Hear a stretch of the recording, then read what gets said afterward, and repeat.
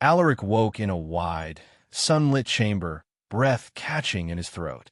Sweat cooled on his skin. For a heartbeat, he was sure the arrow was still buried in his chest. He sat up, scanning the room. Curtains, a carved wardrobe, polished floorboards. None of it matched the muddy battlefield in his head. He pressed his fingers to his temples, trying to stitch his thoughts together. I was shot. I died. How am I here? Knuckles rapped at the door. Come in, he said, and flinched at the young voice that answered for him. A maid slipped inside and bowed. My lord, it's nearly time for breakfast. He froze. The face was familiar in a way that hurt. Nana. Color rose in her cheeks at the nickname. She hesitated, then smiled, and the years between memory and this moment collapsed. Alaric crossed the room, as if afraid she might vanish. Is it really you? His voice broke. You're alive. Elena had served his family since she was 6 and he was 10. He had once found her a nuisance, then learned her quiet loyalty and treated her like a sister. In his last life, she had died at 17, driven to despair by his uncle's cruelty. He had mourned at her grave until the soil turned to mud beneath the rain. He pulled her into his arms.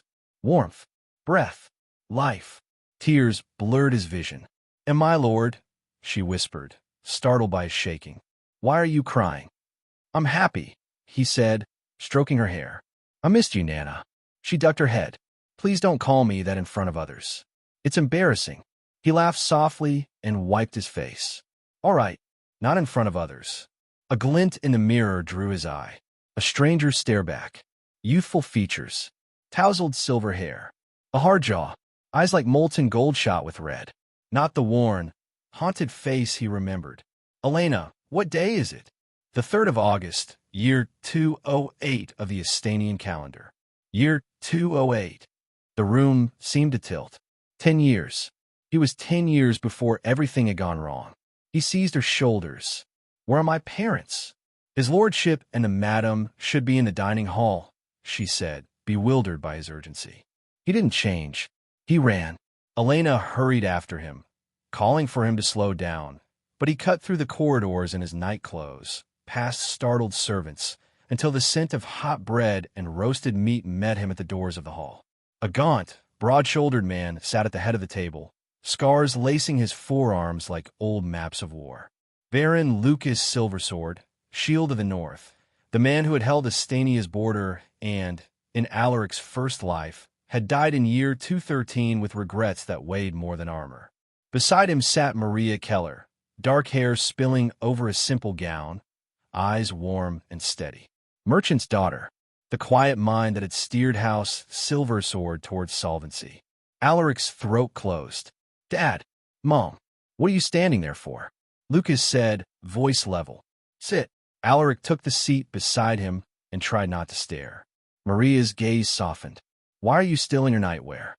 I woke late, he said. It was the best he could manage. Then sleep early tonight, she chided gently. Your health matters. Yes, Mother. From the doorway, a familiar head peeked in. Elena, wide-eyed, making a face as if to ask if he was all right. Alaric grinned, despite himself, and beckoned. Nana, sit with me. She vanished from sight in a panic. He turned to his parents. Dad, Mom, may I invite Elena to dine with us? Lucas and Maria exchanged a look. They knew how close the two had grown. Plans had already been whispered for the future. She can join us, Lucas said, nodding to the old butler. Elena, come in, Maria called, kind as ever. The butler set a chair by Alaric's side. Elena stepped in on careful feet and bowed to both heads of house. Her hands trembled as she sat. Here, Alaric said, patting the seat and tugging it closer. She flushed at the nickname that almost slipped from his tongue. Relax, he murmured. We're only eating. Stop teasing her, Maria said, though there was a smile at the corner of her mouth. I'm fine, madam, Elena said quickly. Lord Alaric isn't making me uncomfortable. I'm only a little nervous. Alaric shot his mother a smug look. Maria rolled her eyes. Lucas's stern mouth eased into something like a smile. Servants filed in with steaming dishes. As platters landed and cups were filled, Alaric let the simple music of family wash over him. 10 years. His father alive. his mother laughing, Elena at his side. This time, he promised himself he would not waste any of it. After breakfast, Alaric slipped into the bath to clear his head. Warm water steamed around him while he sorted through the impossible. It wasn't a nightmare.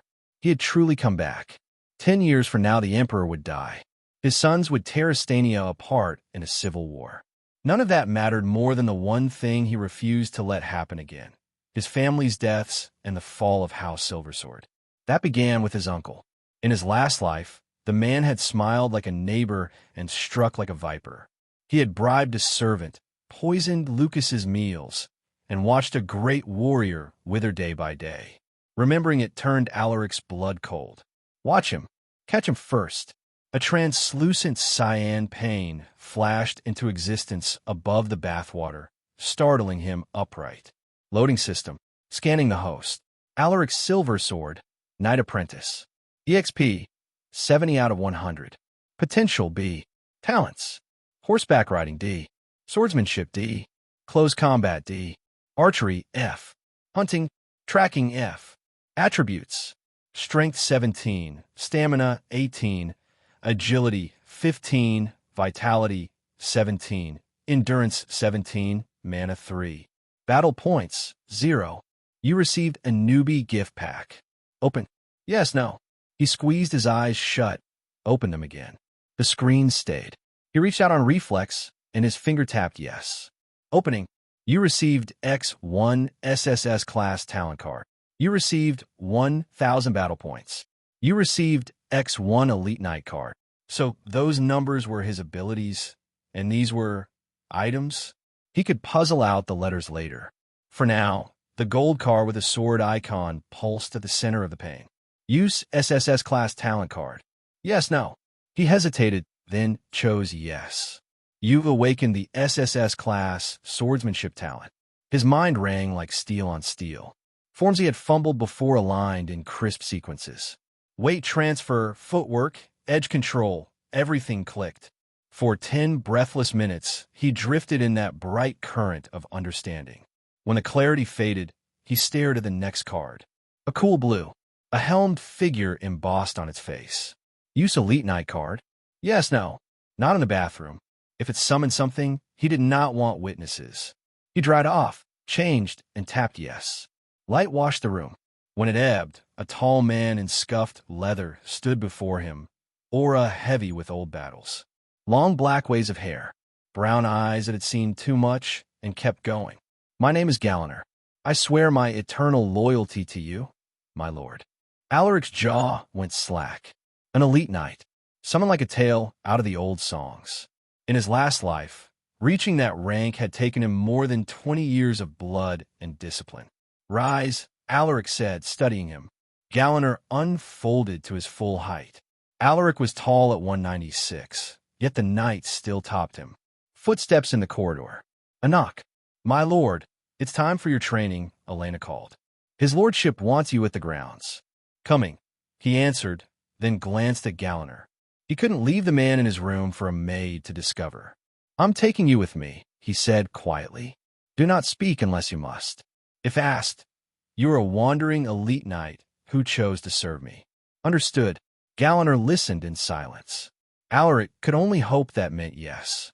They crossed the manor. Servants paused to stare. Who is that? So tall.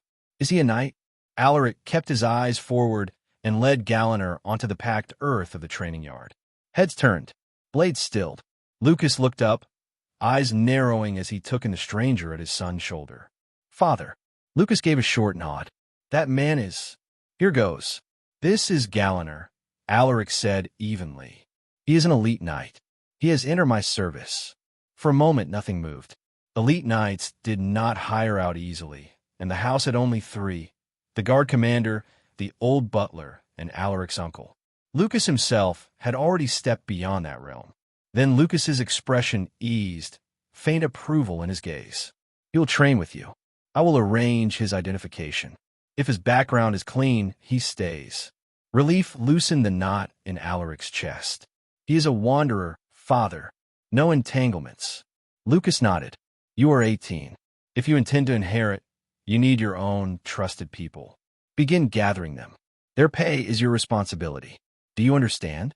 I do, Alaric said. He felt the weight of the future settle onto his shoulders. This time he welcomed it. Hey everyone, I sincerely appreciate your support. If you enjoy my audiobooks, I would be truly grateful if you could subscribe to the channel.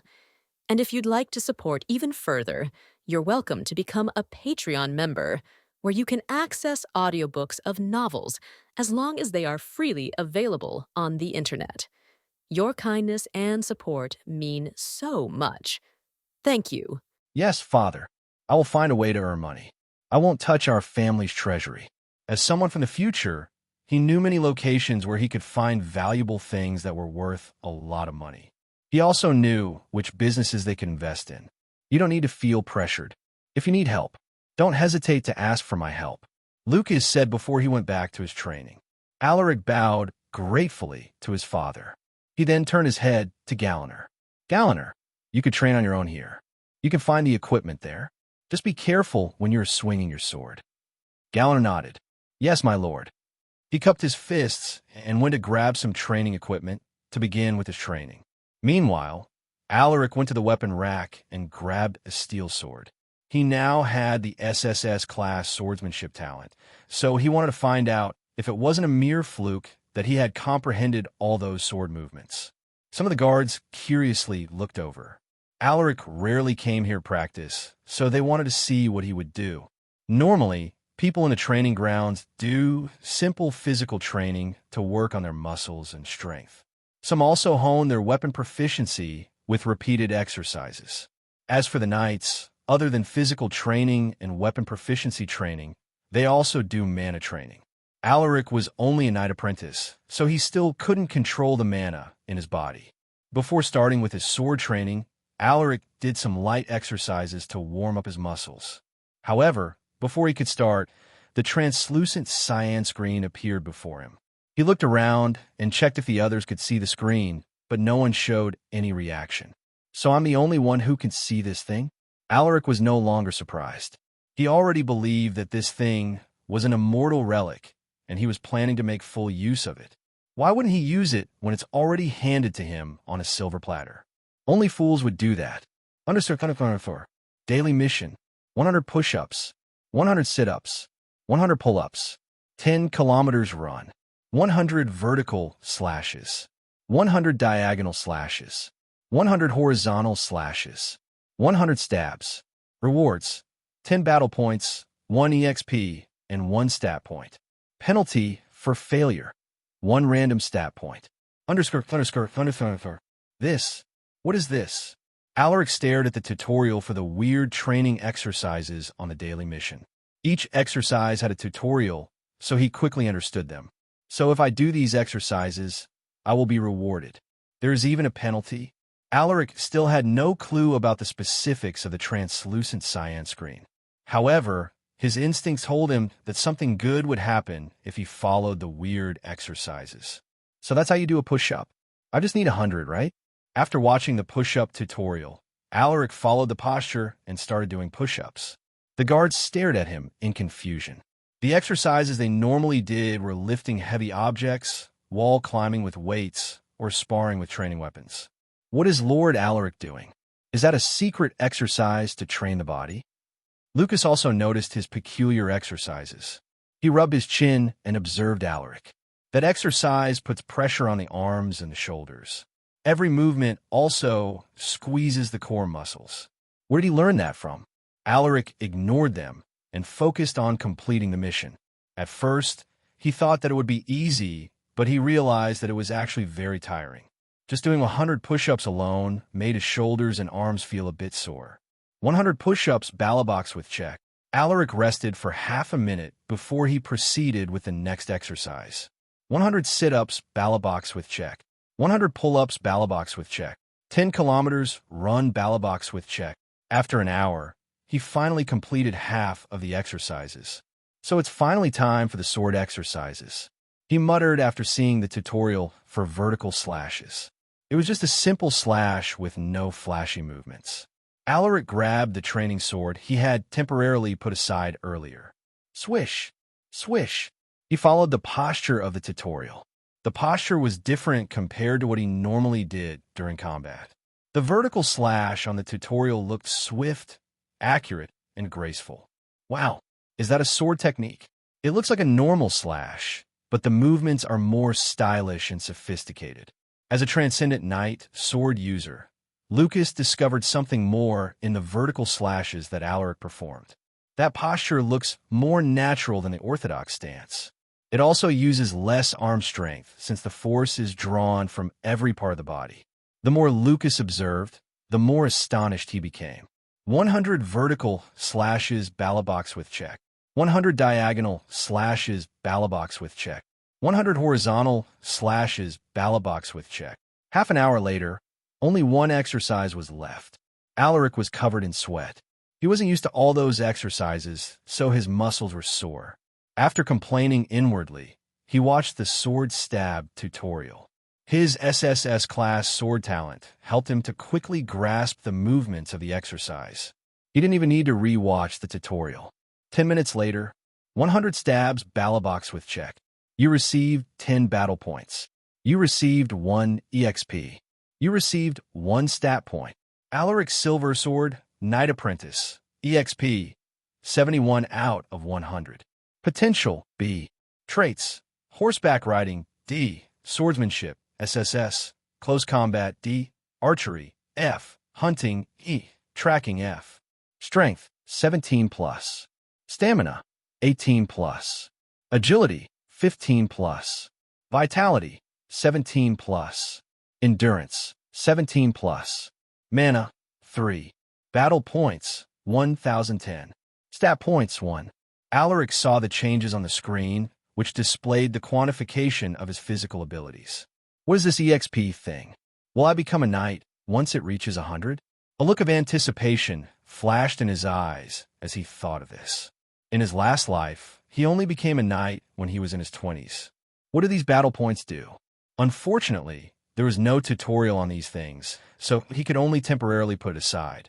Suddenly, he noticed that there were plus symbols on his stats. These symbols weren't here the last time I checked it. Out of curiosity, he clicked the plus symbol on his strength. +1 strength. A message appeared on the screen, followed by his strength going from 17 to 18. The stat points also turned to 0. It finally dawned on him. So the stat points can increase my physical abilities. What a pity. I only got 1 from the daily mission. He tried testing his strength by lifting some weights. It wasn't much, but he did feel a slight increase in his strength. Sweet. Alaric. Lucas' voice interrupted his thoughts. What can I do for you, father? Lucas approached him and said, Those exercises you performed, where did you learn them? Alaric scratched his head as he thought of a random excuse. I learned them myself. By yourself. Lucas was surprised to hear that. Alaric nodded. Yes, I thought that doing those exercises could help me develop my body. Then what about those sword techniques? Lucas sensed the fluctuations in his eyes, but he didn't expose his son. I felt that the orthodox sword stances put way more emphasis on strength. This is good, but in the battlefield where stamina is important, you need to preserve as much strength as possible. That's why I made some adjustments with the postures to make them less draining to the muscles. This was Alaric's comment on the orthodox sword stance. He felt that the ones shown in the tutorials were better. He didn't know why he felt that way. He guessed that it was related to his SSS class swordsmanship talent. After awakening that talent, it was as if he could see through the mistakes in any sword movements with just one look. Lucas became silent. He felt that Alaric wasn't saying the whole truth. There must be some kind of secret related to those exercises, but why did he perform them in front of the others? I should ask him again next time. All right, you may go. Lucas waved his hand. Alaric bowed lightly. He then left the training ground with Galliner. After they left, Lucas grabbed his sword. It was a two-handed heavy sword that was similar to the one Galliner had.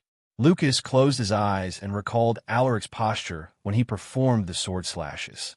Seeing this, everyone immediately gave him some space. A moment later, Lucas opened his eyes and abruptly swung his heavy sword. Swish! The sword made a sharp humming sound and even caused a violent fluctuation of the wind. Lucas was stunned by the unexpected power behind that slash. 2nd of September, year 208 on the Astanian calendar. It has been a month since Alaric returned to the past. He spent the whole month of August adjusting to his younger body. He also familiarized himself with the people and the environment. Everything was happening exactly like how it had played out in his past life. Other than doing his daily training, Alaric also ventured into business with the help of his mother. Even though he knew about the future, he was still a complete newbie in business. He realized how awesome his mother was when he started his own business. Today, my EXP will reach 100 after I complete my daily mission. Alaric headed to the training ground as he inspected his profile. Alaric's Silver Sword, Knight Apprentice, EXP, 99 out of 100. Potential, B. Traits, Horseback Riding, D. Swordsmanship, SSS. Close Combat, D. Archery, F. Hunting, E. Tracking, F. Strength, 18+. Stamina, 18+. Agility, 15+. Vitality, 17+. Endurance, 17+. Mana, 3. Battle points, 1290. Stat points, 28. He had already accumulated 28 stat points, but he had no plans to allocate them for the time being. Good morning, my lord. Sir Galliner is also here. Lucas wasn't there, so Alaric immediately started his training. 100 push-ups, Balabox with check. 100 sit-ups, Balabox with check. 100 pull-ups, Balabox with check. 10 kilometers, run, Balabox with check. 100 vertical slashes, Balabox with check. 100 diagonal slashes, Balabox with check. 100 horizontal slashes, Balabox with check. 100 stabs, Balabox with check. You received 10 battle points. You received 1 EXP. You received 1 stat point. You have accumulated enough EXP to advance. Do you want to use 1,000 battle points to advance to the next realm? Yes, no. I finally succeeded. Alaric was thrilled when he saw the system prompts. So that's what the battle points are for. Alaric thought as he clicked this. 1,000 battle points. You have been promoted to the Knight realm. Alaric's Silver Sword, Knight, EXP, 0/500. Potential, B. Traits, Horseback Riding, D. Swordsmanship, SSS. Close Combat, D. Archery, F. Hunting, E. Tracking, F. Strength, 18, 28+. Stamina, 18, 28+. Agility, 15, 25+. Vitality, 17, 27+. Endurance, 17, 27+. Mana, 3, 13+. Battle points, 300. Stat points, 29. All his stats increased by 10 points after his advancement. It was a qualitative leap in strength. Just then, a burst of mana leaked out of his body. The nearby guards who were in the middle of their training were stunned when they sensed the fluctuations of mana. Although mana was invisible, trained fighters like them were sensitive to it. Lord Alaric has become a knight. Someone shouted. Hearing this, everyone immediately turned their gazes to Alaric. The normal guards could hardly detect it, but the few knights among them sensed the mana coalescing within Alaric's body. An 18-year-old knight. Unbelievable. One of the older knights muttered in disbelief. Knights were individuals who had adapted to mana after tempering their bodies to withstand this invisible energy. They were fearsome warriors who could take on tens of normal soldiers at once. To become a knight, one had to temper a body capable of withstanding mana. This process would normally take a long time. In the Empire, the youngest to ever become a knight was from over 100 years ago. He was 16 at that time. He was also the current Emperor of Astania, Emperor John Philip Astania. He was already more than 100 years old at this moment, but because of his high level of attainment in martial arts, he managed to live a long life. I really became a knight. Alaric clenched his fists in excitement. In his past life, he only became a knight when he was 24 years old. What's going on here? Lucas rushed here when he heard the commotion. When he caught sight of his son, he immediately sensed the fluctuation of mana in his body. Alaric, you become a knight? He muttered in disbelief. Even for himself, he only became a knight when he was 22. Good. I knew you would do better than me. Lucas couldn't help but feel proud of his son. You deserve a celebration. We will host a party for you next week to celebrate your advancement. Lucas couldn't conceal the smile on his face. He was happy for his son's advancement. That's too much, father. There's no need to celebrate it. Alaric scratched his head, feeling a bit embarrassed since he didn't advance the normal way. How can you say that? In Astania, only His Highness the Crown Prince achieved a similar feat. You should be proud of yourself, my son.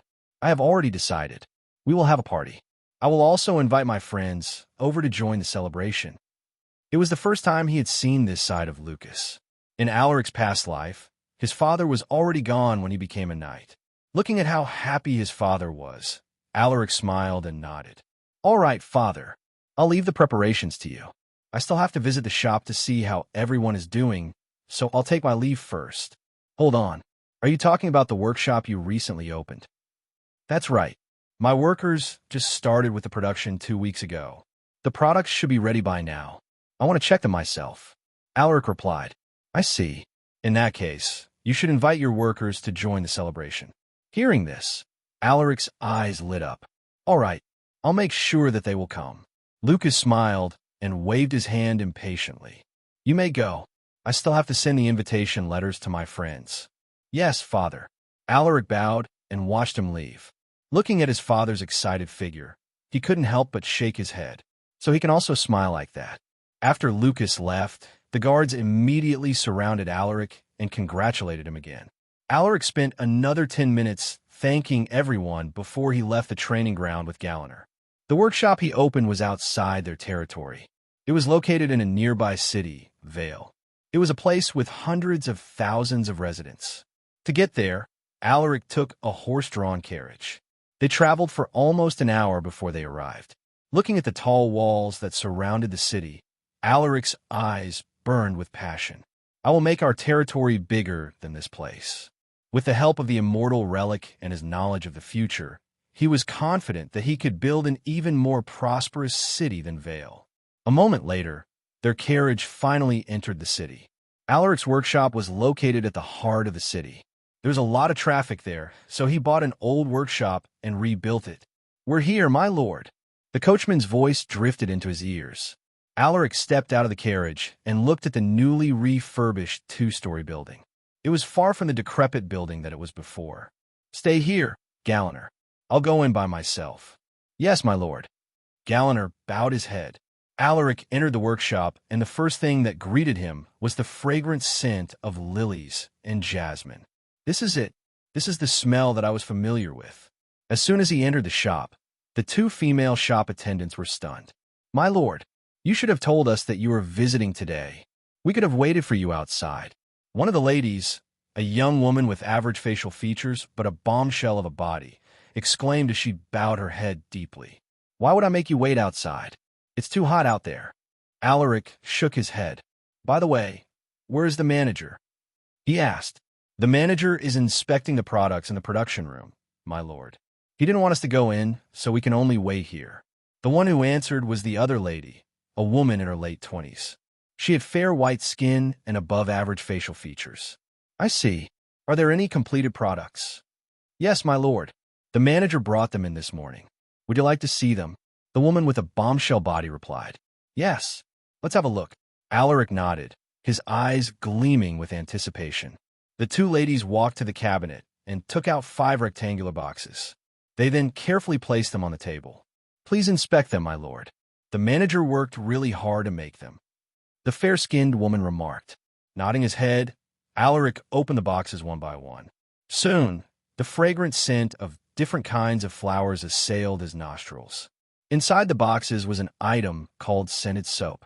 This thing was used to cleanse the body and rid it of dirt. In his past life, it was a very popular product among women, especially to the nobility.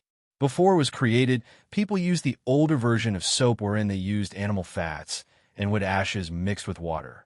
It had an unpleasant smell, but it could remove dirt. The scented soap was created by a middle-aged commoner. When it was released to the market, it quickly became famous. The man who created it also became rich overnight, but the value of his product attracted the attention of a corrupt official who later ordered his arrest. His wealth was confiscated, and even the recipe of his product was interrogated out of his mouth. He was later executed by the official. Alaric heard about it, since it became the talk of the town in his past life when the official's corruption was discovered. This will become my source of money in the future. Alaric could already see money rolling in his pockets. Alaric entered the production room after inspecting the completed products. Didn't I tell you that you're not allowed in Dash? My lord, why are you here? This place is dirty.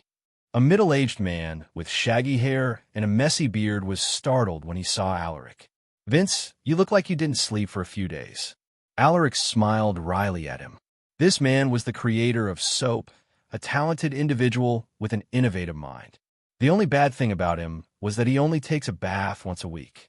It was very ironic, since he was the man who brought soap into the world. It's fine. I slept 2 days ago. Vince waved it off as if it was a normal thing. Alaric could only shake his head helplessly. This guy was so obsessed with his inventions that he would even go as far as skipping rest and meals. He was truly a peculiar man. You should stop that unhealthy lifestyle, Vince. It won't be good for your body. You're not young anymore. You shouldn't overdo it. Vince stared at him weirdly. Sometimes I think that you are not a noble, my lord. Nobles don't care about their servants' lives. You're different. That's why I decided to work for you. Hearing this, Alaric smiled and shook his head. Enough about me. Are the products ready to be put up for sale? When he mentioned the products, Vince eagerly showed off his creations. These are all the soaps I made, my lord. They only need to be packaged in boxes, and they will be ready to be put up for sale. How many have you made? Alaric asked. Vince rubbed his chin and thought for a moment. I think I made around 600 pieces. 600? That's not enough. Alaric shook his head. This was far from the ideal amount he was looking for. If you want to increase the production, we will need more people, but there is a high chance that our recipe will be leaked, Vince muttered. Don't worry about that. I'll take care of the personnel issue. Just take some rest for now. You can begin with the production after I send the new workers over. Alaric knew where to find trustworthy people. Ugh, fine. You're the boss. I'll listen to you. Vince clicked his tongue. Alaric chuckled when he saw his expression. By the way, there will be a celebration in the mansion next week. You guys better be there. I'll send you the invitation cards later. A celebration? Is it for a birthday? Vince raised an eyebrow. A curious look hung on his face. Alaric smiled mysteriously. You'll know soon. Seeing that he had no intention to tell him, Vince shrugged his shoulders. Close the shop and go home. I'll take my leave first. Alaric patted his shoulder and stepped out of the production room. Alaric also informed the two ladies about the celebration. After some small talk with them, he left the shop. Let's go, Alaric said to Galliner, who was waiting outside the shop. He entered the carriage while Galliner sat beside the coachman. Let's head to the orphanage, Alaric muttered with his arms crossed. Yes, my lord, the coachman acknowledged. He then whipped the horses and urged them to move. In Vale, there existed a place for homeless kids. It was a small orphanage founded by an old couple. In his past life, he befriended a few soldiers who came from that place. They called it their home. 15 minutes later, they arrived in front of a run-down 3-story building. It was surrounded by different kinds of plants and fruit trees. Even from inside the carriage, Alaric could already hear the sound of the children laughing. Alaric stepped out of the carriage and observed the building. It looked like an abandoned house. On the surface of the building were traces of repairs that looked completely out of place. With a glance, one could tell that it was done by an amateur who had no knowledge of carpentry. Outside the building, Alaric saw a few children dressed in dirty linen clothes running around the vegetable garden. Galliner, you better stay here. You will only scare off the children if you come with me. Alaric stopped Galliner from following him. The guy was too intimidating for the children. They might cry if they saw him. Yes, my lord. Galliner didn't show any reaction and bowed his head. At this moment, the children finally noticed their presence. They were scared when they saw Galliner's towering height and ferocious appearance. They stopped playing and quickly hid behind the trees. They stuck their heads out and nervously watched Alaric, who was moving towards them. Hey, who are you? What's your business here? Alaric turned his head and saw a young man who looked to be in his late teens. Behind him was an old couple walking side by side. You rude kid. Stop shouting at our guest. The woman, who seemed to be in her 50s, scolded the teen and beat him with a broom. "Grandma, that guy looks suspicious." The teen pointed at Alaric with a look of defiance. Seeing this guy, Alaric couldn't help but laugh. "So this is what you were like as a kid, Rasmus." This rebellious teen was one of the few people he had befriended in his past life after he was conscripted by the crown prince. Rasmus was abandoned by his parents at birth, and he was raised by the old couple at this orphanage, so he was extremely protective of them. The old man was just calmly observing the situation when he took notice of the insignia on Alaric's clothes. His eyes flashed, and he immediately pulled Rasmus behind him as he asked cautiously, "My lord, are you perhaps from House Silver Sword?" "House Silver Sword." Rasmus was stunned when he heard this. Even though he was a commoner, he had received some education from the old couple. He was told that House Silver Sword was the biggest reason why Vale was able to stand firm despite the continuous attacks from outside forces. Those stories made Rasmus admire them. "That's right. My name is Alaric Silversword. I hope you're not offended by my unannounced visit." Alaric cupped his fists, a standard salute of the knights. Seeing this, the old man returned the salute. From his snappy posture and resolute eyes, Alaric sensed the valor of a veteran knight. "You honor us with your presence, my lord. I am William Dominic, a former knight of Astania." After exchanging some greetings with the old couple, Alaric extended his hand to Rasmus and smiled. "Hello. I'm sorry if I had offended you. Can you tell me your name?" "It's good to see you again, my friend." Alaric's eyes flashed with emotion. Memories of Rasmus appeared in his mind and played like a movie. After knowing that he was from House Silversword, Rasmus was no longer hostile. "I should be the one apologizing. You could just call me Rasmus, my lord." He scratched his head, feeling embarrassed by his earlier behavior. "Rasmus, is it? We should be of the same age. There's no need to be formal. Let's head in, my lord. We can continue our conversation inside." The retired knight, William, invited him to their humble home. "My lord, can you tell us why you have decided to visit our humble home?"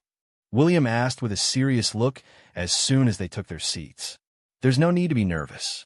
I came here because I was made aware of your tough financial situation. Your orphanage takes in children who have no home. You give them food and clothes and even provide them with basic education. You have my respect. However, it must have been tough raising the children without sufficient funding. I believe you guys have already tried asking the officials for some donation, but you were rejected." William sighed and shook his head. "It is as you have said, my lord. We tried asking the officials for financial support, but they didn't even bother to speak with us. We also tried reaching out to some merchants, but they actually wanted to get the young girls in exchange for funding. How could we agree to their ridiculous demands?" He looked agitated when he mentioned that. "Since then, we started growing our own food. We also raise some livestock. We then sell the extra vegetables and fruits at the market for money. That's how we managed to survive until now." The old woman, Josephine, cried, probably saddened by their difficult situation. Rasmus held the old woman's hand as he held back his tears from falling. Alaric felt sorry for what they had experienced. "How about this? I will give financial support to the orphanage. I will also send some teachers to give the children a proper education." The faces of Josephine and Rasmus brightened when they heard his words. Only William remained calm in the face of his tempting offer. "What's the catch, my lord?" "There is no free lunch in this world. In exchange, the orphanage will send some children to work for my shop." William's expression changed, so Alaric quickly explained. "It's not a difficult job. They just need to make something for me. They will also get paid daily for the job." Alaric took out a small box from his pocket and showed it to William. "This is the product of my shop." William and the other two curiously looked at the item inside the box. When William opened it, the fragrant scent of lilies slapped their faces. How fragrant. It smells like lilies." Alaric smiled when he saw their reaction. "That thing is called scented soap. We haven't released it in the market yet since we don't have a lot in stock. Once we get enough manpower, we will begin with the production and sell it as soon we have enough supply for the market." William closed the box and put on the table. "What does this thing do, my lord?" he asked. "It's similar to the soap we use to clean the body. The only difference is that we don't use animal fats, but flower oils and some other ingredients. Using it will make your body smell nice. Alaric had already memorized his spiel. That good. Josephine looked interested in this improved product. Yes. To tell you the truth, this is my first business, so I want it to succeed. What do you think? William frowned, seemingly in deep thought. How long do the children need to work? And how much are you paying them? Alaric was thrilled. It looked like he had already agreed. He only needed to give the old man a satisfactory response to get his approval. We can't let the children below 12 years old work since they are still too young and clumsy for the job. They will have to work for 6 hours a day, and they will get 2 rest days every week. As for their salary, I will give them 20 copper coins per day and 4 copper coins for every extra hour of work they do. That much? I'm in. I'll do it, Rasmus eagerly said, but he immediately shut his mouth when he saw William giving him a stern glance. 2 copper coins are already enough for a decent meal. The average salary in the city is only 10 copper coins per day. He is actually willing to give the children 20 copper coins for 6 hours of work. It's a generous offer, but I'm still worried about the children's safety. His product seems like it will become a hot commodity once it is released in the market, so there's a high chance that it will attract unwanted attention for shady characters. William was in a dilemma. Alaric's offer was very generous, and he was even willing to offer financial support to the orphanage. The only thing that he was worried about was the safety of the children. Can you guarantee their safety? William stared deeply at Alaric. I know what you are worried about, but you can rest assured. I will station 1 elite knight and 4 knights at the store. If there's a troublemaker, they will be taken care of right away. Alaric knew the value of the scented soap, so it was necessary to place some countermeasures. An elite knight. You're willing to station someone that powerful in your shop? William widened his eyes in disbelief. That's right. Alaric nodded. He didn't want to repeat the tragedy that happened in his past life. To ensure the safety of Vince and the rest of the workers, a deterrent force had to be deployed. William was silent for a moment. After what seemed like an eternity, he looked deeply at Alaric. We accept your offer, my lord, but if the children are harmed, we will take them back right away. Hearing this, Alaric joyfully agreed. Great. I look forward to working with everyone. With that, Alaric finally secured the workforce he needed. All that was left was to teach the children how to make scented soap. When will they start working? William asked. They still need to learn how to make the product. I will send someone to pick up the children tomorrow. You can also go with them if you want to know where they will be working. Suddenly, Rasmus asked with a cheeky smile, My lord, are we also paid during the training? Josephine immediately pulled him and forced a smile. Please don't mind him, my lord. We didn't properly teach him manners, so he developed this kind of behavior. Alaric chuckled. It's fine. Just let him be. I like his attitude. Anyway, to answer your question, yes, the children will receive payment during the training. It's part of the job, so they will be properly compensated. However, I don't plan on letting you work at the shop. Rasmus. Huh? Why? Is it because of my attitude? Rasmus's face fell when he heard this. He was only a year away from becoming an adult, so he wanted to start earning some money. Josephine and William also stared at him curiously, wondering what this was all about. Alaric shook his head. It's not about that. I have a better proposition for you, but you will need to get your guardian's approval. Rasmus looked confused. I plan to bring some talented children to the estate and train them to become knights. There were plenty of talented individuals among the commoners, but because of the lack of opportunity, their potential was buried. In his past life, there were some people who had revealed their enormous potential after they were forced to join the Civil War. Unlike most people who struggled to control mana, they were able to control this energy with ease. They progressed faster than the others and quickly rose to power. If he could gather those people, Alaric would have enough manpower to stop the Civil War. That was his ultimate goal. He didn't want to go through that hell again. That war caused devastating damage to the empire, and it brought misery to a lot of people. Rasmus felt his blood pumping when he heard this. It was his dream to become a soldier. As for becoming a knight, that was his lifelong goal. How could he not be excited when a chance to become one was presented to him?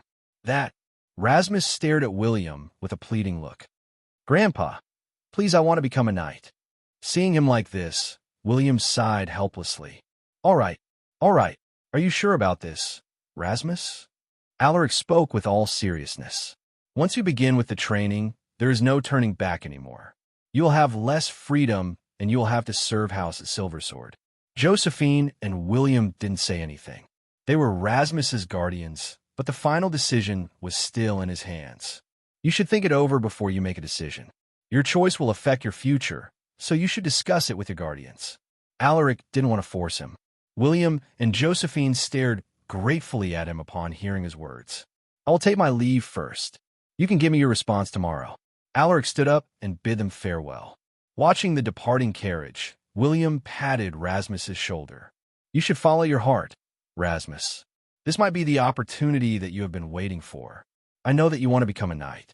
House Silversword is a good choice, and Lord Alaric seems like a good leader as well. I made a promise that I would protect everyone, but I barely know how to wield a sword. I hate how powerless I am. If I had the power, my brothers and sisters wouldn't have to suffer anymore. Grandpa, I have already made my decision.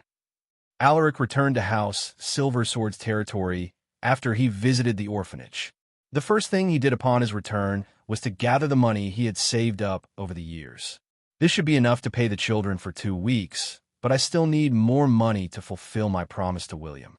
Alaric promised that he would donate funds to the orphanage. However, his savings were far from enough. He didn't want to use the household's money since he had promised his father that he wouldn't touch it. It would be embarrassing if he went back on his words. He had to gather funds as quickly as possible. In his past life, there were rare items discovered by wanderers. Some of them were of great value, and they even caused major upheavals when they were found. Alaric suddenly thought of one particular item found on the eastern side of Vale. It was a miracle herb called dragontail fern. It got its name from its whip-like features that made it look like a miniature dragontail from certain angles. This miracle herb was capable of tempering the human body, but this wasn't its most important function. Consuming this herb could also aid the knights in their mana training, speeding up their progress twofold. It was also because of this that this herb was sold at sky-high prices. The only problem was that it was so difficult to find them since they only grow in certain conditions. Alaric knew where he could find this herb, and it wasn't just a single stalk. From what he could remember, the number of dragontail fern found in that place was in the hundreds. If he could gather all the dragontail ferns from that place, he would have enough money to fund the orphanage for the next 3 years, and he would still be left with a decent amount for himself. However, there was a minor problem. That place was the home of a ferocious creature with a threat level classified as fatal. Monsters were graded based on their threat levels, the degree of danger they posed to the civilians. Fatal-grade monsters were already capable of harnessing mana, and they also possessed intelligence far greater than normal animals. A normal warrior or even a knight apprentice would be helpless when faced with such a creature. Usually, a team of knights would be dispatched when a monster of the fatal grade was causing havoc. Alaric had to thoroughly prepare for his trip to that place. I need to bring more people with me. Although he had Galliner, who was an elite knight, he planned to bring more knights with him in case the information he had was wrong. His information about that place was only based on the rumors he had heard in his past life, so it was better to take some precautions. Alaric wore his battle armor and equipped the reinforced steel sword he got from Lucas as a gift. After making sure that he didn't miss anything, he stepped out of his room. "My lord, where are you headed to?" Elena was startled when she saw him in combat-ready attire. Looking at her worried expression, Alaric gently smiled at her. "I will hunt some wild animals for dinner." He didn't tell her the truth. Telling her would only make her needlessly worried. Elena looked around. After making sure that no one was there, she shyly grabbed his hand. "You must be careful out there, my lord. I heard from the knights that there's a fatal-grade monster lurking outside the territory." Feeling her soft and warm hand, Alaric squeezed it gently. "Don't worry, I'm not going out alone. I will bring Galliner and a few guys with me." After reassuring her, he told her to stay close to his mother while he was gone. He didn't know when his uncle would return to the mansion, so it was better for her to stay with Maria for the time being. Elena would be safe as long as she was with her. After sending Elena to his mother, Alaric went to his father's study room. He needed Lucas's permission to mobilize the knights. He also didn't plan on keeping this from him. The knights were loyal to his father, so he wouldn't be able to hide the details of this trip. Since that's the case, he might as well tell him the truth. Soon, he arrived at his father's study room, which was located at the topmost floor of the mansion. He knocked on the door. "Come in." Lucas's stern voice echoed from inside the room. Alaric pushed the door open and stepped inside. He saw Lucas writing on a piece of paper, looking incredibly focused. Standing behind him was the old butler, Bastian, who bowed upon seeing that the visitor was Alaric. Noticing this, Lucas put down his pen and raised his head. When he realized that it was his son, his face broke into a smile. "Do you need anything from me?" Lucas pointed at the seat in front of his desk, gesturing for him to sit down. Alaric nodded to the old butler before he bowed to Lucas. He then took his seat. "Father, I heard of rumors that a dragon-tail fern was found in the eastern side of Vale. I would like to investigate the area to see if it's true." Hearing this, Lucas chuckled. "And here I thought it was something serious. You don't need my permission for this. You can go there if you want, but you need to be careful. There are reported sightings of monsters in that place, so you must exercise caution." "I know," Alaric nodded. "The reason I came here is because I need your permission to mobilize the knights." Lucas raised his eyebrows in surprise. "Why will you bring them there? Galliner should be able to handle the monsters there." "It's just for precaution." Alaric shook his head, thinking of a good excuse that wouldn't make his father suspicious. "After all, we still haven't investigated the credibility of the rumors. I would like to bring them there since there's a possibility that this is a trap," he added. Lucas nodded his head. "You have a point. The rumors you heard might have been intentionally spread by someone to attract the public's attention. Since that's the case, I will give you the authority to mobilize the knights, but how many do you plan to bring with you for this trip?" Alaric raised his hand. "I only need 3. The household had a total of 8 knights. 3 of them were stationed outside the territory, protecting the key businesses of the household. Only 5 were at the territory, waiting for their next missions."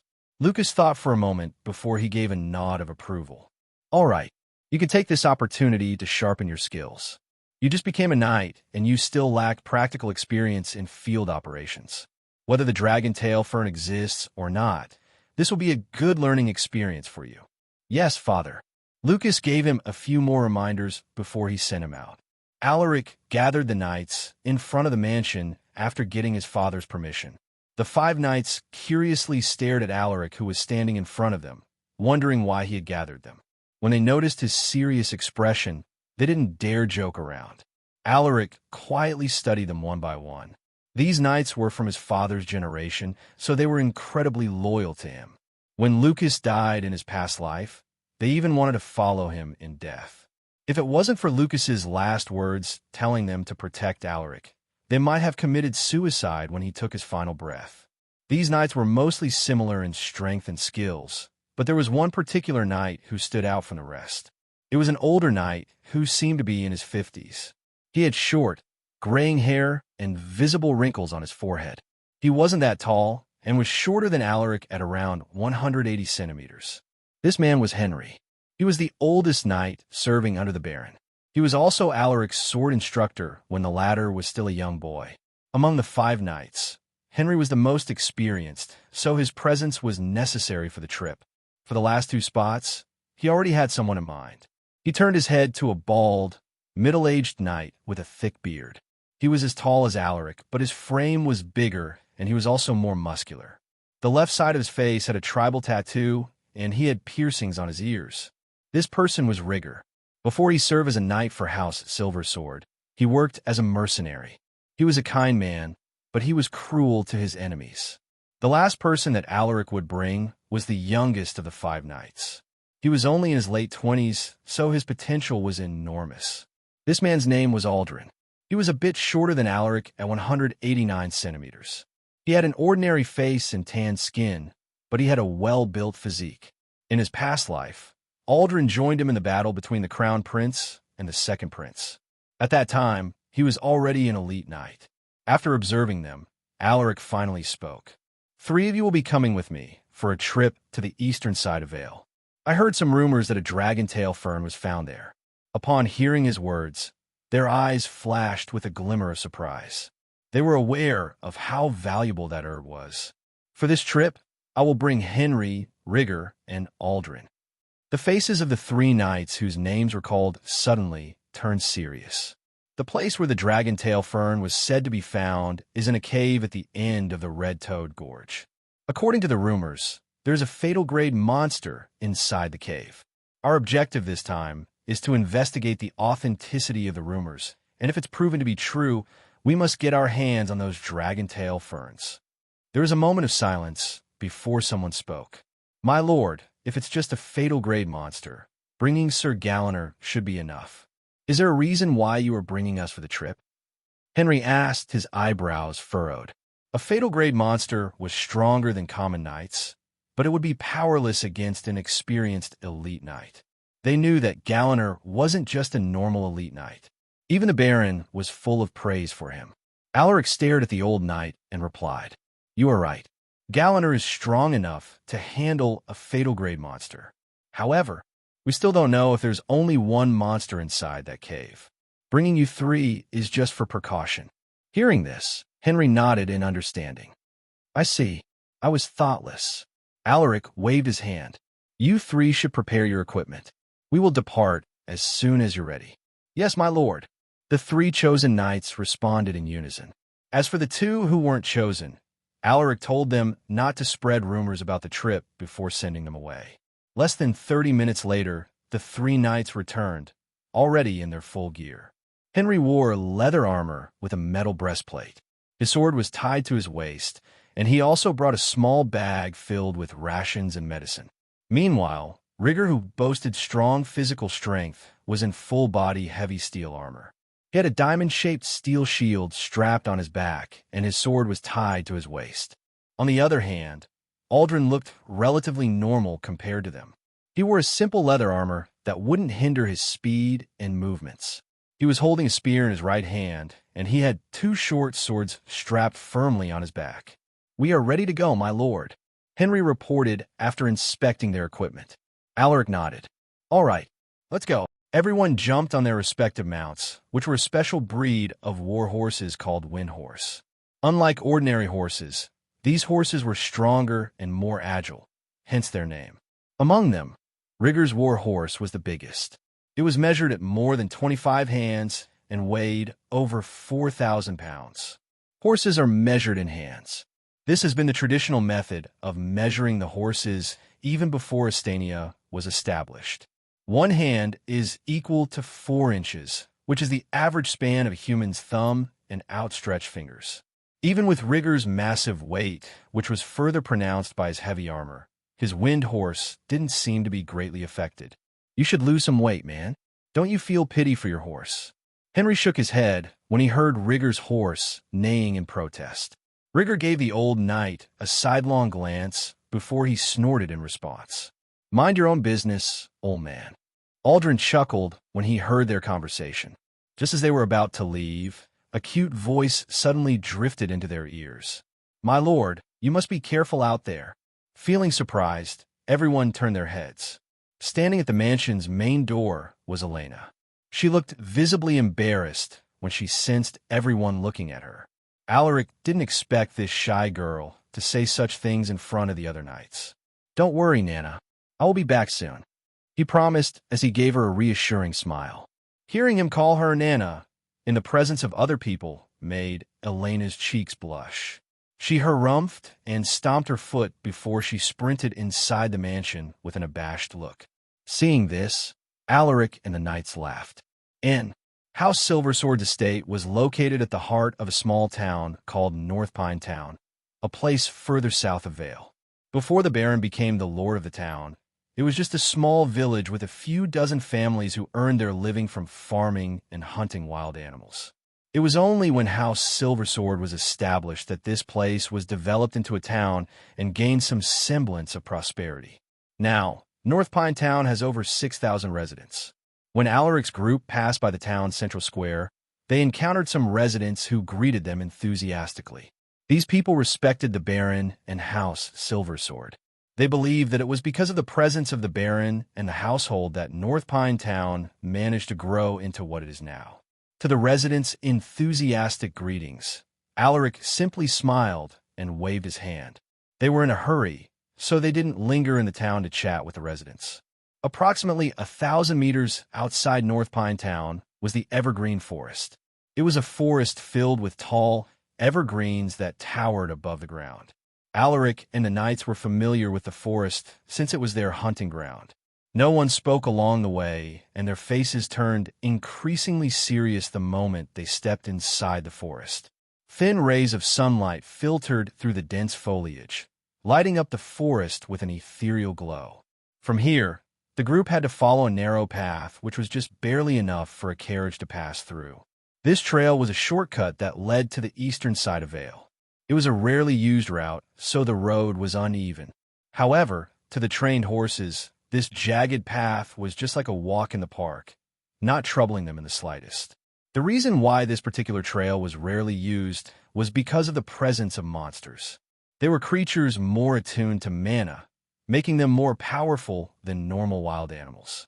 With the presence of these creatures, only a few brave residents and groups of hunters dared to travel here from time to time. Following this narrow trail, one would soon hear the violent splashes of a nearby river. It was the main source of fresh water in North Pine Town, a medium-sized river called Butterfly Creek. This river was connected to a huge lake called Silent Lake, which was further east of the evergreen forest. Alaric's group had to pass through the periphery of this lake. They had to be careful here since the lake was inhabited by powerful predators like the iron-backed crocodile and the gold-spotted white anaconda. Both monsters were at the fatal grade during maturity. The good thing was that they rarely attack humans since they mostly stay in the lake. With an experienced knight, like Henry leading the group, they didn't encounter any of the said monsters when they passed by the side of the lake.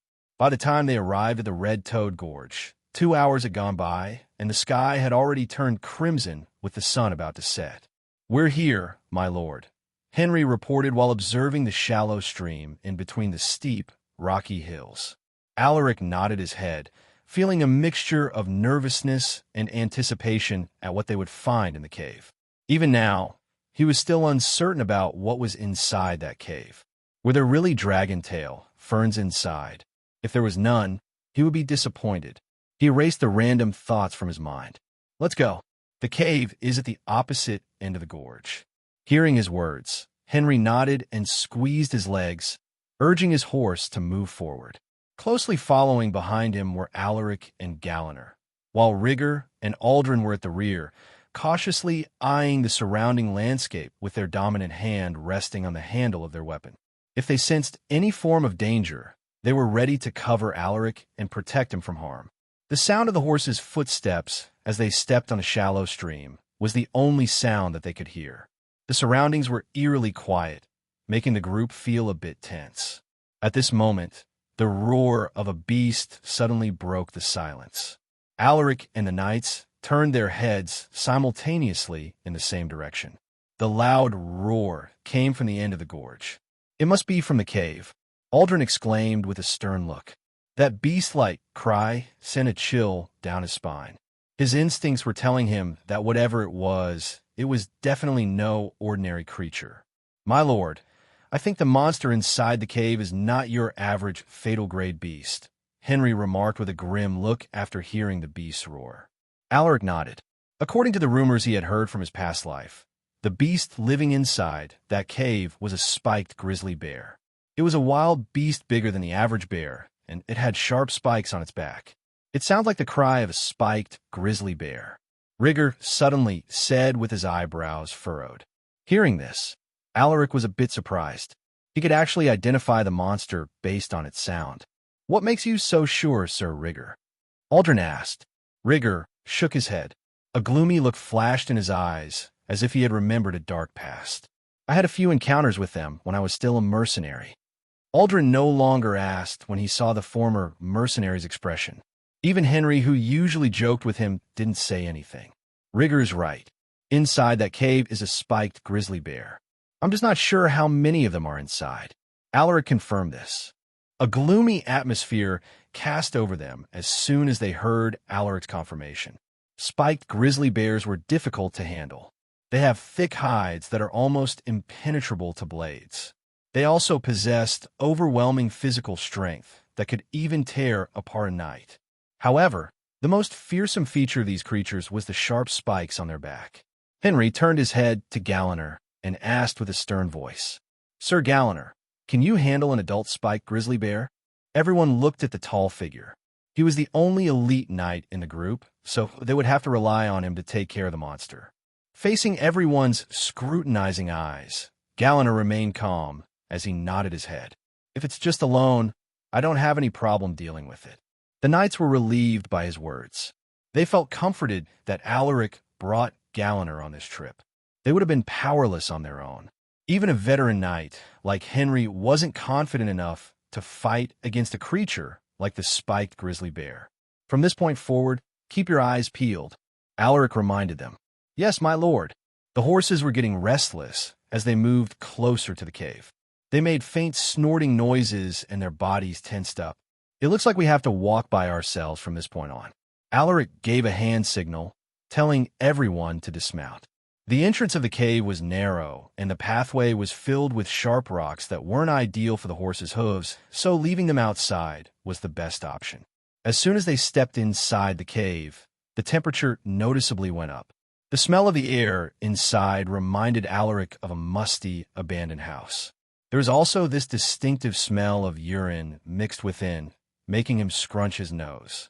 There was no lighting inside, so everything was dark. "Light up the torch," Alaric whispered. Aldrin, who was holding the torch, nodded and lit up the torch. The flickering flame lit up the cave and revealed what was inside. Sharp stalactites hung above them with pointed tips dripping with water. The walls near the entrance of the cave were covered in green moss, giving it an ancient and untouched impression. The group carefully treaded the cave. This time, Galliner was positioned at the front. The elite knight's eyes were narrowed into slits as he warily observed the dark path ahead. Meanwhile, Alaric's hand was already on the hilt of his sword. His feet were positioned in a way that he could easily react to any situation. This was a habit he had formed during his days as a soldier under the Crown Prince. At that time, his life was always hanging by a thread. He was in a constant state of danger that he had unconsciously created this habit. At this moment, a violent roar shook the cave and made the group flinch. They were a bit startled by the sudden noise. Galliner slowly took out his weapon, a broadsword that was 5 foot long and a width of about 2 feet. From a glance, it looked like a huge chunk of metal. He then made a series of hand gestures, informing the group that he had sensed the presence of the creature. "Aldrin, give me the torch." Alaric stretched out his hand. Aldrin didn't know why he asked for the torch, but he handed it to him without asking any questions. Once he got the torch, Alaric made a throwing motion, aiming for the direction that was pointed by Galliner before throwing it. Everyone watched in surprise as the torch flew across the other side of the cave and revealed the huge creature hiding in the darkness. The torch struck the beast's body before it fell to the ground. The beast opened its huge mouth and issued another ear-piercing roar. "Roar! Prepare for battle!" Alaric shouted. "Yes, my lord." Everyone answered in unison, their eyes flashing with seriousness. It's indeed a spiked grizzly bear. From its size, it looks like an adult male. Alaric furrowed his eyebrows as he took in a deep breath. With his current strength, his sword wouldn't be able to penetrate deeply into the beast's skin, even if he used all his might. His battle experience would be useless here because of the overwhelming difference in strength. The spiked grizzly bear didn't immediately attack them. It sized them up as if it was studying its prey. "When I count to 3, we will attack the bear," Alaric muttered. His eyes narrowed as he firmly gripped his sword. Everyone nodded silently as they adjusted their posture. 1.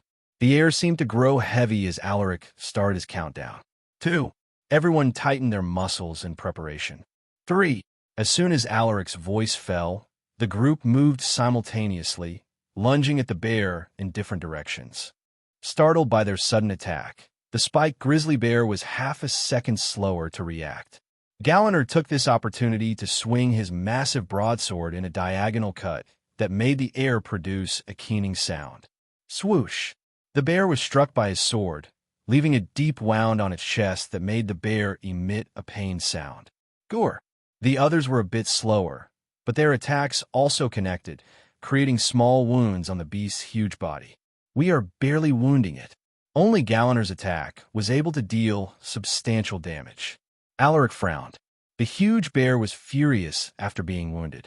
It pounced at the nearest person, which was Henry, and swiped its sharp claws at the old knight. Seeing this, Henry immediately lifted his sword to deflect its claws while moving away from its range. What a strong monster! Now that the bear was preoccupied with Henry, Gallagher sent another attack, stabbing the creature's neck with the pointed edge of his sword. The bear didn't die immediately after having its neck stabbed with the broadsword. It wobbled and walked a few more steps before it fell to the ground with a heavy thud. "Move away. Be careful with its spikes." Rigger shouted at the group as he pulled Alaric to the ground and lifted his shield to cover him. The knights quickly dove to the ground when they heard his words. Just then, the sharp spikes on the bear's back suddenly shoot out in all directions. Sue! Sue! Sue! One of the spikes missed Aldrin by a few inches. A little bit more, and his stomach would have been punctured. "Is everyone all right?" Henry rose to his feet and looked around. Alaric was about to respond when he felt something warm dripping by his face. Feeling alarmed, he hurriedly grabbed Rigger and saw a spike sticking on the latter's left shoulder. "Rigger, you're injured." Rigger dropped his shield and groaned in pain. "Are you all right, my lord? How can you ask me that when you're the one who is injured?" Alaric helped him carefully remove his armor. He then grabbed his medicine kit and took out some bandages and herbs. Alaric handed a cloth to Rigger and said, "Bite through it. I will make it quick." Rigger nodded and put the cloth in his mouth. Sweat trickled down his face. With a quick pull, Alaric removed the spike. A pained groan leaked out of Rigger's mouth, who was biting on the cloth. After pulling out the spike, Alaric chewed the herbs and spat it out. He then smeared the herb paste on the open wound before wrapping it tightly with bandages. The knights watched Alaric's practice movements with surprise. His hands moved like he had done this over 100 times in the past. Not even a minute had passed when he completed the first aid. "Thanks." Alaric patted Rigger's injured shoulder, which made the latter hiss in pain. Henry squatted down and patted Rigger's shoulder with a grin. "Good job, fat ass." Damn you, old man." Rigger cussed it out. After making sure that he was all right, Alaric instructed the rest to inspect the body of the spiked grizzly bear. Monsters that possessed mana could form a special type of crystal near their heart, the beast's soul crystal. It contained the purest energy of the monster, which was beneficial to the knights. Upon absorption, their training speed would increase dramatically. "My lord, this guy has a beast soul crystal." Aldrin exclaimed after he dug out a small brown crystal in the beast's chest. Alaric nodded. "Keep it first. We will deal with it once we return to the mansion." "Yes, my lord." Aldrin put the crystal inside a sack and tied it carefully to his waist. "Rigger, can you walk?" Alaric turned his head at the former mercenary. Even with a face full of sweat and the stabbing pain in his shoulder, Rigger still managed to smirk. "This little bit of injury is nothing, my lord. I will be fine. Look at you acting so tough." Henry scoffed, staring at him disdainfully. Rigger ignored the old man and went to grab his shield. He then tied it on his back. He couldn't lift it anymore since he could barely move his left arm, but he could make use of it to protect his back. Seeing this, Henry clicked his tongue. "Don't exert yourself. Your wound might worsen if you move excessively." Alaric reminded him. "Yes, my lord." Rigger nodded. It turned out that they had yet to reach the end of the tunnel. They had only arrived at an intersection that led deeper into the cave. "Mark our path. There might be more intersections ahead," Alaric instructed. Hearing this, the knights immediately carved out markings on the wall using their swords. As they went deeper, they arrived at an intersection with 4 different paths. "Where should we go, my lord?" Henry asked for his opinion. Alaric furrowed his eyebrows and thought for a moment. "We can move separately, but doing this will pose a greater risk. One of us might end up encountering another monster.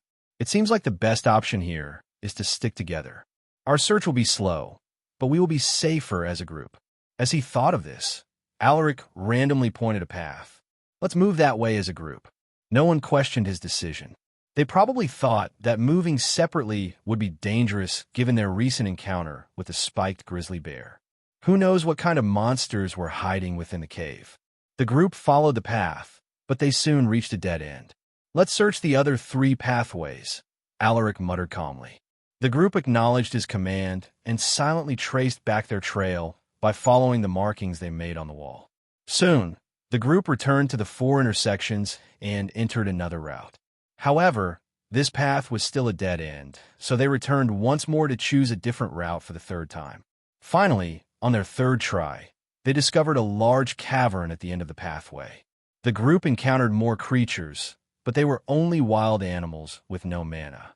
As they stepped inside the cavern, they saw a crystal-clear pond in the middle. It was so clear that they could see the aquatic animals swimming in the water. "Whoa, this place is huge," Aldrin's voice echoed. "My lord, look," Henry suddenly exclaimed while pointing in a certain direction. Alaric and the others immediately followed his gaze. And there it was, the very herb that they were looking for, the dragontail fern. Furthermore, there wasn't just a single stalk, but dozens or probably even hundreds of them. Just as Alaric was about to say something, Galliner suddenly stepped forward and looked deeply at the pond. "Hold on, there's something strong in the pond." Everyone narrowed their eyes, their hands slowly reaching out to their weapons. At this moment, ripples appeared on the calm surface of the pond. In the next moment, a reptilian creature that looked like a mix between a crocodile and a snake emerged. It glared at them and emitted a sharp hissing sound, as if telling them not to come closer. "Isn't that an iron-back crocodile?" Henry muttered upon seeing the creature.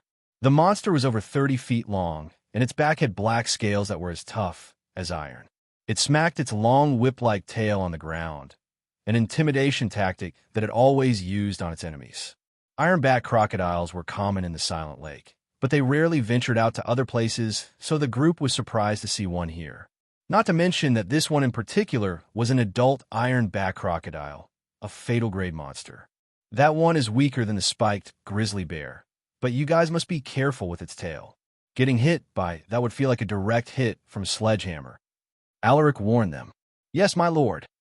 "Aldrin, you are the fastest in the group, so you must draw its attention. The rest will wait for my signal to attack." Alaric issued a series of commands. "Yes, my lord." Everyone answered in unison. "Go!" Aldrin rushed out with a spear in his hand. "I'm coming, big lizard," he yelled in provocation. The iron-back crocodile's territorial instincts kicked in when it saw Aldrin charging towards it. The beast growled and lunged at him, crawling with surprisingly quick speed. When Aldrin reached its range, the beast abruptly stopped and lashed its tail at him. Swish! Aldrin jumped and rolled to the side, expertly avoiding its tail. As soon as the beast turned around, Alaric motioned with his hand. The knights immediately rushed out, brandishing their weapons with unstoppable precision. In just the blink of an eye, they skewered the beast with their swords. The iron-back crocodile flailed for a few seconds before its movements faltered. The knights only pulled their swords when it was no longer moving. Alaric nodded to Aldrin and said, "Check if it's still alive." "Yes, my lord." Aldrin carefully approached the body of the beast and prodded it with the tip of his spear. He then stabbed its head to make sure that it was dead. "Good work, everyone." "Aldrin, go and check if it has a beast's soul crystal. The rest of you, collect the dragontail ferns." Alaric instructed. "Everything is going smoothly. Good thing we have Galliner here. This trip would have gone differently without Galliner. Having an elite knight made things easier for them. Too bad we didn't get a beast's soul crystal from it." Alaric shook his head, feeling regretful that there was no beast soul crystal in the iron-back crocodile's carcass. Not all fatal-grade monsters possessed a beast soul crystal. They were only lucky enough to get one from the spiked grizzly bear. The group went to dig up all the dragontail ferns inside the cavern. In the end, they managed to collect over 700 stalks of dragontail ferns. Alaric was over the moon. Each stalk was worth 15 gold coins in the market, and sometimes it even goes beyond 20 gold coins depending on the supply and the demand. Everything is roughly worth around 14,000 gold coins. With that much money, not to mention 3 years, I can even fund the orphanage for the next 100 years. Holy shit! He had underestimated the number of dragontail ferns they could find inside the cave. It seems like the information from my past life was either wrong or it was manipulated. He thought to himself. From what he remembered, it was mentioned that there were only a few dozen stalks of dragontail ferns inside this cave. However, this was no longer any of his concerns. Good job, everyone! But before we go back home, allow me to say a few reminders first. Everyone gathered in front of him, waiting for him to say his piece with serious faces. When he saw that he had gathered their attention, Alaric spoke. Whatever happened inside this place must remain a secret. The value of the things we found here could cause a storm, not just in Vale, but in the entire empire. At this point, his face turned grave as he continued. We might even be targeted if this information ever spreads. Their faces changed upon hearing his words. Dragontail fern was an important resource for knights. Just one stalk could help them increase the speed at which they gather mana. What more if they had 700 of such herbs? They could already imagine the turmoil it would cause once the news spread. Just the thought of it made them realize the gravity of the situation. For the safety of House Silversword, please keep this a secret. Never tell this to anyone, not even to your family or your closest friends. Do you understand? Alaric warned them with a stern look. Yes, my lord. The knights replied in unison, their faces looking incredibly serious. Good. Alaric nodded, pleased with their response. Let's go home. It was already past midnight when they returned to North Pine Town. Some residents who were still awake went pale with fright at the sight of the two huge beast carcasses being pulled by the makeshift wagons. Oh my god, what kind of monsters did Lord Alaric and the knights bring back? Did they hunt those monsters down in the evergreen forest? I'm never going back to that place again. One of the knights seems to be injured. It must have been a tough battle. The townsfolk discussed animatedly amongst themselves. No one dared to approach Alaric and the knights, afraid that the two carcasses might somehow come back to life and attack them. Soon, the group finally arrived at the estate. News about their return immediately reached the ears of the Baron and the Madam, who both came out of their chamber to check on their son's well-being. Elena also followed them, her face painted with anxiety. When they saw Rigger, whose upper body was wrapped in bandages, they furrowed their eyebrows. Elena craned her neck to look for Alaric's figure. A moment later, she finally caught sight of his familiar figure, making her breathe a sigh of relief. The Baron and the Madam also looked visibly relieved that he was unharmed. What happened out there? Why do you guys look so beat? The Madam approached her son and gently grabbed his arm, her face filled with concern.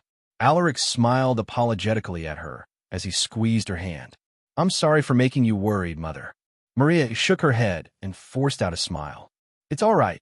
She was the wife of the Baron who was known as the Shield of the North, and she was also aware that her son, Alaric, would follow in his father's footsteps to carry the banner of House Silversword. The lives of the father and son were destined to be filled with war and bloodshed, so she had already prepared her heart for what was to come no matter how difficult it was for her. This was her duty as the madam of the household. She must be firm and strong no matter what happens. Alaric walked towards Lucas and bowed to him. Father, I have returned from my trip. Lucas nodded his head with a calm look. Amen, good job. His gaze then moved to the two carcasses and the sacks on wagons. It seems like your trip was quite fruitful. Alaric grinned upon hearing this. Yes, Father. We accomplished our goal, and we even got some extra rewards. Although we encountered some challenges, we managed to overcome them by virtue of our efforts and teamwork. I see. That's good to hear. Lucas raised his eyebrows. He was aware that his son's goal was to search for dragontail ferns. I will tell you the details later. Let's go inside first. Alaric gave him a knowing look. Lucas understood his intentions and nodded. All right, let's head in. Alaric gave a signal to Henry and the others and said, Bring in the items. As for the carcasses, let the others deal with them. Yes, my lord. The knights replied. Lucas narrowed his eyes as he looked at the sacks they were carrying. He was curious, but he said nothing. He knew that Alaric would explain things to him soon. As soon as they walked inside the mansion, Alaric took the chance to grab Elena's hand, gently squeezing it while giving her a warm smile. Did you wait for me? he asked with a hint of teasing in his voice. Elena was flustered by his touch. She tried to pull out her hand, but she couldn't break free from his grip. She shyly looked around to see if the others had noticed anything. When she saw the knights pretending to be blind, she lowered her head in embarrassment. Lucas brought them to his study room. As soon as everyone took their seats, Lucas muttered, his eyes sweeping over, eyeing everyone like a hawk watching its prey. "Now tell me what happened on your trip." The knights glanced at Alaric in unison. The matter was too big for them to say it themselves, so they unanimously agreed to let him speak. This was also Alaric's decision. When he sensed their gazes, he looked at his father and replied, "Just as I had told you, Father, I brought the knights to the Red Toad Gorge to search for the cave mentioned in the rumors."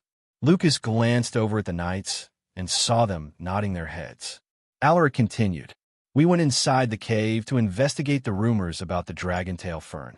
There, we encountered an adult spiked grizzly bear." Hearing this, Lucas furrowed his eyebrows, while Maria gasped in shock. On the other hand, Elena, who didn't know anything about monsters, tilted her head in confusion. Alaric's voice turned serious at this point. "We managed to kill the spiked grizzly bear. Sir Rigger was injured in that battle to protect me." When he mentioned this, Maria sent Rigger a grateful look. "We found this in the body of the beast." Alaric took out the beast soul crystal of the spiked grizzly bear and handed it to his father. Lucas inspected the beast soul crystal before he handed it back to Alaric. Only powerful monsters can produce beast soul crystals. "That spiked grizzly bear must have been a tough beast," he remarked. "That's right." Alaric nodded. "If Sir Galliner wasn't with us, it would have been a dangerous battle." Hearing this, the knights nodded in agreement. As prideful as they were, they couldn't deny that it was Galliner who did the most damage to the spiked grizzly bear. Their weapons couldn't even penetrate deeply into its sturdy body. Lucas wasn't surprised by this. Galliner was an elite knight, so it wasn't that difficult for someone like him to kill a fatal-grade monster. As we headed deeper into the cave, we found a cavern with a crystal-clear pond in the middle. Alaric explained what they had seen in the cavern, including the iron back crocodile that was living in the pond. He also mentioned the presence of the dragon-tail ferns. At this point, Lucas could no longer hide his surprise. "You really found the dragon-tail ferns?" He stared at Alaric in disbelief. Alaric smiled and made a gesture with his hand. "Knights, please show the Patriarch what we have collected in the cavern." "Yes, my lord." The knights opened the sacks and revealed the contents. It's indeed the dragon-tail fern. Lucas stood up from his seat to get a clearer look at the herbs. Maria and Elena also want to take a closer look. "Just how many dragon-tail ferns did you collect from that cavern?" Maria was shocked to see so many stalks inside the sacks. "More than 700, Alaric replied with a grin. "What?" Maria covered her mouth in disbelief. She mentally calculated the total value of the herbs inside the sacks, and the result almost made her faint from shock. Lucas managed to maintain his composure after a moment of surprise. "What do you plan to do with these herbs?" He glanced at his son. "Recently, I made a promise with someone." Alaric told them about his deal with the people from the orphanage. "I see. Having those kids work on your product would have a lesser risk of having your recipe getting leaked." That was a good decision. Maria, who has a great mind for business, immediately grasped his thoughts. "I learned it from you, mother." Alaric chuckled. Suddenly, Lucas spoke. "Funding the orphanage would make those kids loyal to you. But are you sure about training them to become knights? Not everyone has the aptitude to become a knight." Hearing this, Alaric nodded. "I understand that, father. However, there are plenty of knights who came from humble origins. They managed to overcome their lack of status and resources to become knights. What would happen if we gave them the opportunity and the resources? The kids with potential would definitely reveal themselves, and with the help that we provided them, they will be grateful and swear their loyalty to House Silversword." Lucas narrowed his eyes. He could sense his son's overwhelming ambition, but it wasn't the kind of ambition that would bring harm to others. He could feel something more profound in the depths of Alaric's eyes. Alaric had always been a normal kid with no ambition to speak. His potential was above average, and his swordsmanship talent was ordinary. He wondered what made his son change in just a short amount of time. "What is this kid hiding from me?" It looks like you have already planned things. In that case, I will give you full authority in handling these dragon-tail ferns. Whatever you do with them will be your responsibility. Just don't do something that will make you regret in the future, my son. Lucas patted Alaric's shoulder while staring deeply at him. Alaric was overwhelmed by his father's trust. He was already prepared to concede some of the herbs. Who would have thought that he would actually let him take everything? I will do my best not to disappoint you, father. I promise that everything I will do is for the sake of House Silversword. Alaric lowered his head. That makes me feel relieved. Lucas's expression softened. Handling those herbs on your own might be difficult. If you need some advice, just ask for your mother's help. She is the best when it comes to anything related to money. Lucas didn't forget to remind him. Yes, father. Good. Lucas's gaze swept over, glancing at every individual inside the room. This matter must not be spread to anyone. Am I clear? Yes, my lord. Everyone lowered their heads, nervously upon sensing the Baron's stern gaze. Lucas dismissed the knights and chatted some more with Alaric. After almost an hour, Alaric was finally sent away with Elena. My lord, I'm glad that you're all right. Elena's shy voice drifted into his ears. Were you worried about me? Alaric held her small hand and squeezed it gently. Feeling embarrassed by his direct stare, Elena looked away from him and hummed in response. Amen. I'm sorry for making you worry, Nana. It's okay. I promised to hunt some animals for dinner, but you guys have already eaten. Why don't we cook some meat from the bear we hunted? Elena lifted her head in surprise. But that isn't a normal bear, but a fatal-grade monster. How could a servant like me eat such valuable meat? How could you say that, Nana? Haven't you heard from my mother that you will soon be married to me? Alaric sent her a teasing look.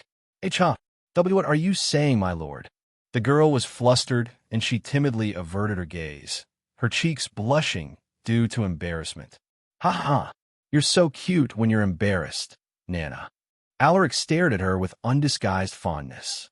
I will never let anyone hurt you again, Elena, and I promise that I will make the man who hurt you regret being born in this world. The next day, Alaric headed to the orphanage with Galliner and Harris. The latter was one of his mother's trusted servants, a man talented in business management. He specifically asked his mother to lend him this man. Now that I have Harris, dealing with the dragon-tail ferns would no longer be an issue. Although he had learned a few things from his mother, he was still a beginner in business. He would only make careless mistakes if he dealt with them on his own. My lord, we are here, the coachman said. You can come with me, Harris. Alaric looked at the middle-aged man sitting on the seat in front of him. He was wearing a monocle, and his graying hair was combed neatly to the side, giving him a clean look. Harris bowed his head. Yes, my lord. Stay here, Galliner. Alaric gestured for him to stay when he noticed that Galliner was intending to follow them. Galliner immediately stepped back. As you wish, my lord. Harris, let's go. I'll introduce you to the people here. I brought Harris here since I will need someone to help me manage the operations in the orphanage. I will be busy for the next few months with my training, so I won't have the time to take care of the things here. Alaric observed from the side as Harris proceeded with the official contract signing with William, who served as the representative for the orphanage. Things went smoothly since they had already discussed the situation beforehand. We will send the funds over every first day of the month. Thank you for your cooperation, Sir William. Harris extended his hand while smiling lightly. The old man was a bit emotional when he shook hands with him. We should be the ones thanking you. He then turned his head to Alaric and bowed deeply. Thank you, my lord. With your monetary assistance, the children's basic needs will finally be met. I cannot thank you enough. I'm only doing what I promised to do. Alaric smiled. Josephine and Rasmus, who were observing from the sidelines, couldn't conceal their excitement. Money was their number one problem, but it has been taken care of just like that. They still couldn't believe it. For the next matter, can you let me talk with Rasmus privately? Hearing this, William nodded, and it looked like he was already prepared for this. Of course, my lord. With the exception of Rasmus, everyone left. Have you made a decision? Alaric asked while staring deeply at Rasmus. Rasmus took a deep breath. His gaze was firm and full of determination. Yes, my lord. I have already thought it over. I always wanted to become strong enough to protect my family. Just recently, I almost lost my sisters because of how pathetically weak I am. If it weren't for grandfather, my sisters would have already been. He clenched his fists as fury flashed in his eyes. I wish to follow you, my lord. I want to become a knight and become strong enough to give my family a safe environment to live in. Please grant my wish. His voice echoed with strong determination. Alaric's lips curved upwards. That's right. This is the Rasmus that I know. A man who seeks strength to protect his family. That's who you are, my friend. Good. Starting today, you'll follow me back to North Pine Town. We will begin with your training as soon as we are done with the tasks here. Pack your stuff and prepare to depart. Yes, my lord. Rasmus nodded, turned around, and left. With this, I have gained myself a companion with a limitless future. Alaric stared at the sky through the window. This is just the start. The children who were assigned to work were taken to the workshop to be trained. William accompanied them on the trip to familiarize himself with the working environment of the children. He also followed them there to ascertain whether Alaric was truthful with his words. Inside the Senate Soap Workshop. How is it, Sir William? How do you feel about the children's job? Alaric stared at the old man who was observing the job training of the children. William knitted his eyebrows. The environment here is good, and the children are even given free meals. But can they really do well in their job? What if they make a lot of mistakes? Alaric smiled lightly. Making mistakes is normal. It's a sign that they are willing to learn. Just give them some time, and they will eventually be familiar with their tasks. By then, things will be a lot easier for them. That's true. I can rest easy knowing that they are working for you, my lord. William smiled, looking more relaxed than ever. After dealing with the manpower problem at the workshop, Alaric brought Harris to the market to sell some of their dragontail ferns. They didn't sell the herbs in large volumes, but sold them in batches to different stores. According to Harris, it was to prevent anyone from thinking that they had a large supply of dragontail ferns. Alaric learned a lot about the business trade with his help. He also realized during this trip that he wasn't cut out for this kind of thing. On their way back to North Pine Town, Alaric was in deep thought. It looks like I need to find someone who can help me manage my business. Vince is a smart man, but he isn't good at dealing with people. It might not be good to make him manage everything on his own. I need someone capable. The first person that came to his mind was Harris.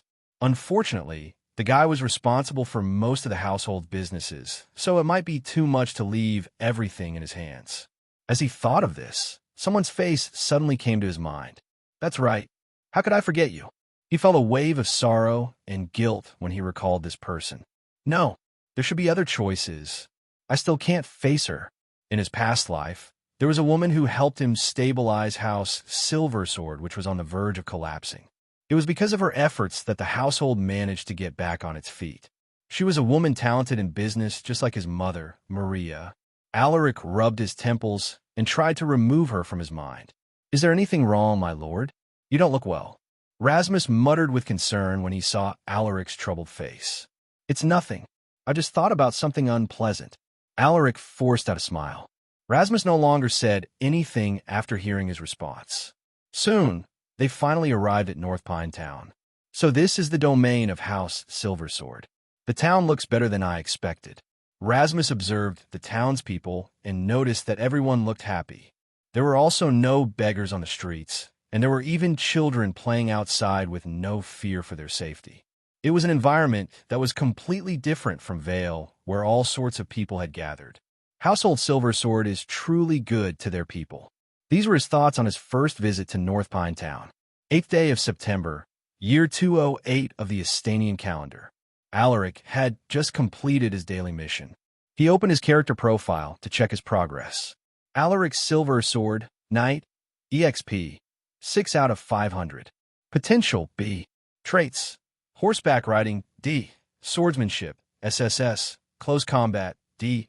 Archery, F. Hunting, E. Tracking, F. Strength, 28+. Stamina, 28+. Agility, 25+. Vitality, 27+. Endurance, 27+. Mana, 13+. Battle points, 360. Stat points, 35. Requirements for next advancement. 500 EXP, 100 in all attributes, and 5,000 battle points. If I continue with this pace, I should be able to advance to the realm of Elite Knight in less than 2 years. Having the ability to see my progress is definitely convenient. Alaric smiled as he closed his character profile. He then went to observe Rasmus, who was receiving training from Henry. Rasmus was a sword user in his past life, so having him train with Henry was the best choice. The old knight might not be a genius in mana control, but he was an expert in using the sword. Just in pure sword technique alone, he might even be better than House Silver Sword's commander of the knights, who was already in the realm of Elite Knight. While he was observing the training, he saw Elena running towards him with a flustered look on her face. "My lord," she called out, "why are you in such a hurry? Did something happen?" Alaric raised an eyebrow. Elena grabbed his hand nervously and said, "Lord Charles is here, my lord." When Alaric heard this name from her mouth, his eyes flashed with imperceptible rage. Charles Silversword was the younger brother of Lucas Silversword, which makes him Alaric's uncle, the very person that he hated the most. He must have come here for the party that will be held tomorrow. But why did he come a day earlier? What is his motive? Alaric frowned as he thought deeply. "Elena, you must stay close to Galliner for the time being. He will protect you." Elena stared at him in surprise, wondering if she had heard him wrong. "Huh? Why do I have to stay close to Sir Galliner inside the estate?" Alaric gently caressed her face and put on a smile. "Just listen to me." "Fine, but Sir Galliner is a bit scary," she muttered timidly. "You'll be fine. You can trust Galliner. He may look like that, but he's a good person." "Elena, sometimes appearance can be deceiving. A person can look good, but is actually evil inside. You must not judge someone based on how they look." Alaric reminded her with a stern gaze. Although he knew about the future, he couldn't be certain that things would play out according to what he knew. For instance, his uncle's visit this time didn't happen in the past, which means the future is slowly changing. "Okay, I will try to get along with him." Elena clenched her little fists with a determined expression. Seeing this, Alaric chuckled and ruffled her hair. "I will go and meet my uncle. You stay here and wait for me." "Yes, my lord." When Alaric turned around, the smile on his face disappeared and his expression grew darker. "Charles, I won't allow you to hurt my family this time. I swear it upon my name." Alaric left with heavy strides. Meanwhile, Elena was about to secretly follow him when a towering figure blocked her path. She yelped in shock. "Sir Galliner." "I'm sorry, Miss Elena, but Lord Alaric told me not to let you wander around." Inside the Baron's study, a middle-aged man with a scholarly appearance was chatting with Lucas. "I heard that my nephew has become a knight. Where is he? I haven't seen him for a while." Lucas grinned, looking incredibly proud of his son's advancement. "Shocking, right? Ha ha ha.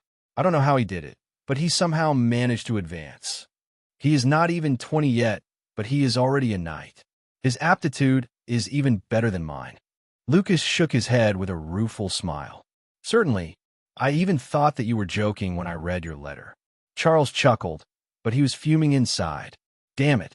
A variable has appeared in my plans. Lucas is already giving me a headache, and now my nephew is showing signs of talent that is even better than his father. If he is allowed to grow, he might be the one to succeed Lucas's position. I can't let that happen." Suddenly, knock, knock, knock. Speak of the devil. It must be him. Ha ha ha. Lucas was about to get up to open the door when Charles made a hand gesture. "Let me do it. I like to see how my nephew has grown up." Hearing this, Lucas nodded and waved his hand. "Sure." After getting his permission, Charles stood up and went to open the door. Alaric suppressed the fury in his heart when he saw Charles's face. There was no meaning in confronting his uncle now. Doing so would only alarm him. "Alaric, how have you been? You look completely different than the last time I saw you." Charles affectionately hugged, which made Alaric feel disgusted. "I'm fine, uncle." Alaric squeezed out a smile. "Would you look at this kid? He is even taller than me now." Charles turned his head to Lucas and chuckled. "What a good actor. To think that all of us were fooled by this traitorous bastard. It makes me sick. What are you standing there for? Come in. Your uncle wants to have a chat with you." Charles grabbed his shoulder and pulled him to a seat. Right at this moment, the cyan screen abruptly appeared in front of him. Mission: Revenge Eye. Difficulty: Easy. Challenge Charles Silversword to a sparring and defeat him.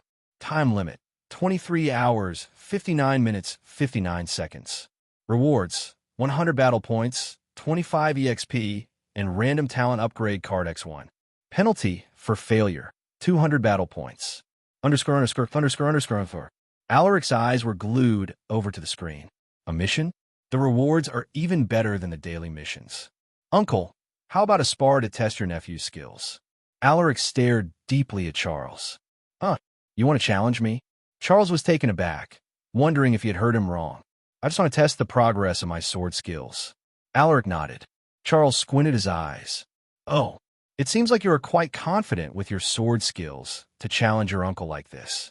In that case, let me see the product of your efforts. This arrogant brat. He only became a knight, but he wants to spar with me? Delusional. He scoffed in his heart. He felt that Alaric had become overconfident because of his advancement. How about you come with us, Lucas? Charles smiled faintly. All right, I don't have anything to do anyway.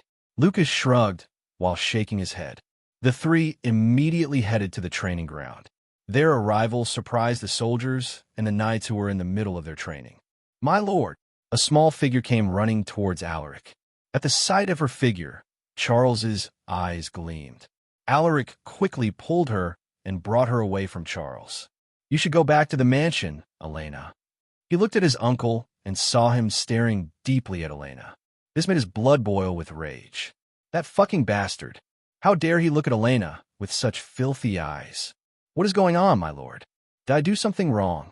Elena's shoulders drooped as she looked at him with a pitiful gaze. Looking at her sad face, Alaric smiled lightly and shook his head. You didn't do anything wrong, Elena. I want to stay with you, my lord. Please.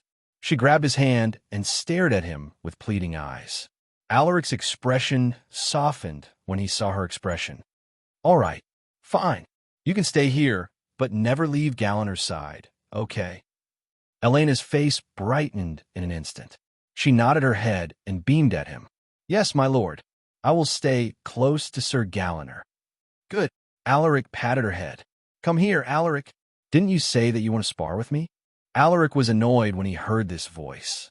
He turned around and looked at Charles, who was standing in the middle of the training ground. I'm coming, uncle.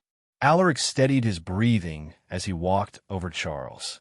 He then grabbed a training sword from the weapon rack and felt its weight. Since this is just a spar, we shouldn't use mana. Charles reminded him as he played with the training sword in his hand. All right, I have no objections. Alaric smirked. With his SSS-class swordsmanship talent, he was confident with his sword skills. Charles might be an elite knight, but his swordsmanship was just average. Even Henry was better than him in terms of pure technique alone. Look at this kid acting so smug. Charles shook his head. Meanwhile, everyone quickly gathered to watch their bout. Charles rarely visited the estate since he was mostly away to do his tasks. The fact that he came to the training ground to spar with Alaric made them feel excited. Lucas decided to officiate their spar. This is just a spar, so don't unleash any fatal moves. The use of mana is also not allowed. If you're both ready, then you can begin at any time. At this moment, Charles raised his training sword with his left hand on his back. Show me the results of your training, my beloved nephew. I will show you the difference between our skills and wipe that grin off your face. Charles disdainfully muttered in his heart. He wasn't taking this seriously at all. He believed that he was superior to Alaric in terms of techniques. Then I won't hold back, uncle. Alaric's eyes narrowed. Just as his voice fell, his figure blurred as he lunged at Charles while quickly brandishing his sword. Whoosh! HM? Charles raised his eyebrows in surprise when he saw how fast his movements were. Luckily, he had the advantage in terms of physical fitness, so he managed to block Alaric's sword. When their swords clashed, he realized that he would lose if he didn't take this battle seriously. This kid, damn it. Alaric didn't give him the time to catch his breath. His sword moved like a phantom, attacking Charles from every angle. Pa! Pa! Pa! Everyone was surprised to see Alaric's display of skills. The coordination of his body was perfect, and he moved so seamlessly that it looked like he was dancing. How did Lord Alaric reach this level in just a short amount of time? Unbelievable. Lord Alaric's sword techniques seemed to be better than Lord Charles's. The soldiers and the knights discussed as they observed the battle. Everyone thought that there was only a small difference in their skills, but Lucas had a different opinion. As a transcendent knight, he could see that Charles could hardly keep up with Alaric. This made him feel astonished. Charles might not be that talented in swordsmanship, but he was still someone who had been to the battlefield. His experience alone should be better than Alaric's. However, Alaric was displaying so much finesse that it looked like he was a veteran of many battles. The ferocity in his eyes and the sheer determination of his every strike made the onlookers feel that they were watching an expert. Charles was already using both hands to hold his sword, but he was still barely keeping up with Alaric. How is this possible? He couldn't believe it. The sword skills that he was so proud of looked like garbage when compared to Alaric's. If it wasn't for his better overall physique, he would have already been defeated. After clashing swords more than 20 times, Alaric finally found an opening. He closed the distance and stabbed out his sword. He stopped when the tip of his sword was only a few centimeters away from Charles's neck. Did I lose? Charles stared at Alaric in surprise. The sword skills he displayed were not something that a newbie could do. I surrender. He forced out a smile. He almost used his mana to overturn the battle. Luckily, he managed to stop himself in time, or he would have become a laughingstock. Thank you for letting me win, Uncle. Alaric smiled as he bowed lightly. Charles's face twitched at his words. Do you want to use the random talent upgrade card? Yes, no. Before he could decide, Charles suddenly walked over. I'm impressed with your swordsmanship, Alaric, Charles remarked, looking as if he was proud of Alaric's growth. You flatter me. Alaric smiled faintly while cursing in his heart. This traitorous bastard really knows how to act well. You have done well, my son. Lucas approached with a broad grin on his face. He looked incredibly happy to see Alaric's performance. Alaric didn't say anything and just smiled as he bowed lightly. By the way, your uncle came here for another matter. He wants to speak with you about it. Why don't you guys discuss it in my study? Lucas suggested. HM, what is this about? Alaric had a bad feeling about this. He looked at his uncle and saw him staring at him with a harmless expression. Just what is this guy up to? All right, let's do that. Alaric agreed with a nod of his head. After the three of them left, everyone was still shocked by the results of the spar. No one expected the young lord to win, and overwhelmingly at that. So Lord Alaric is that powerful. Elena muttered in disbelief as she watched Alaric's figure. Her eyes flashed with deep veneration.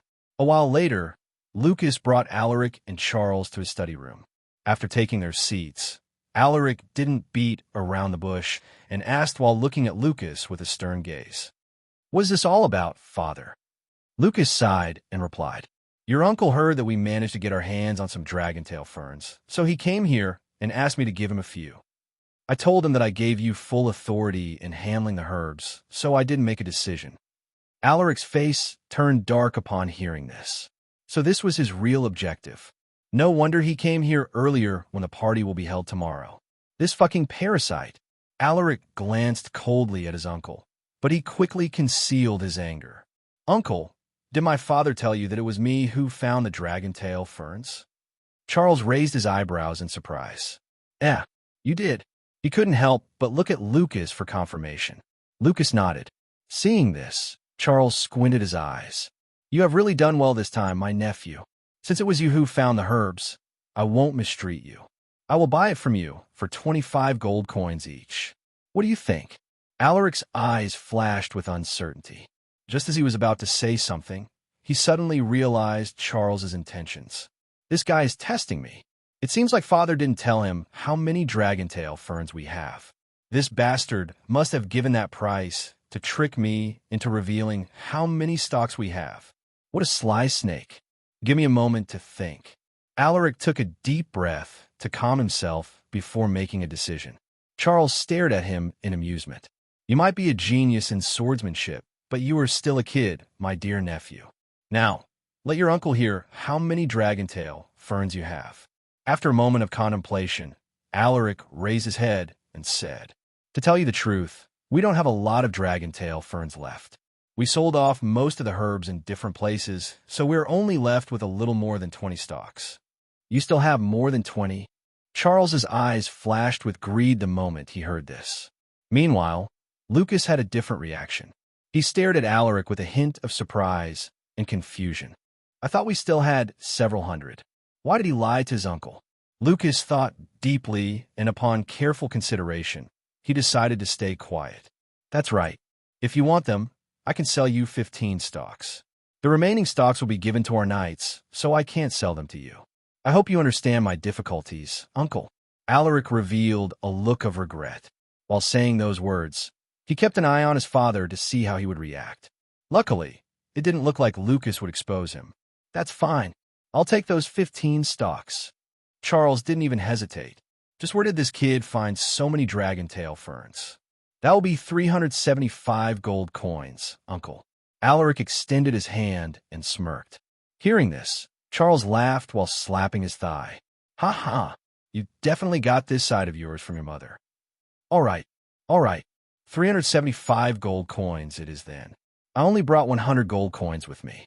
I will send you the remaining gold coins tomorrow before the party starts." Charles grabbed a small pouch from his clothes and handed it to Alaric. "I trust you, uncle. I will send you the herbs later." Alaric kept the pouch and beamed. All right. Charles seemed to be in a good mood after securing this deal. Although he paid more than a market price, it was worth it. As long as it would help me become a transcendent knight, I don't mind wasting this little bit of money. Once I successfully advance, I will take everything that is rightfully mine.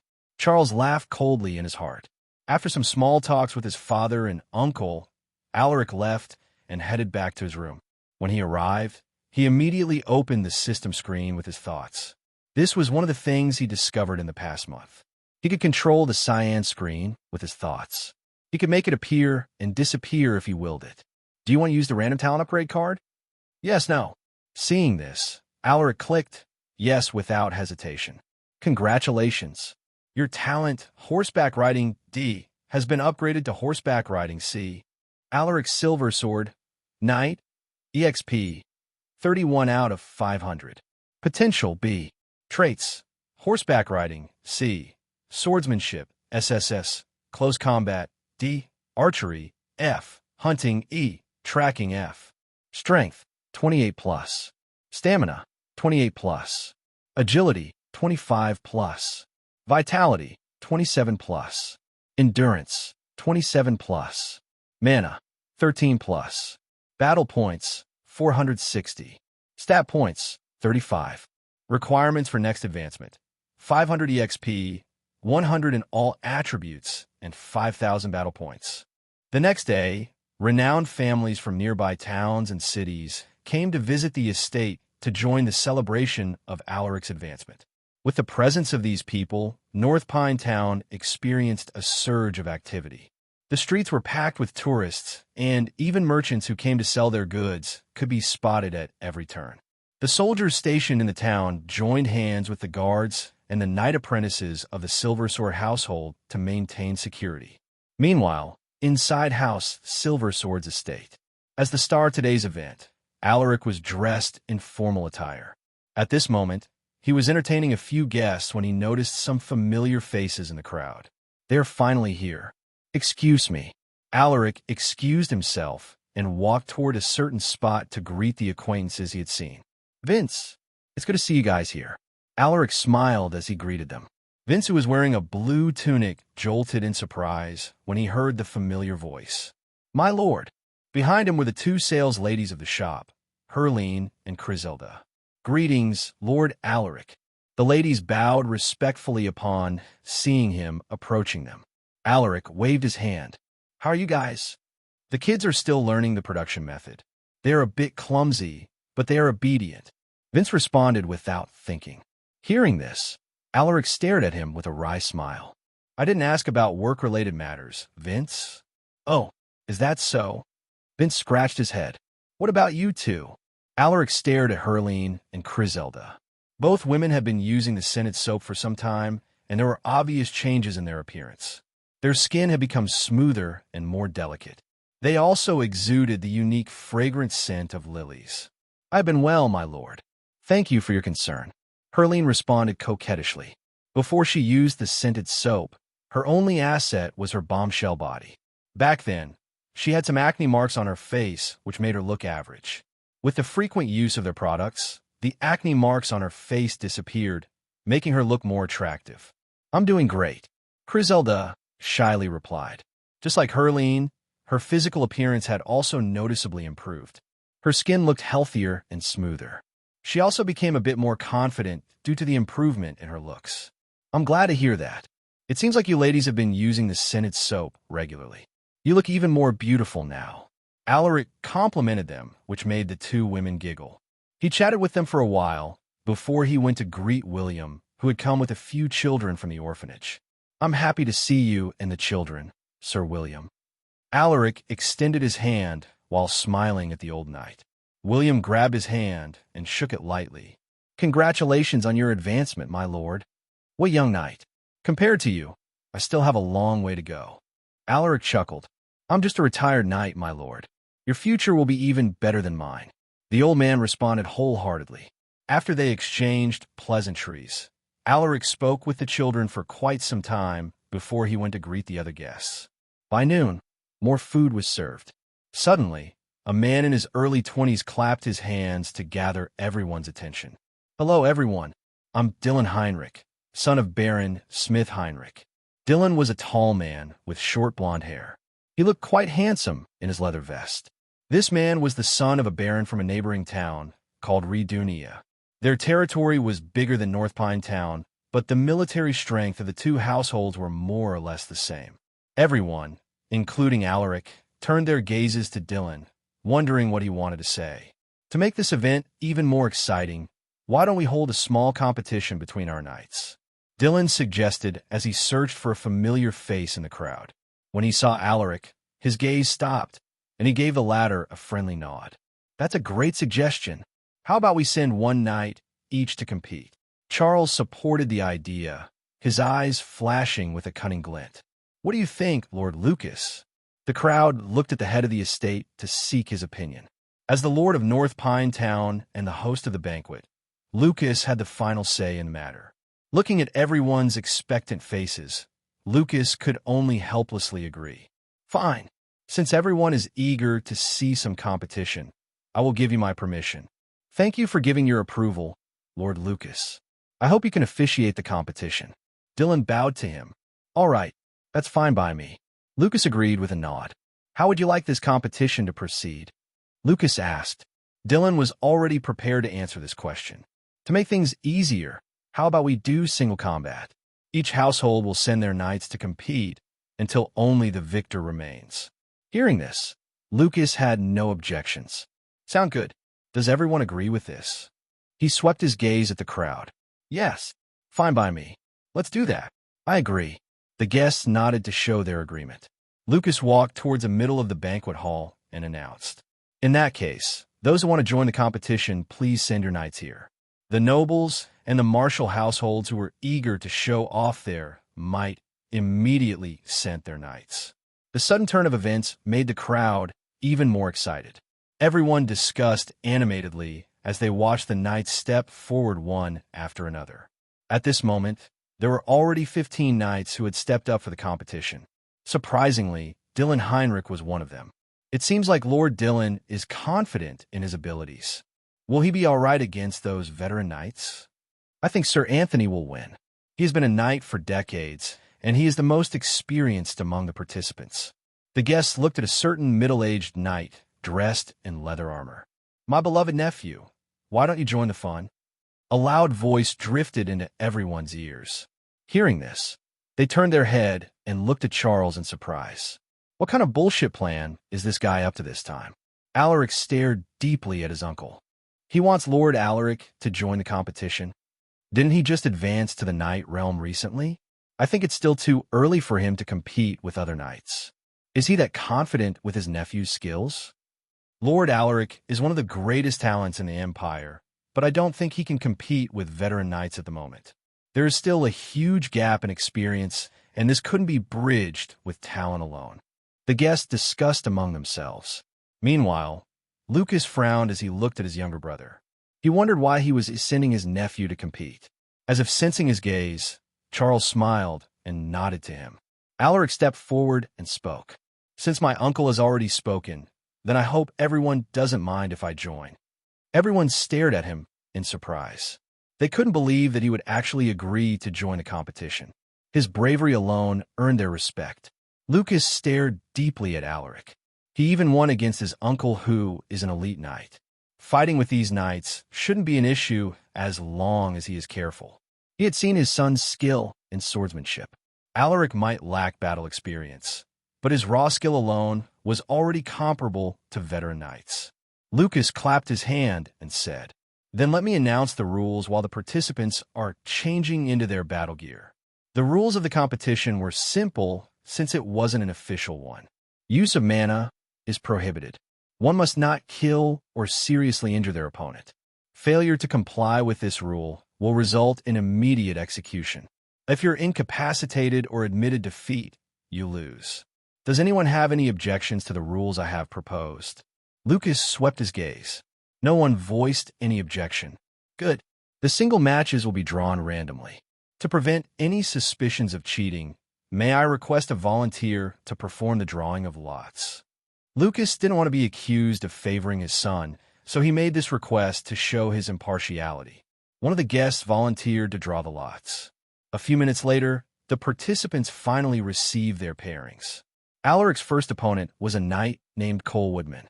From his appearance, he looked like he was in his late 30s or his early 40s. His weapon of choice was the sword, the most common choice among warriors. Alaric sorted his memories, but he had no recollection of this knight. "I don't recognize this man. He should be an ordinary knight." At this moment, the first match had already started. In a fight between knights, victory and defeat would be decided in just an instant.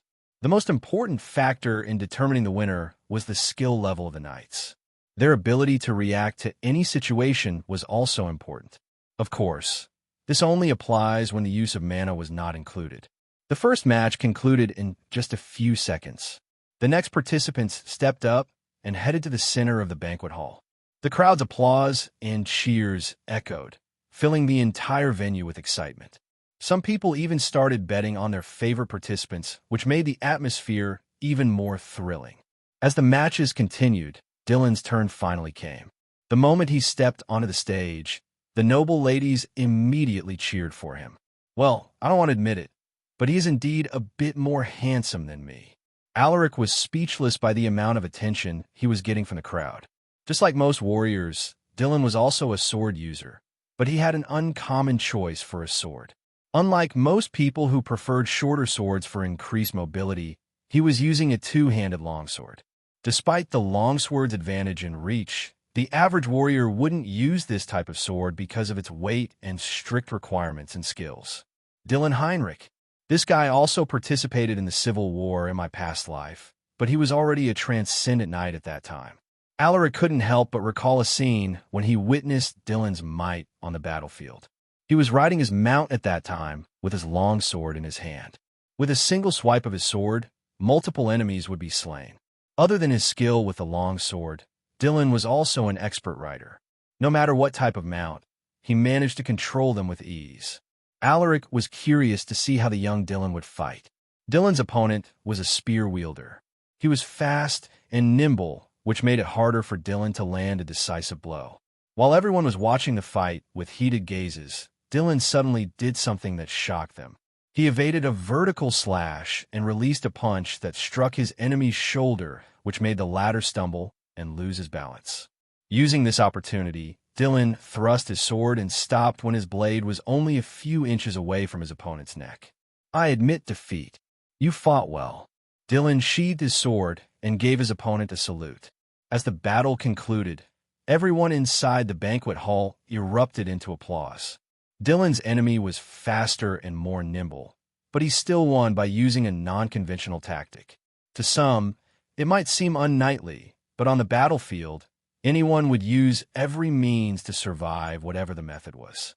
There was no such thing as chivalry in a real war. The next participants were called. One of them was the knight who everyone believed would come out as the victor of this competition. His name was Anthony Oliver, a veteran knight from Vale. He was nearing his 60s, but his appearance showed no signs of aging. His gaze was like that of an eagle, sharp and intense. The muscles on his arms bulged as he took out his weapon, a halberd that was almost as tall as him. Contrary to his age, Anthony looked like someone in his 40s. He was as tall as Galliner, but was more muscular than him. Scars were visible on his exposed arms, a clear sign that he had been through many battles. With one look, anyone would be intimidated by him. When Anthony stepped onto the stage, William, who was watching from the distance, revealed a complicated expression. Anthony won without suspense, and he managed to defeat his opponent in just less than 5 moves. Anthony was just on a whole different level. His ability to wield his halberd as well as his footwork was impressive. The crowd cheered for his victory. Soon, the names of the last pair were called. Everyone's eyes gathered upon them. As Alaric stepped onto the stage, he felt the weight of everyone's expectations. If it was another 18-year-old, they might not be able to handle the pressure, but he was different. He was a war veteran in his past life. He had experienced more dangerous situations that made this competition feel trifling to him. Just like the other participants, Alaric's opponent was also a skilled knight who had more than a decade of experience. To the eyes of the crowd, Alaric had no chance of winning. However, some people had different opinions. One of them was Lucas. He had seen Alaric's skills with his own eyes. He even defeated his uncle. Defeating that knight shouldn't be an issue for him. Lucas thought as he announced the commencement of the match. For this match, Alaric wanted to try something new. He gracefully unsheathed a pair of swords and twirled them in his hands in fluid motion, which dazzled the crowd. Lord Alaric is a dual sword wielder. That's even more difficult than using a two-handed longsword. He looks quite skilled in handling 2 swords. They don't feel or look awkward every time he makes a move. Meanwhile, Alaric's opponent was your typical knight. He was using a sword in his dominant hand and a rectangular shield in his left hand. Mission: Might of House Silver Sword. Difficulty: Easy. Show everyone the might of House Silver Sword by winning the competition. Rewards: 150 battle points, 30 EXP, F-rank talent card X1. Penalty for failure: minus 300 battle points. Seeing this, Alaric furrowed his eyebrows in surprise. The penalty was quite severe this time. To accumulate 300 battle points, he needed to do a full month of daily missions.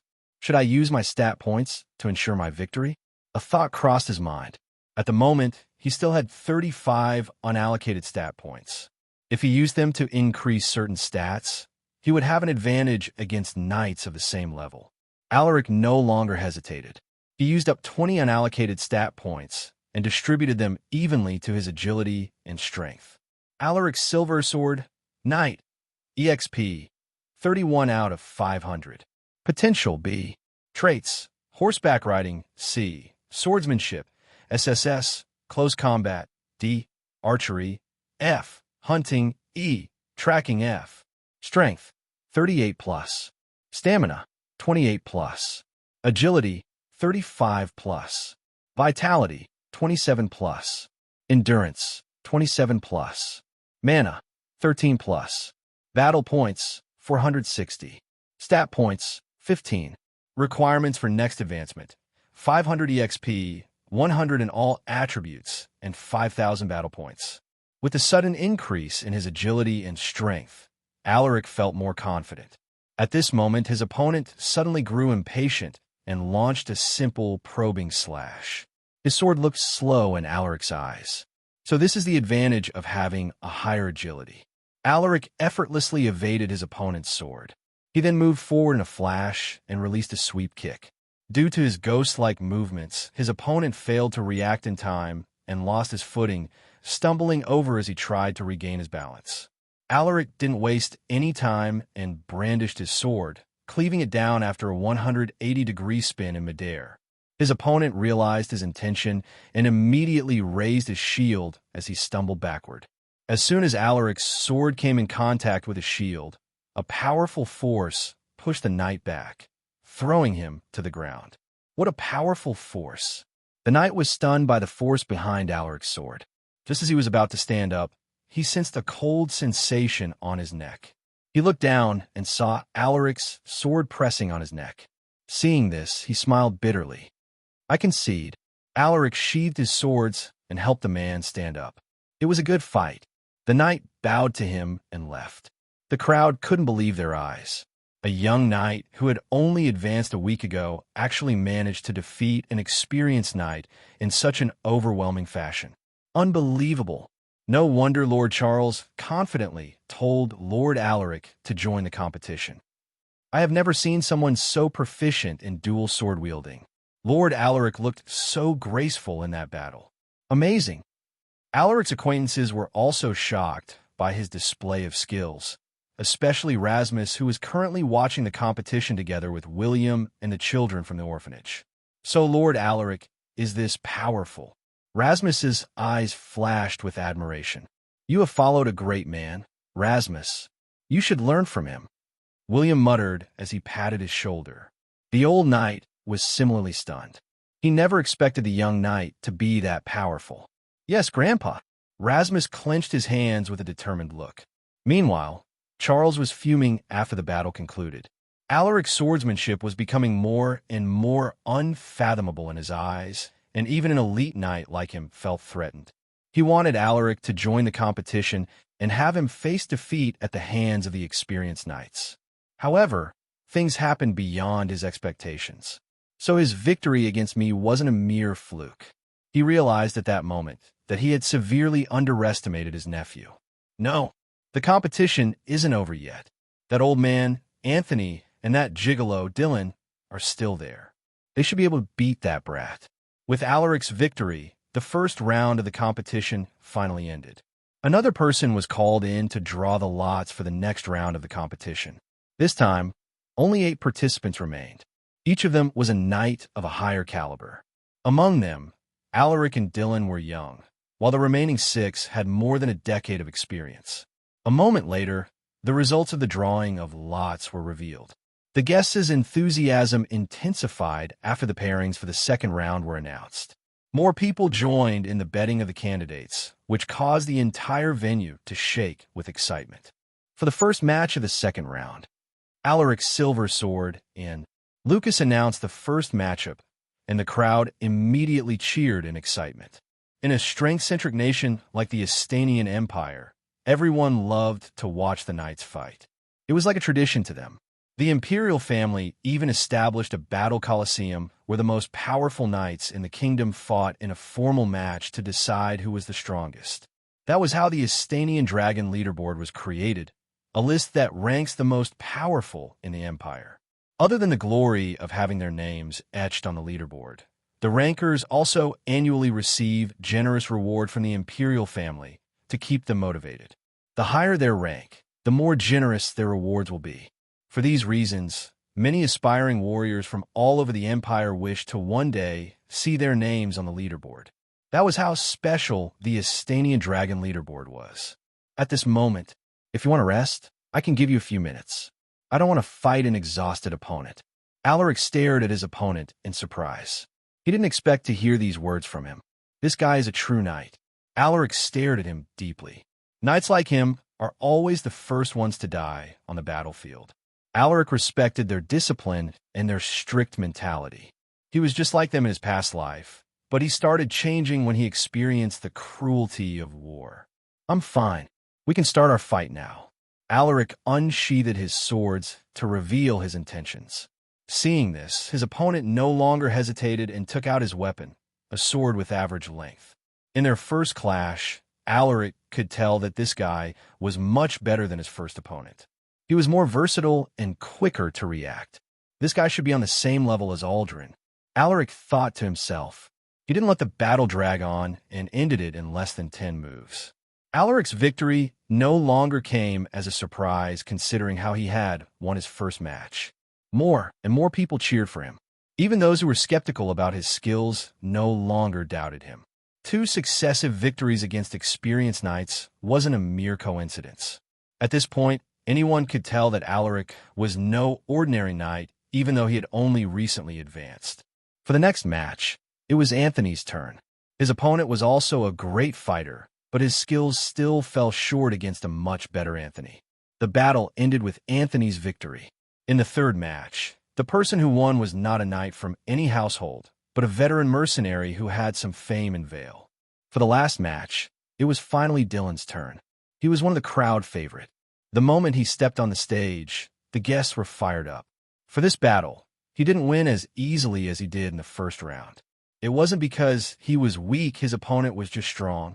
This also made everyone realize that the remaining participants were no longer your average knights.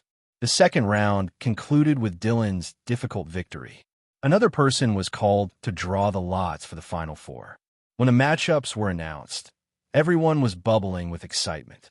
Oh no, Lord Alaric is matched with Sir Anthony. Who do you think will win between them? I'm not sure. They both won their fights convincingly, so it's hard to tell. I think Sir Anthony has the upper hand. His weapon has a longer range, and he is also a bit more powerful. The guests argued over who would win between Alaric and Anthony. Both men were amazing, and they won spectacularly in their battles, so everyone was divided. No one knew how the battle would end. As the two men stepped on the stage, the atmosphere became even more intense. I am surprised by your skills, my lord. I hope that I can give you a good battle. Anthony bowed respectfully. Alaric reciprocated the gesture with a light bow. After Lucas announced the start of the match, the two pulled out their weapons and charged towards each other at the same time. True to his fame, Anthony's halberd was strong and unshakable. Even with Alaric's improved strength, he found out that he was still weaker in terms of raw power. His strength alone is already above that of rigor, and his skill should be on the same level as Henry. Alaric couldn't break through Anthony's defense. No matter how fast his sword was, Anthony could block his attack with perfect timing. Meanwhile, he didn't even dare block Anthony's halberd head-on. He hadn't increased his endurance, so if he forcefully blocked Anthony's halberd at his current level, he would only be injured. Should I increase my endurance with my remaining stat points? Anthony was an opponent who couldn't be defeated with his swordsmanship alone. It wasn't that his swordsmanship was weak, but it was because his strength was still lacking to display the true power of his swordsmanship. After some thought, Alaric no longer hesitated. He used his remaining stat points to increase his endurance. Alaric's silver sword, Knight, EXP, 31 out of 500. Potential B. Traits, horseback riding, C. Swordsmanship, SSS. Close combat, D. Archery, F. Hunting, E. Tracking, F. Strength, 38. Stamina, 28. Agility, 35. Vitality, 27. Endurance, 42. Mana, 13. Battle points, 460. Stat points, 0. Requirements for next advancement, 500 EXP, 100 in all attributes, and 5,000 battle points. With that, he had used up all the stat points he had saved up, but Alaric couldn't care less. After increasing his endurance, he had a feeling that his muscles and bones had become more durable. In the next moment, Alaric no longer evaded Anthony's halberd. He faced the veteran knight head-on and began a fierce clash with him. What is going on? How is he able to block my halberd now? Anthony was stunned by the sudden improvement in Alaric's defense. Earlier, he was still overwhelming Alaric with his halberd, but in the next instant, Alaric could already block his attacks.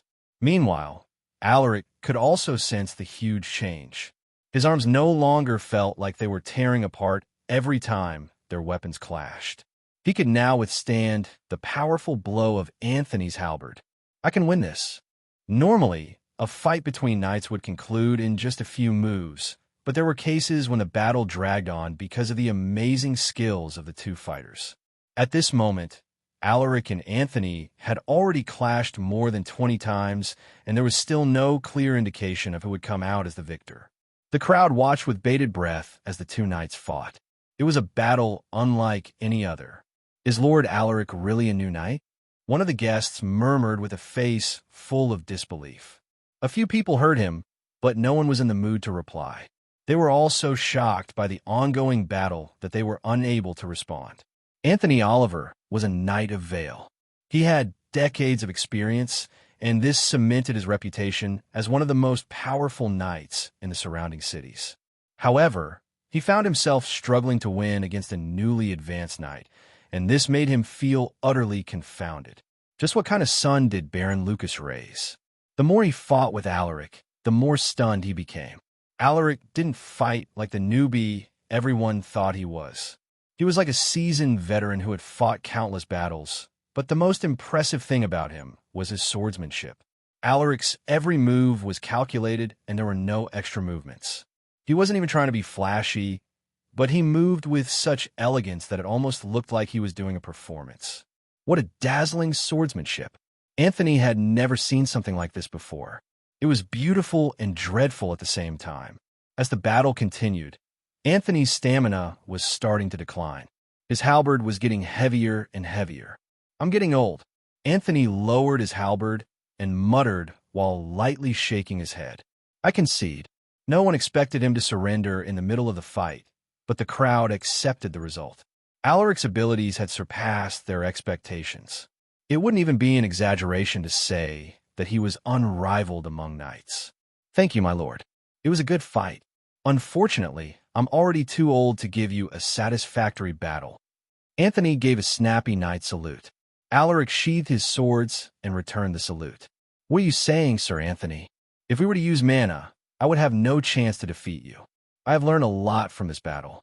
"Thank you." Anthony merely smiled at his words. He knew that Alaric was just saying those words to make him feel better. Although he had more mana than Alaric at this moment, it was only a matter of time before he would surpass him given Alaric's potential. For this battle, it is Alaric's victory. Lucas announced the results.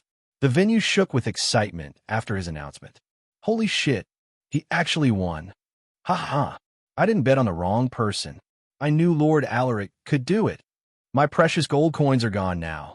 While everyone was talking about Alaric's victory, one person was seething with anger. How could this be? He even defeated Anthony Oliver. Is Lucas's blood really that strong? Charles could hardly contain his emotions. "Lord Charles, you must be feeling proud to have such a powerful nephew. Congratulations." A voice suddenly drifted into his ears. Charles almost vomited blood when he heard those words. He turned his head and saw that it was an official from Vale, an old man named Chandler. Under the city lord were 10 officials who helped him in managing Vale.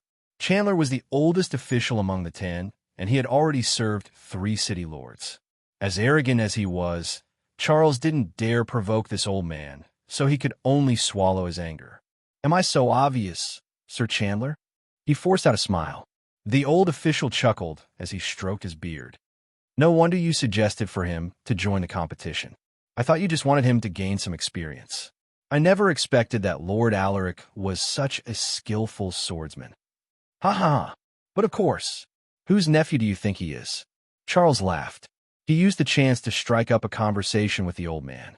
At this moment, the next participants were already called to the stage. Dylan Heinrich stepped forward. He was confident when he suggested this competition, but his confidence started to fade away when he saw how powerful the other participants were, especially Alaric, who had only turned 18. "I was too arrogant. I thought that my talent was one of the best in the Empire. Compared to Alaric, I'm nothing," Dylan thought to himself. "However, I won't give up just like that. Talent isn't the only factor that determines the growth of an individual. Talent without effort is meaningless. I will use this opportunity to sharpen my blade and prepare myself for the future battles that I will face." With renewed confidence, Dylan's eyes flashed with unshakable resolve. His opponent finally stepped onto the stage. Arthur Valcan, a veteran mercenary who was only a step away from becoming an elite knight. He was a decade younger than Anthony, but the battles he had faced were as numerous as the old knight. He was born a commoner, and he was sold off by his parents to a mercenary group when he was young. At the early age of 6, he was forced to learn swordsmanship. He had no choice since he was already their possession. Through the years, he stayed with the mercenary group that bought him. He hated his parents, and he also hated the mercenary group that separated him from his family. However, as the years went by, he gradually became accustomed to his life as a mercenary. He had even forgotten his parents who had heartlessly sold him off. At this moment, he had already freed himself from the mercenary group and established his name in the industry. "My name is Arthur Valcan." Arthur greeted his opponent with a simple bow. Arthur wore a simple leather armor and a pair of leather wrist guards. His face was covered in slash wounds, and he also had a gnarly scar on the left side of his face that exposed his teeth. With one look on his face, anyone could tell how he had lived his life. Because of his scar, Arthur spoke with a weird voice, but no one dared to make fun of him. They had seen how he had defeated his opponents in the earlier match. He overwhelmed them with sheer power alone. Arthur's main weapon was a giant mace, but it was too dangerous to use in this competition, so he used a two-handed broadsword instead. Even though he didn't use his main weapon, he still managed to defeat his opponents without difficulty. As soon as their battle began, Dylan took the initiative to attack. He brandished his longsword, causing a sharp whooshing sound in the air. "My sword has a longer reach. I need to use this to my advantage and not let him land a heavy blow on me." Dylan was aware of his opponent's power. He wanted to end the fight as quickly as possible. However, Arthur wasn't your average warrior. He had faced numerous enemies on the battlefield, and he had already mastered the ability to react in any situation. He expertly blocked Dylan's longsword with precise maneuvers. Clang, clang, clang.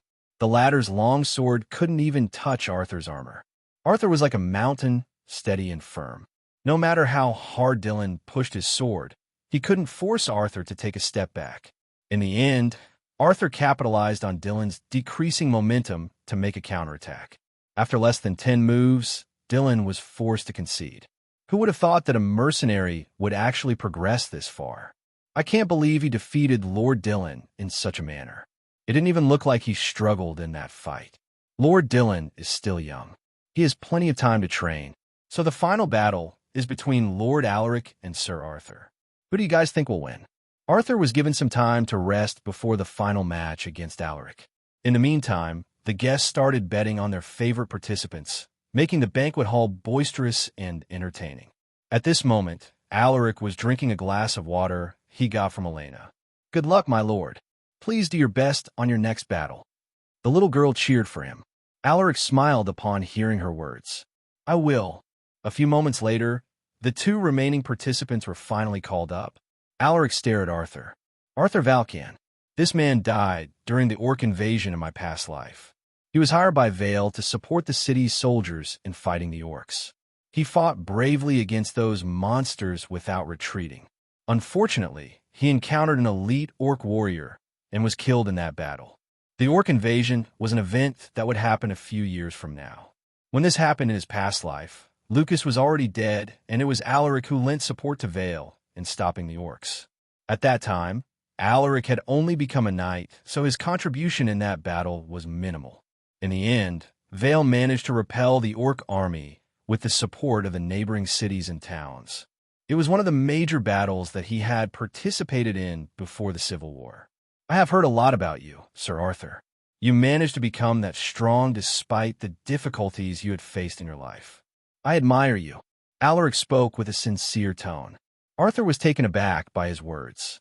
Most people feared him because of his looks, while there are even others who looked down on him because of his lowly origins.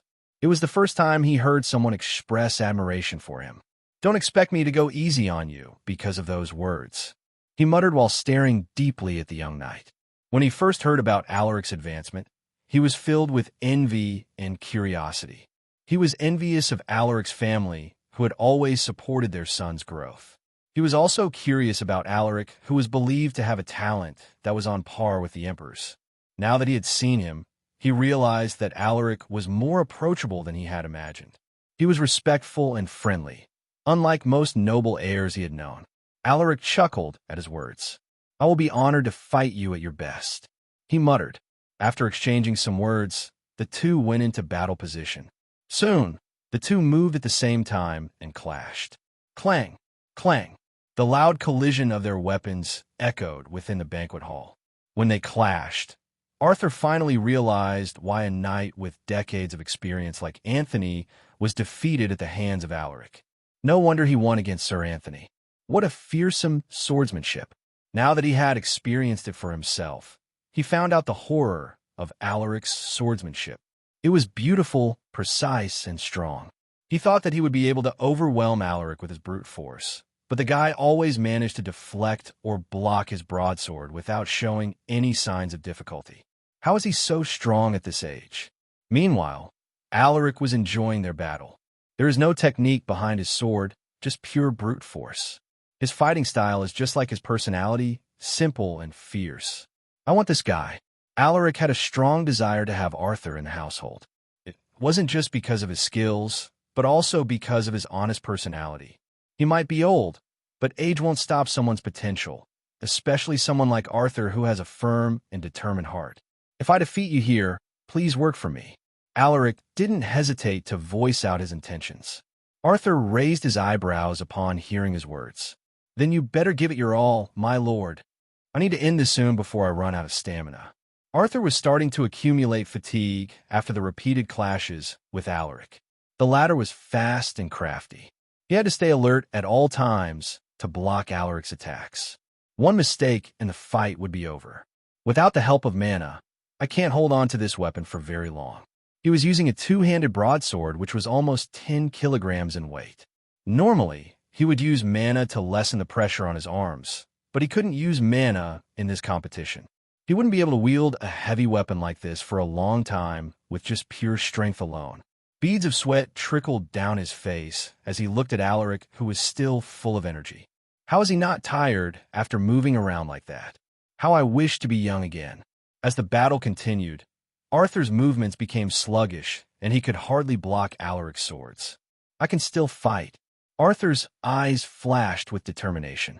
Despite the extreme fatigue he was feeling, he brandished his two-handed broadsword with all his might in an attempt to defeat Alaric in one final move.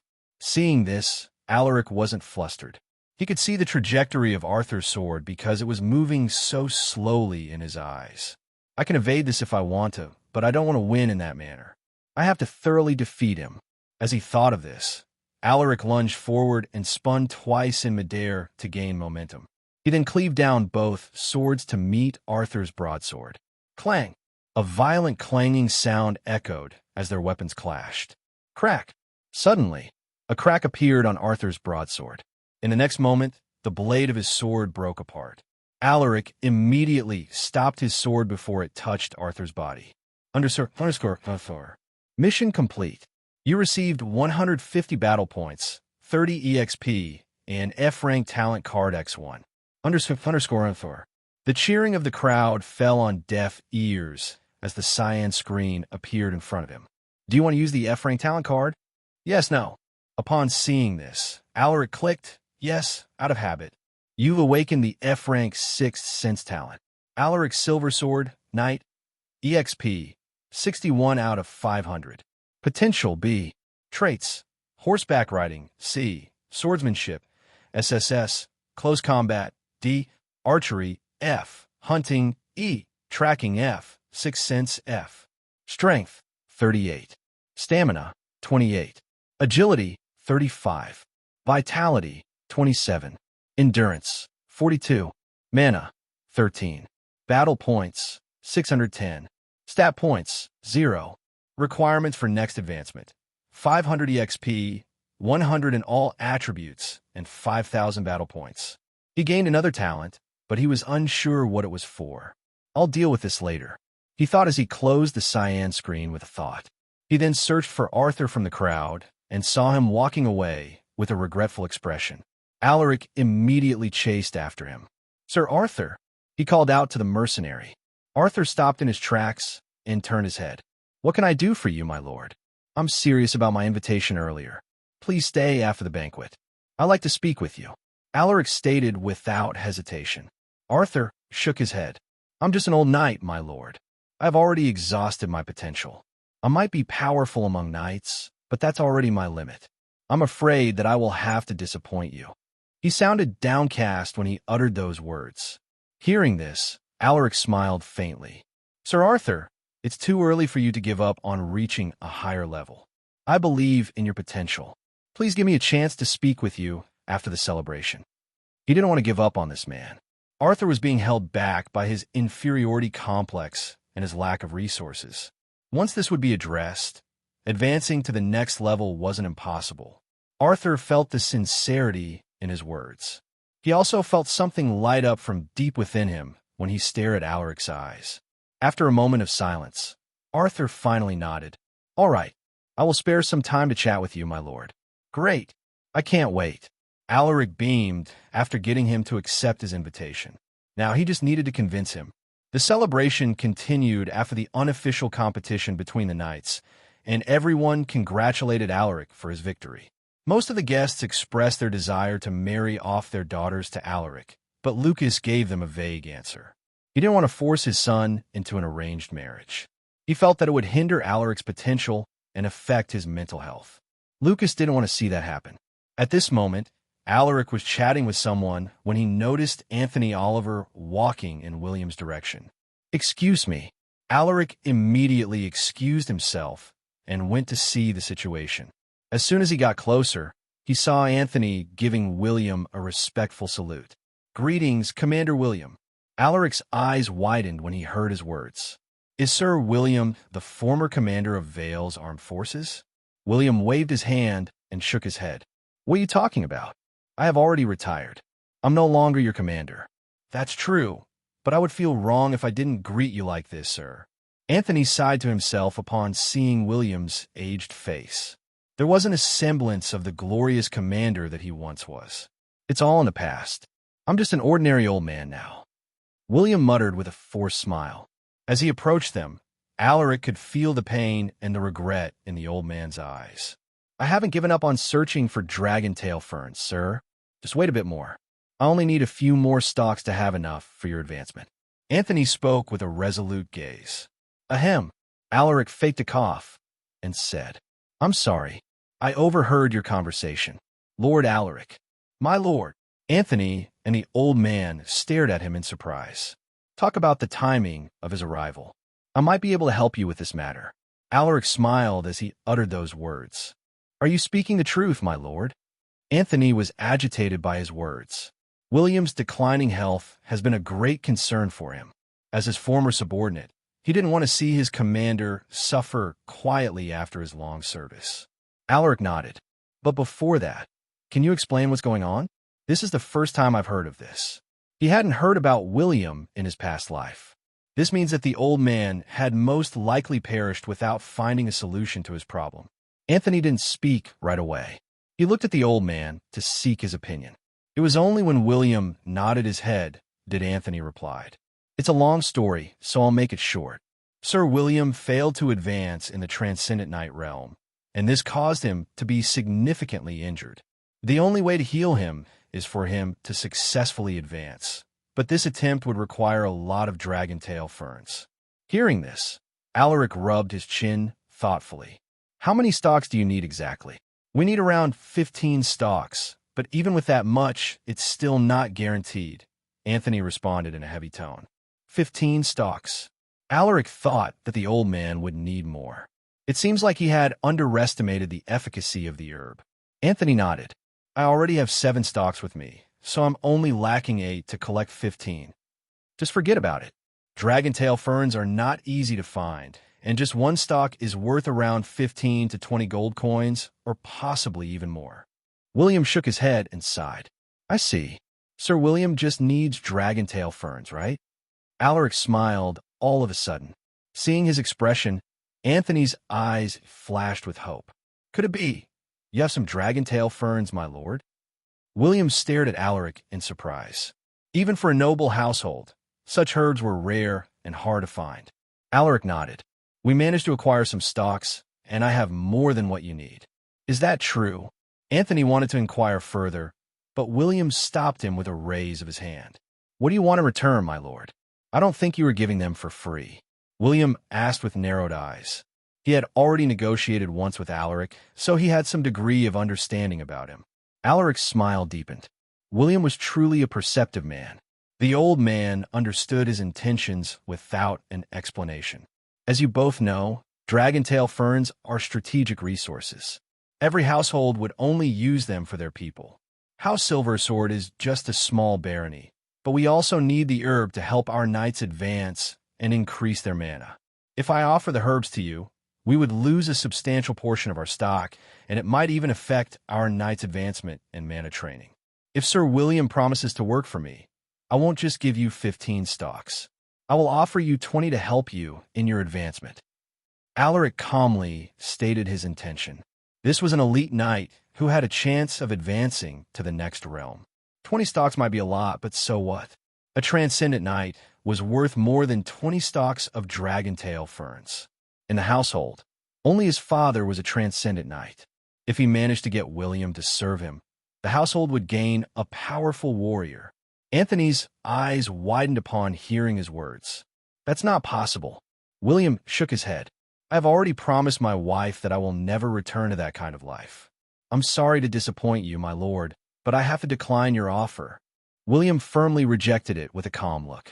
Anthony looked like he wanted to say something, but no words came out of his mouth. Alaric didn't expect to get rejected. He sighed regretfully while shaking his head. I respect your decision, Sir William.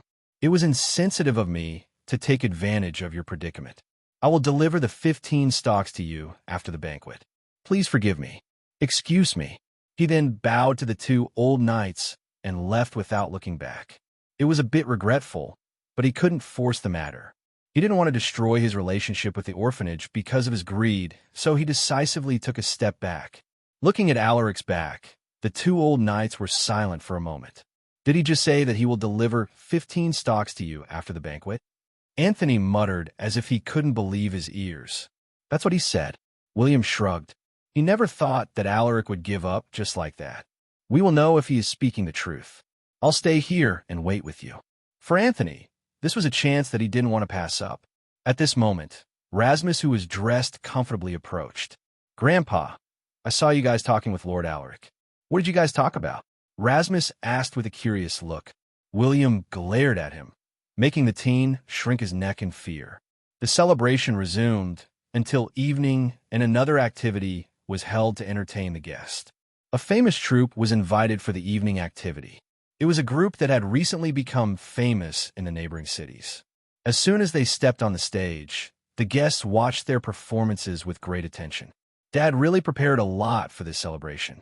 Alaric thought to himself as he watched the performance. The joyous atmosphere made him temporarily forget his worries. I wish this kind of peace would last longer. Unfortunately, he was aware that this wish would never come true. 5 months from now, a large group of goblins would come to attack North Pine Town. When this attack happened in his past life, he was yet to become a knight, so he wasn't able to join the battle. However, things were different now. He didn't want to be powerless like he was in his past life. After the celebration, Alaric sent Galliner to give William the 15 stocks he had promised. Lord Alaric asked me to give this to you. Galliner handed a wooden box to William. An elite knight. When did House Silversword get another warrior at this level? Anthony stared at Galliner in shock. Although the latter suppressed his power, Anthony still sensed the overwhelming mana he possessed. William took the wooden box. Thank you. I'll speak with Lord Alaric soon and personally give him my thanks. This was Alaric's goodwill, so he didn't reject it this time. If you want to use the items inside the box, you are free to use the empty rooms in the mansion. Galliner reminded. There's no hurry, William replied. There were still plenty of guests in the venue. Using the herbs might attract unwanted attention, so he didn't want to absorb them for the time being. All right, my job here is done. Galliner gave them a fist palm salute before he turned around and left. Sir, that guy is an elite knight, Anthony exclaimed as soon as Galliner left. William nodded. I know, and he's not an ordinary elite knight either. He is probably stronger than the current commander of Vale's armed forces. That powerful. Anthony was surprised by his words. I don't know how it happened, but he works for Lord Alaric now. The young man, if given enough time, would definitely become a renowned figure like his father, Lord Lucas. William spoke with a serious voice. Enough about that. Let's see if he really gave the real thing. Anthony turned his attention to the wooden box. William looked around. When he noticed that there was no one nearby, he slowly opened the lid of the box, revealing mature dragon-tail ferns. William immediately closed the box after seeing what was inside. It's the real deal. He really gave you 15 stocks just like that. Unbelievable. Anthony was stunned. William carefully kept the wooden box and stared in a certain direction. I will remember this favor, Lord Alaric. Meanwhile, in a small pavilion beside the venue, Alaric was having a serious conversation with Arthur. Sir Arthur, you already know my intentions, so I won't beat around the bush. Please work for me. Alaric stared deeply at the old mercenary. Arthur furrowed his eyebrows. Why did you choose me, my lord? I'm already old, and I have already used up my potential. I don't think there is anything special about me. Yes, you're right. You are already past the best age for mana training, but who said that you no longer have any potential? Alaric chuckled. To him, potential was just secondary. The one thing he liked about Arthur was his loyalty and skills. Potential can be supplemented with enough resources, and House Silversword can give you enough to advance to higher realms. Sir Arthur, tell me your lifelong wish. My lifelong wish. Arthur's eyes spaced out as he entered into deep thought. I want my name to be etched on the Astanian Dragon leaderboard. The mercenary was embarrassed when he muttered those words. He thought that Alaric would laugh at his ridiculous wish, but the latter only nodded calmly. What a coincidence. I also wish to one day have my name etched on the leaderboard. Sir Arthur, if you had enough resources, do you think you can fulfill your wish? Alaric smiled. Arthur didn't expect him to say such a thing, but considering the potential he had shown, there was a high chance for Alaric to have his place in the leaderboard. I'm not sure, my lord, but if I had the resources, I would definitely give it my all to realize my dream no matter how difficult the road may be. Since you have confidence in me, I am willing to serve you. Whether you want me to be your sword or your shield, I, Arthur Valcan, will follow your commands. The old mercenary bent his knee as he solemnly uttered the knight's oath. Alaric smiled and placed his hand on the mercenary's shoulder. You will not regret this choice, Sir Arthur. And that was how Alaric managed to get an experienced knight to serve him. 2 months later, on the 16th of November in the Astanian calendar, Alaric had just completed his daily mission. Alaric Silver Sword, Knight, EXP, 129 out of 500. Potential, B. Traits, Horseback Riding, C. Swordsmanship, SSS, Close Combat, D. Archery, F. Hunting, E. Tracking, F. Sixth Sense, F. Strength, 38+. Stamina, 28+. Agility, 35+. Vitality, 27+. Endurance, 42+. Mana, 13+.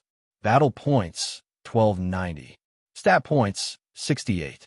Requirements for next advancement, 500 EXP, 100 in all attributes, and 5,000 battle points. After training for 2 months, I realized that I could no longer increase my mana and my physical abilities through normal methods. The only way for me to increase them is by adding stat points. I have only collected 68 stat points after 2 months of doing the daily missions. This progress is too slow. I wish there was another mission for me. Alaric sighed while shaking his head. I'll slowly increase my stats. Let's start by pushing my strength to 100. Alaric used 62 unallocated stat points to his strength, which immediately elevated it to 100. Now, he was only left with 6 stat points. He tried adding more stat points to his strength, but he found out that he couldn't add more points to it. So at my current level, 100 is the limit. Without hesitation, he added the remaining 6 stat points to his stamina, pushing it to 34. Alaric could sense the changes in his body.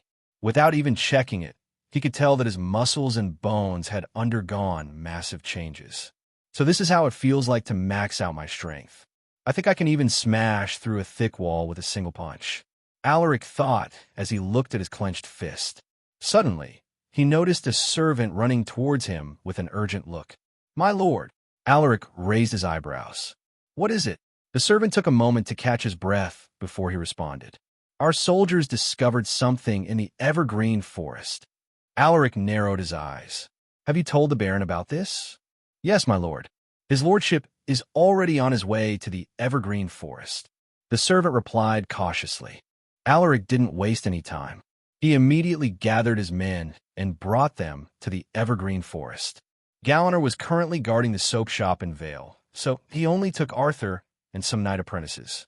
Looking at the departing figures, Rasmus furrowed his eyebrows. I wonder what happened out there for Lord Alaric to react like that. He lowered his gaze and looked at his sword. He noticed that his hands were already full of cuts and calluses. This was caused by the strict training that he had undertaken together with the other prospective knight apprentices. In the last 2 months, he had learned a lot of things, including basic close combat, horse riding, and swordsmanship. All prospective talents were also taught the basic commands and hand signals. Rasmus was no longer the ordinary teen that he was before, but he was still unsatisfied with his performance. I'm still too weak. I'm not even a knight apprentice yet. I must work harder so I can be of help to Lord Alaric. As he thought of this, Rasmus tightened his grip on the sword and resumed his training. Meanwhile, Alaric's group had already left the estate and arrived at the streets of North Pine Town. Seeing the townspeople blocking the path, Arthur urged his horse to move ahead of Alaric. "Make way," he shouted at the pedestrians. When the people saw them rushing urgently along the streets, they immediately vacated the road. Soon, they left the town and arrived at the evergreen forest where a group of knights had already gathered. Alaric raised his hand, signaling his subordinates to slow down. "My lord." Alaric saluted the baron with a serious look. Lucas turned his head and nodded to him. "Come here and take a look at this." Alaric could see a green creature the height of a human child lying on the grass, bleeding from a stab wound on its chest. It was no longer moving, but everyone had grim faces as they stared at the creature's corpse. A goblin. Alaric jumped down from his mount and approached the creature's body, observing it closely. "This is a goblin scout," Alaric muttered after seeing the creature's outfit and weapon, a crude leather armor and a bone knife. He had some encounters with goblins in his past life, so he was familiar with their behavior and characteristics. Goblins usually send scouts to search for suitable targets. When a target has been found, they would then send their troops to attack. These creatures were small, but they were smarter than common wild animals. They had the intelligence of a human child. There were even goblins who could speak. Other than their unusually high intelligence, they also moved in large groups, which made them even more dangerous. An adult goblin was comparable to a knight apprentice in terms of strength. Stronger goblins were even as powerful as knights. Hearing Alaric's remarks, Lucas was a bit surprised. He didn't recall teaching Alaric about goblin traits. "You're right. This is a goblin scout. Since this guy has made his way here, this means that there are more of them out there." Lucas muttered in a flat tone. Alaric frowned at his words. From his memory, there were still 3 months until the goblins would attack North Pine Town, but he couldn't be sure that things would go as they did in his previous life.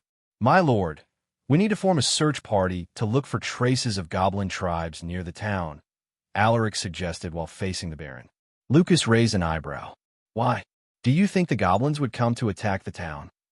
Alaric nodded. When goblin tribes send their scouts, it's usually to look for suitable targets. They are cruel and greedy creatures. They like human flesh the most from what I know, so there's a high chance that they will attack the town. He spoke with great certainty. He had to convince his father here to ensure that they would be prepared for the goblin attack. From what he remembered, the goblin attack would kill more than 10 ordinary soldiers and 3 knight apprentices. It was a small casualty considering the large number of enemy goblins, but it could be prevented with enough preparation. Lucas touched his chin and pondered for a while. "All right, do you think you can handle this task on your own?" He wanted to see if his son was willing to take on such a dangerous task. It was a test, and also a form of recognition of Alaric's ability. Seeing the expectant expression on his father's face, Alaric nodded with a grim look. "I will do my best, my lord." Lucas looked satisfied with his response. "In that case, form a search party and look for the goblin tribe. I'll give you the authority to mobilize the knights and the knight apprentices. Report to me immediately if you discover anything." Alaric bowed his head lightly. "Yes, my lord." Lucas shifted his gaze and commanded his subordinates. "Get rid of this corpse." "Yes, my lord." __ Mission: destroy the goblin tribe. Difficulty: easy. Search for traces of the goblin tribe near North Pine Town. Rewards: 200 battle points, 50 EXP, and 5 stat points. Penalty for failure, minus 400 battle points. Underscore. Alaric's eyes flashed with joy the moment the cyan screen appeared before him. He had been waiting for a mission all this time, and it finally came to him. He had almost become sick of doing the daily missions. Alaric closed the screen and turned his head to Arthur, who was standing behind him. "Let's return to the estate." "Yes, my lord." Alaric jumped on his mount and squeezed his legs, urging it to move. Arthur and the rest of his subordinates quickly followed. As soon as they returned to the estate, Alaric immediately formed 4 groups, with each group consisting of 1 knight and 4 knight apprentices. Alaric and Arthur led a group each, while the remaining 2 were led by Aldrin and Henry. "Now that everyone is here, I'll tell you what you should do." Alaric proceeded with the plan after forming the groups. 3 days have passed since Alaric's group had started searching for traces of goblins. The 4 teams had already searched half of the evergreen forest, but they still hadn't found anything. They should be around here somewhere. Did I miss something? Alaric sorted his memories. He didn't have concrete information about the goblin tribe's location. He only knew that it was his father's elite force led by Commander Warwick who had found their exact location.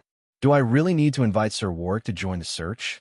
Warwick Mason was an elite knight and the commander of House Silversword's armed forces.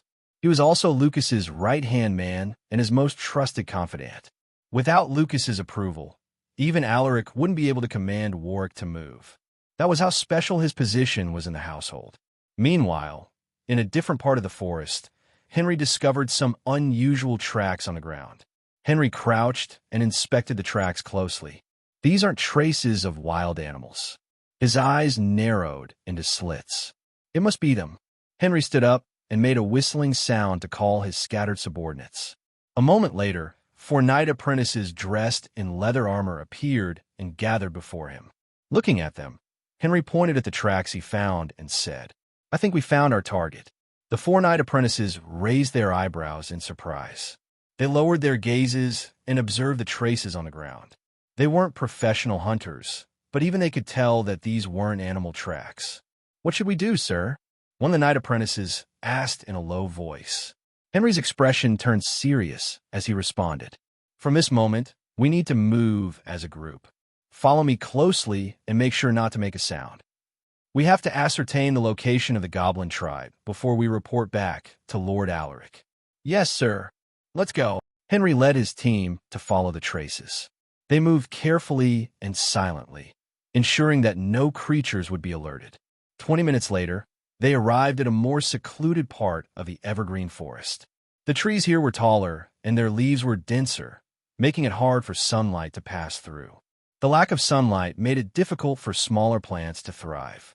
Only the stubborn weeds and parasitic mushrooms managed to survive. The strange vegetation made the group feel uneasy. At this moment, Henry waved his hand, signaling his group to get down. The old knight hid behind a big tree and carefully took a peek. A few hundred meters from them, he noticed some crudely made tree houses as well as a flickering light, which probably came from a bonfire.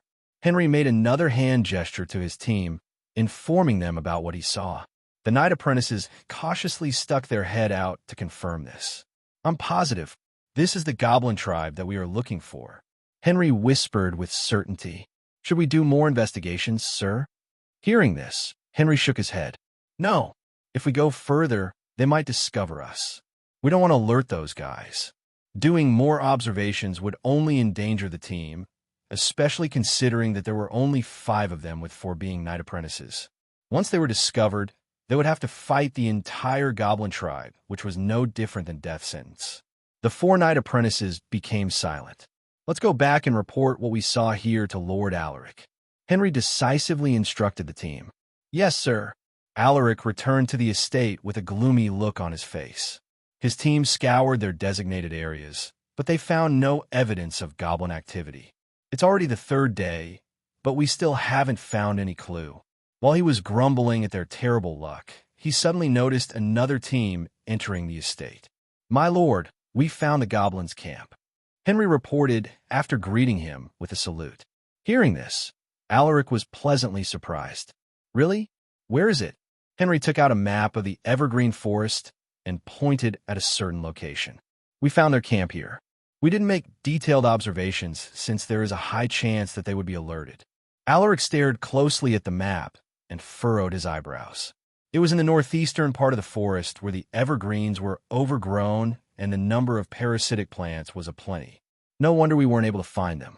It turns out that they are hidden in that place. Great job, Sir Henry. I will make sure that this is reported to the Baron. You will receive your rewards, but we must deal with the important matters first. Henry smiled as he nodded. Yes, my lord. Getting Alaric's guarantee was enough. He knew that this young heir was in possession of a large number of dragon-tail ferns. If he was given some, he might advance to the elite knight earlier than he had anticipated. You guys should rest first. We will depart tomorrow before sunrise. Alaric dismissed them. He then quickly headed to his father's study room to report this discovery. It was 30 minutes before 7, and Lucas was still busy dealing with the administrative affairs. Bastian was there to help him, but the number of documents on the table didn't seem to have lessened even after a day of work. I'm tired. Let's call it a day. Lucas muttered as he put down the document he was reading. Bastian didn't say anything and just quietly bowed to him. Suddenly, knock, knock, knock. Hearing the urgent knocking on the door, Lucas raised his eyebrows and said, "Come in." Alaric pushed the door open and nodded to his father and Bastian. "Father, my lord." Henry's team discovered the goblin settlement. Alaric didn't make the Baron wait when he saw the latter's tired look. Hearing this, the Baron frowned. The goblin issue was one of the things that was always in his mind. "So what are your plans?" Lucas muttered while staring intently at his son. "Goblins have sharp eyesight and they can see clearly in the dark, so I decided to push the investigation tomorrow. Once we have gathered enough information about the goblin settlement, I will make a detailed plan on how to attack them." He has already thought it through. Lucas was satisfied with Alaric's decision. He wasn't hasty for success and was even patient enough to wait for the opportune moment. "Just tell me if you need anything." Lucas didn't mind giving him some help. After all, dealing with a goblin tribe wouldn't be easy. Alaric didn't reject his offer. "I'll let you know when I need your help." The next day, Elena woke up early because she knew that Alaric would leave the town again to investigate something. She didn't know the details of the mission, but she knew that it was dangerous since he always brought the knights and the knight apprentices with him every time he went out. While she was heading to Alaric's room, she jolted when she saw him walking by the hallway dressed in his leather armor and with 2 swords tied to his waist. "My lord," she called out, feeling surprised. Alaric was also taken aback. "Nana." He didn't expect to see her on his way out of the mansion. "Are you leaving again?" Elena approached him, her eyes filled with worry and concern. Alaric smiled faintly and gently brushed her hair with his hand. "I have to." Elena grabbed his hand and muttered, "Please be careful, my lord." Feeling the warmth of her hands, Alaric squeezed them gently as he replied, "I will. Remember to stay close to my mother while I'm gone." He reminded her. Elena nodded obediently. "Yes, my lord." "Good." Alaric smiled and embraced her. "I'll be back soon." After spending some time with Elena, Alaric headed outside the mansion to meet with the others. As soon as he stepped out of the mansion, he saw the knights and the knight apprentices waiting for him with serious expressions on their faces. Everyone was already informed that the goblin settlement had been found and that their mission was to make further investigations on the layout of the settlement, as well as the specific numbers of the goblins. "Everyone, I believe your team leaders had already informed you about the situation, but in case you still haven't been informed, I will go over it one more time." Alaric told them the details of the mission and the tasks of every team. For this operation, each team has a different task. This was to maximize the investigation in a short amount of time. Lastly, please be careful out there. Our goal is only to investigate, so we must avoid combat. If by chance you're discovered, send a signal and retreat immediately. Alaric sternly reminded them. "Yes, my lord." Everyone responded in unison. "All right, let's move out." The 4 teams left the estate as a group. The sun hadn't risen yet, so there were only a few people on the streets of the town. By the time they arrived near the goblin settlement, weak rays of light started filtering through the dense forest. It was the crack of dawn and also the time when goblins changed their shifts. This was the reason why Alaric specifically chose this time to investigate the settlement. He wanted to make use of this tiny gap in the defense to have his subordinates observe the goblin camp in more detail. At this moment, the four teams had already moved separately to do their investigations. Just as I guessed, those bastards are still sloppy when it comes to guard duties. Alaric remarked internally when he saw the goblins' relaxed behavior. Suddenly, he caught sight of a larger goblin dressed in leather armor with a metal breastplate. A hobgoblin. No wonder some knight apprentices were killed in my past life. It must be because of that guy. Hobgoblins are significantly more powerful than goblins. They were as tall as the adult humans, and their strength was nearing the fatal grade. They also possessed higher intelligence, and they could even speak the human tongue. Hold on, I'm missing something. Even if there's a hobgoblin, it should be impossible for it to kill 3 knight apprentices alone. His expression hardened when he realized something important. In his past life, Warwick Mason and even his father, Lucas Silversword, joined the battle against the goblin tribe. With their presence, it was impossible for a single hobgoblin to run amok. This means there was more than just one hobgoblin in this settlement. Thinking about this, Alaric's face turned grim. Suddenly, the sound of a firework exploding echoed in the sky, making Alaric and his team look up in unison. A distress signal. There's an accident. It's a signal from Sir Aldrin's team. One of the knight apprentices in Alaric's team exclaimed. What should we do, my lord? Should we head to their location and provide support? Another muttered with a hint of unease. Everyone stared at Alaric and waited for his decision. The other teams should be heading to Aldrin's group after they heard the signal. It should be fine as long as they don't encounter the hobgoblins. Alaric thought deeply as he observed the goblin settlement. At this moment, the hobgoblin he saw earlier was already gone. It had probably left to check the situation after it heard the noise. Only a few goblin soldiers stayed to protect the camp. After a moment of silence, Alaric stood up and pulled out his swords. With a sharp gaze, he muttered, "We are heading to their camp. Take out your weapons and follow me." Upon hearing his commands, the 4 knight apprentices were startled. They were unable to comprehend the reason behind his decision. However, they had been trained to follow instructions, so they took out their weapons after a split second of hesitation. While they're distracted, we must kill as many goblins as we can. Move out. Alaric issued a command before he charged straight to the goblin sentries. This wasn't part of the plan. He made this decision promptly after considering the situation. With most of the elite goblins out, Alaric wanted to make use of the chance to eliminate the ones left in the settlement. There were some risks, but he believed that they could pull it off. The goblin sentries noticed them late, so they weren't able to react preemptively. Alaric mercilessly cut off the head of a goblin soldier in one single slash. After the first kill, his eyes displayed extreme disgust and rage for the green creatures. Die, you fucking bastards. Die. Die. For the first time since his regression, Alaric revealed his racism towards goblins. The knight apprentices behind Alaric were dumbfounded when they saw him killing the goblin sentry with zeal.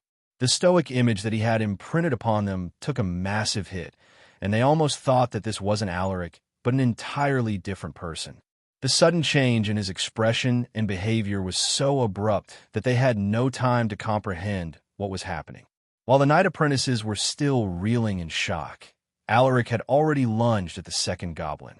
He made a diagonal slash with his sword which effortlessly cut the poor goblin in half.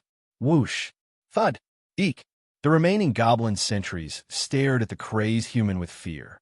It was a natural instinct that one would feel after seeing an incredibly powerful predator. Eek! Eek! He! The goblin sentries communicated in weird, high-pitched, squealing voices which were uncannily similar to the sound that hyenas make. As if they had made a tacit agreement, the goblins pounced at Alaric simultaneously while waving their bone spears at him, leaving him no room to maneuver. Seeing this, Alaric felt his senses activating at full capacity. His body moved seamlessly, narrowly avoiding the sharp, pointed edges of the bone spears. At the same time, he brandished his swords, wielding them forcefully to destroy the crude bone spears. Whoosh! Whoosh! In quick successive slashes, the goblins' bone spears broke apart, leaving them unarmed. After disarming them, Alaric smiled mercilessly. "Die, you filthy green bastards!" A series of whistling sounds echoed as the goblins' bodies were slashed into multiple pieces. Looking at the mutilated bodies of the goblins, the knight apprentices were left horrified. They didn't expect to see this cruel side of Alaric. So scary. I almost pissed my pants watching Lord Alaric kill those goblins in such a manner. Having killed all the sentries, Alaric turned his head at the stunned knight apprentices. "Follow me. Our job is not done yet." His voice carried a trace of viciousness. "Why, yes, my lord." Alaric immediately headed deeper into the goblin settlement, with his 4 subordinates tensely following him. They encountered some goblin warriors along the way, but none of them survived under Alaric's fearsome swordplay. The knight apprentices didn't even have to do much. They only need to kill the goblins that Alaric intentionally left alive. Although they were nervous, they still managed to execute their roles effectively. "All those training and drills we did in the past 2 months were definitely worth it," Alaric remarked when he saw the knight apprentices' performance. These guys were among the most talented warriors in the household. They were also more attuned with mana, so they have a high chance of becoming full-fledged knights. "Destroy their houses and make more disturbance," Alaric instructed. "Yes, my lord."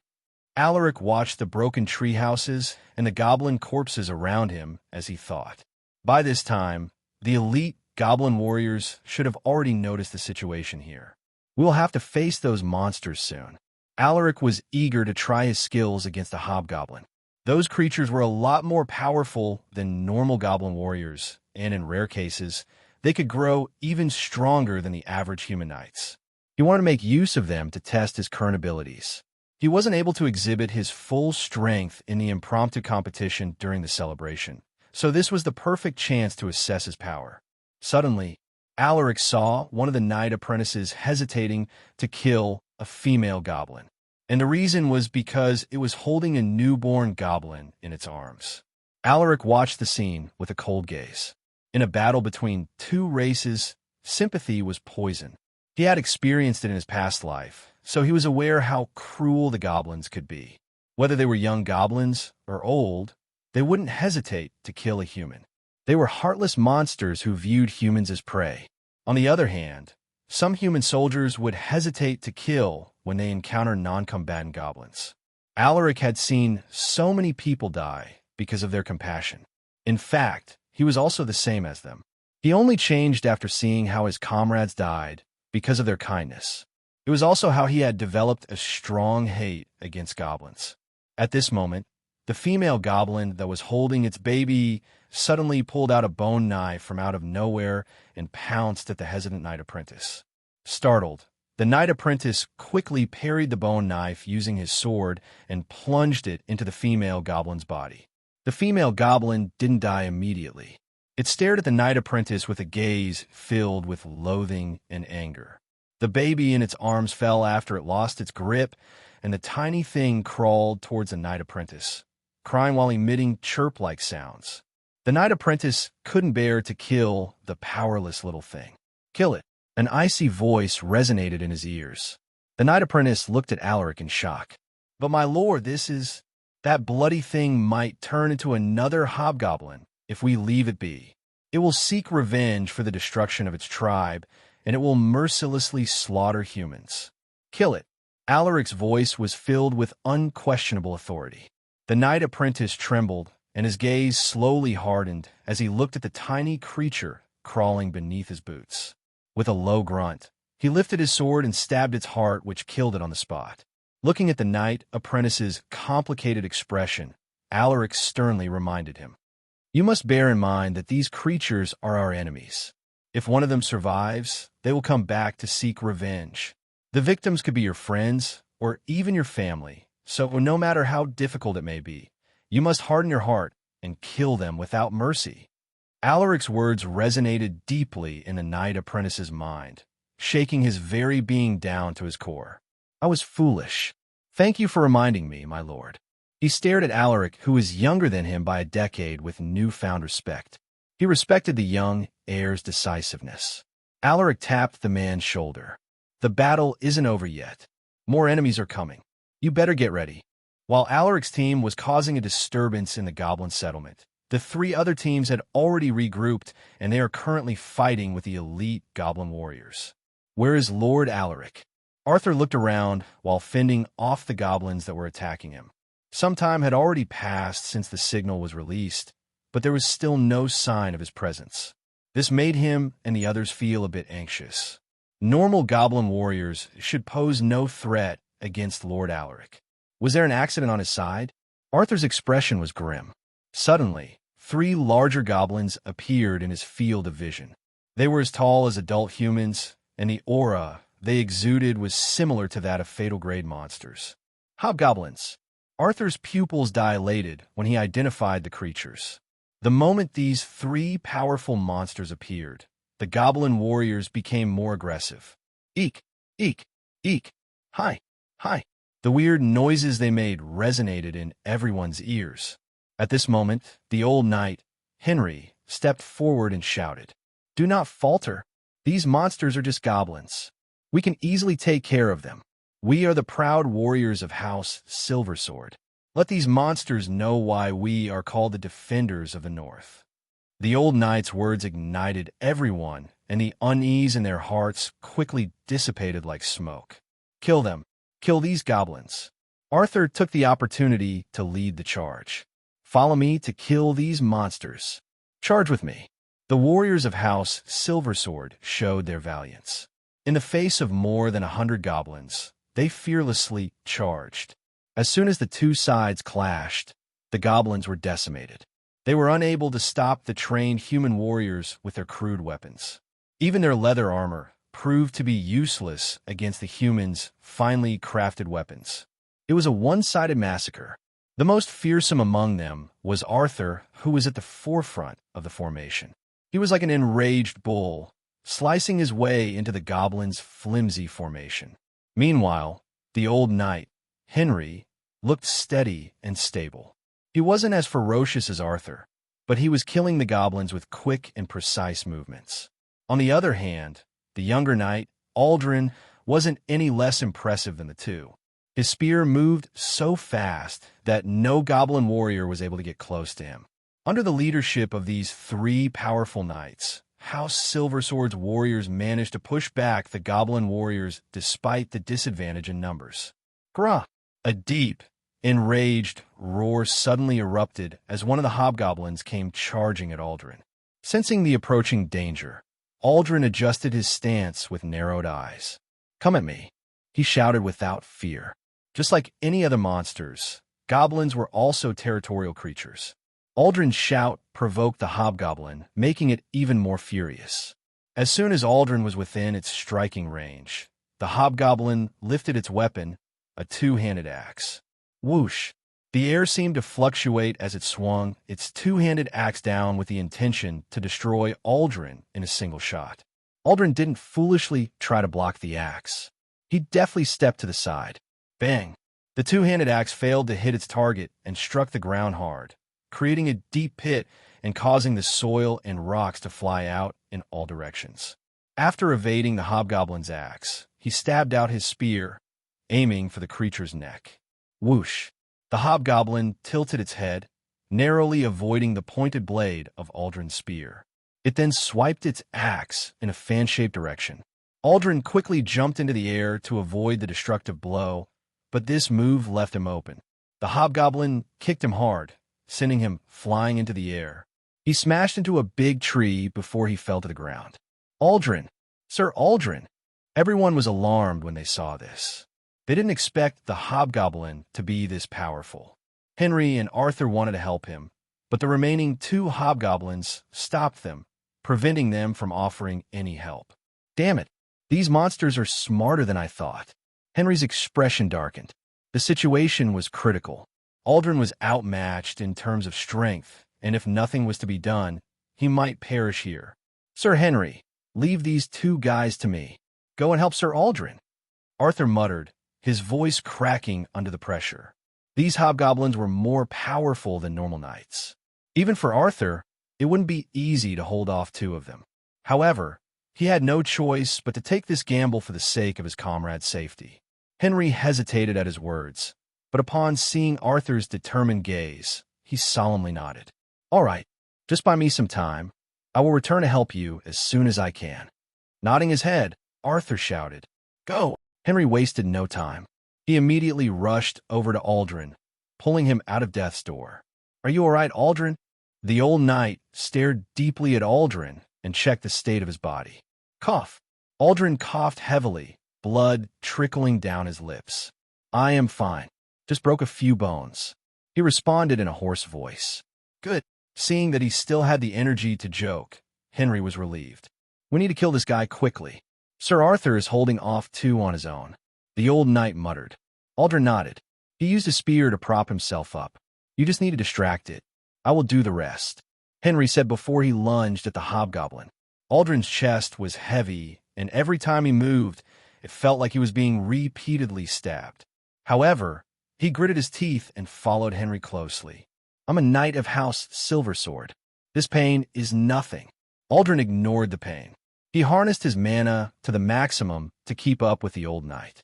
After gaining momentum, he rushed ahead and thrust his spear, causing a sharp whistling sound. The hobgoblin saw his attack coming and lifted its axe to block the tip of his spear. Clang! A chance!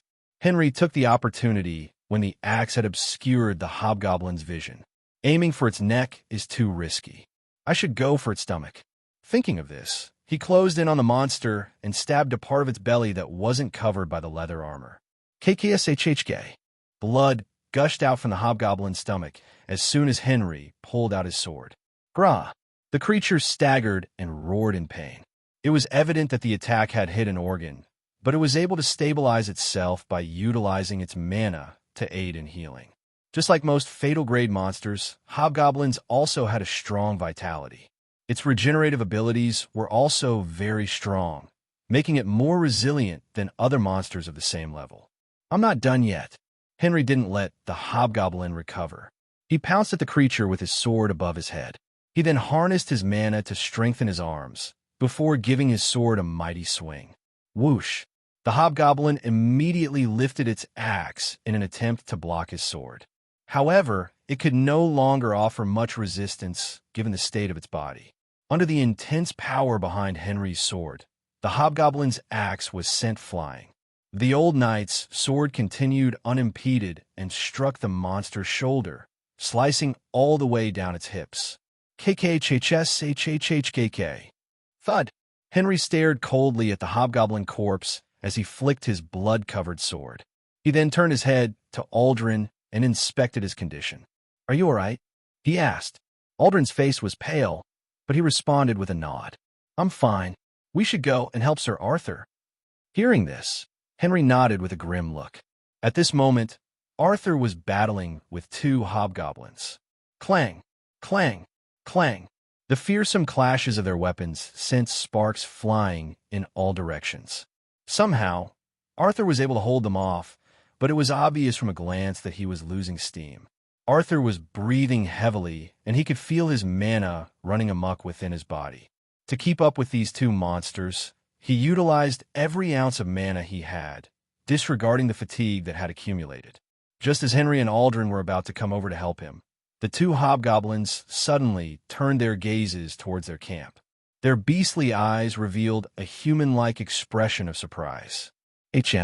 What's going on?" Arthur was confused by their reaction. Why are they staring at their camp with those faces? Is it him? He thought about Alaric, who hadn't shown himself since the battle began. When this crossed his mind, he became more certain that Alaric had something to do with this. Meanwhile, the two hobgoblins abandoned Arthur and sprinted back to their camp while emitting strange roars. A figure landed beside Arthur. It was the old knight, Henry, who now had a perplexed face. What's happening? Why did those two hobgoblins retreat? It's him. It must be Lord Alaric, Arthur muttered. Hearing this, Henry raised an eyebrow. Let's go.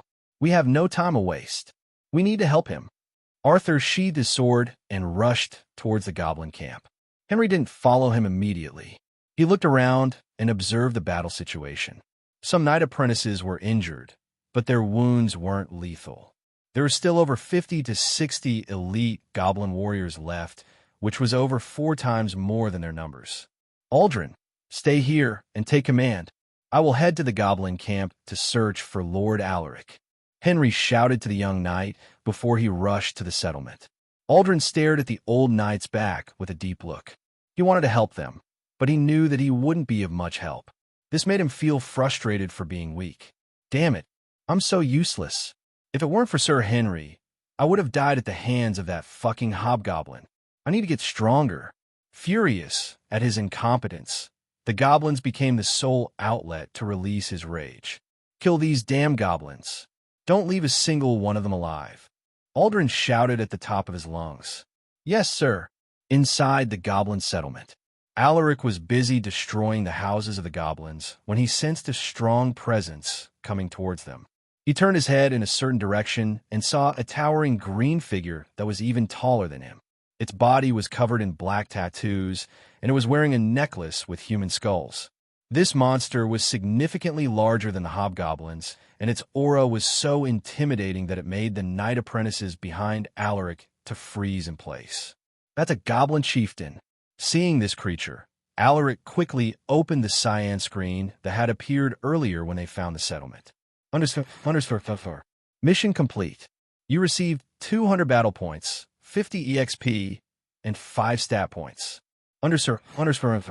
Alaric Silver Sword Knight EXP 182 out of 500. Potential B. Traits: horseback riding C. Swordsmanship SSS. Close combat D. Archery F. Hunting E. Tracking F. Sixth Sense F. Strength 100. Stamina 34+. Agility 35+. Vitality 27+. Endurance 42+. Mana 13+. Battle points 15-20. Stat points 8. Requirements for next advancement: 500 EXP, 100 in all attributes, and 5,000 battle points. Including the 3 stat points he had accumulated in 3 days, he now had 8 stat points. Which stat should I increase? I don't think my maximum strength will be enough to fight against that monster. Just one look at it, and he could, that it was at the level of an elite knight, which was at the top among fatal grade monsters. After a split second, Alaric decided to increase his agility. He used all of his 8 stat points without hesitation. Agility 35-43. After increasing his agility, Alaric closed the screen and calmly faced the monster. There's no turning back anymore. The presence of the goblin chieftain was out of his expectations. He thought that the hobgoblins were the strongest monsters in this settlement. Who would have thought that a more fearsome creature was hidden here? You guys retreat first. You will only get in the way if you stay here. Alaric shouted at his subordinates. The knight apprentices faltered upon hearing his words. How can we leave you, my lord? Even if we die here, we will never abandon you. One of them responded with a grimacing smile. The others didn't say anything, but it was obvious that they had no intention to leave. Alaric was moved, but this was no time for bravado. If you want to help me, then don't let the small fries interfere. I'll deal with the goblin chieftain on my own. He muttered. They would only hinder him if they joined the battle. The knight apprentices understood this, so they nodded with serious faces. Be careful, my lord. At this moment, the goblin chieftain finally made a move. It rushed at them with quick and heavy strides. Each step left a deep footprint in the ground, a clear testament to its weight and strength. After gaining momentum, it lifted its weapon, a huge spike club that screamed danger. With a wide swing, it brandished the spike club, causing a violent blast of wind. Stay back, Alaric shouted at his subordinates. He then channeled his mana to strengthen his arms. Subsequently, he made a quick dash forward, forcing the goblin chieftain to change the direction of its attack. Grah! Alaric had already anticipated this. He took an abrupt turn, skillfully avoiding the club. Bang! The ground trembled after it was struck by the goblin chieftain's club. Alaric immediately took the chance to attack after it missed him. He waved his swords, leaving ghost-like afterimages in the air. KSSHHHKK. KSSSHHKK. Multiple cuts appeared on the monster's body, but they were too shallow to cause substantial damage. What a thick skin. Did it cover itself with mana? No way. Alaric was stunned. He used every force in his body to land those hits, but they only left minor cuts on the goblin chieftain's body. The wound inflicted upon its body enraged the goblin chieftain. It raised its head and let out a furious roar that reverberated through the forest. Crack! It then glared at Alaric, the human warrior who had wounded it. Its beastly eyes were burning with fury. Suddenly, it pounced at him and released a barrage of attacks. Bang! Bang! Bang! Alaric adroitly avoided the club. If I get hit once, I'm done for. He thought to himself. He knew it as soon as he felt the power behind those strikes. The area around them had already been pulverized by the enraged goblin chieftain. I'm faster, but my stamina will run out soon. I must do something. Thinking about this, Alaric no longer passively defended. Every time there was a chance, he would swing his sword and stab the monster's body. More and more cuts appeared on the goblin chieftain's body, which served to enrage it even further. Crack! Mana started to take form around its body, making Alaric feel a heavy, intense pressure. Aura manifestation. Alaric's eyes flashed with shock when he saw this. An elite knight was capable of drawing out their mana and using it to form a protective shield that covered every inch of their body. Furthermore, this also doubles their strength for a short duration. This method of using mana was called aura manifestation. Elite knights rarely use this technique since it consumes a lot of mana and it might even drain them with prolonged usage. Alaric didn't expect to see a goblin chieftain use this technique against him. This only means that this particular monster was close to advancing to the next level. To think that this guy is almost at the disaster grade. A monster at the fatal grade was equivalent to a knight, with some even as powerful as an elite knight. Above them were even more dangerous creatures, which were classified as disaster-grade monsters. Monsters at this level were capable of destroying an entire village on their own. They were living disasters and forces of nature that no one would ever dare to face. Mission: destroy the Goblin Tribe 2. Difficulty: normal. Defeat the Goblin Chieftain and destroy the Goblin Settlement. Rewards: 500 battle points, 100 EXP, 10 stat points, and equipment upgrade card X1. Penalty for failure: minus 800 battle points. A mission: this is just a normal difficulty? Nonsense. Alaric was speechless. However, he had no time to be surprised. The Goblin Chieftain lunged at him and wildly swung its giant spike club. Whoosh, whoosh, whoosh. Soon, Alaric was forced into a corner with no room to escape. Left with no choice, he used his swords to block the Goblin Chieftain's club only to be flung away by its tremendous force. Ugh!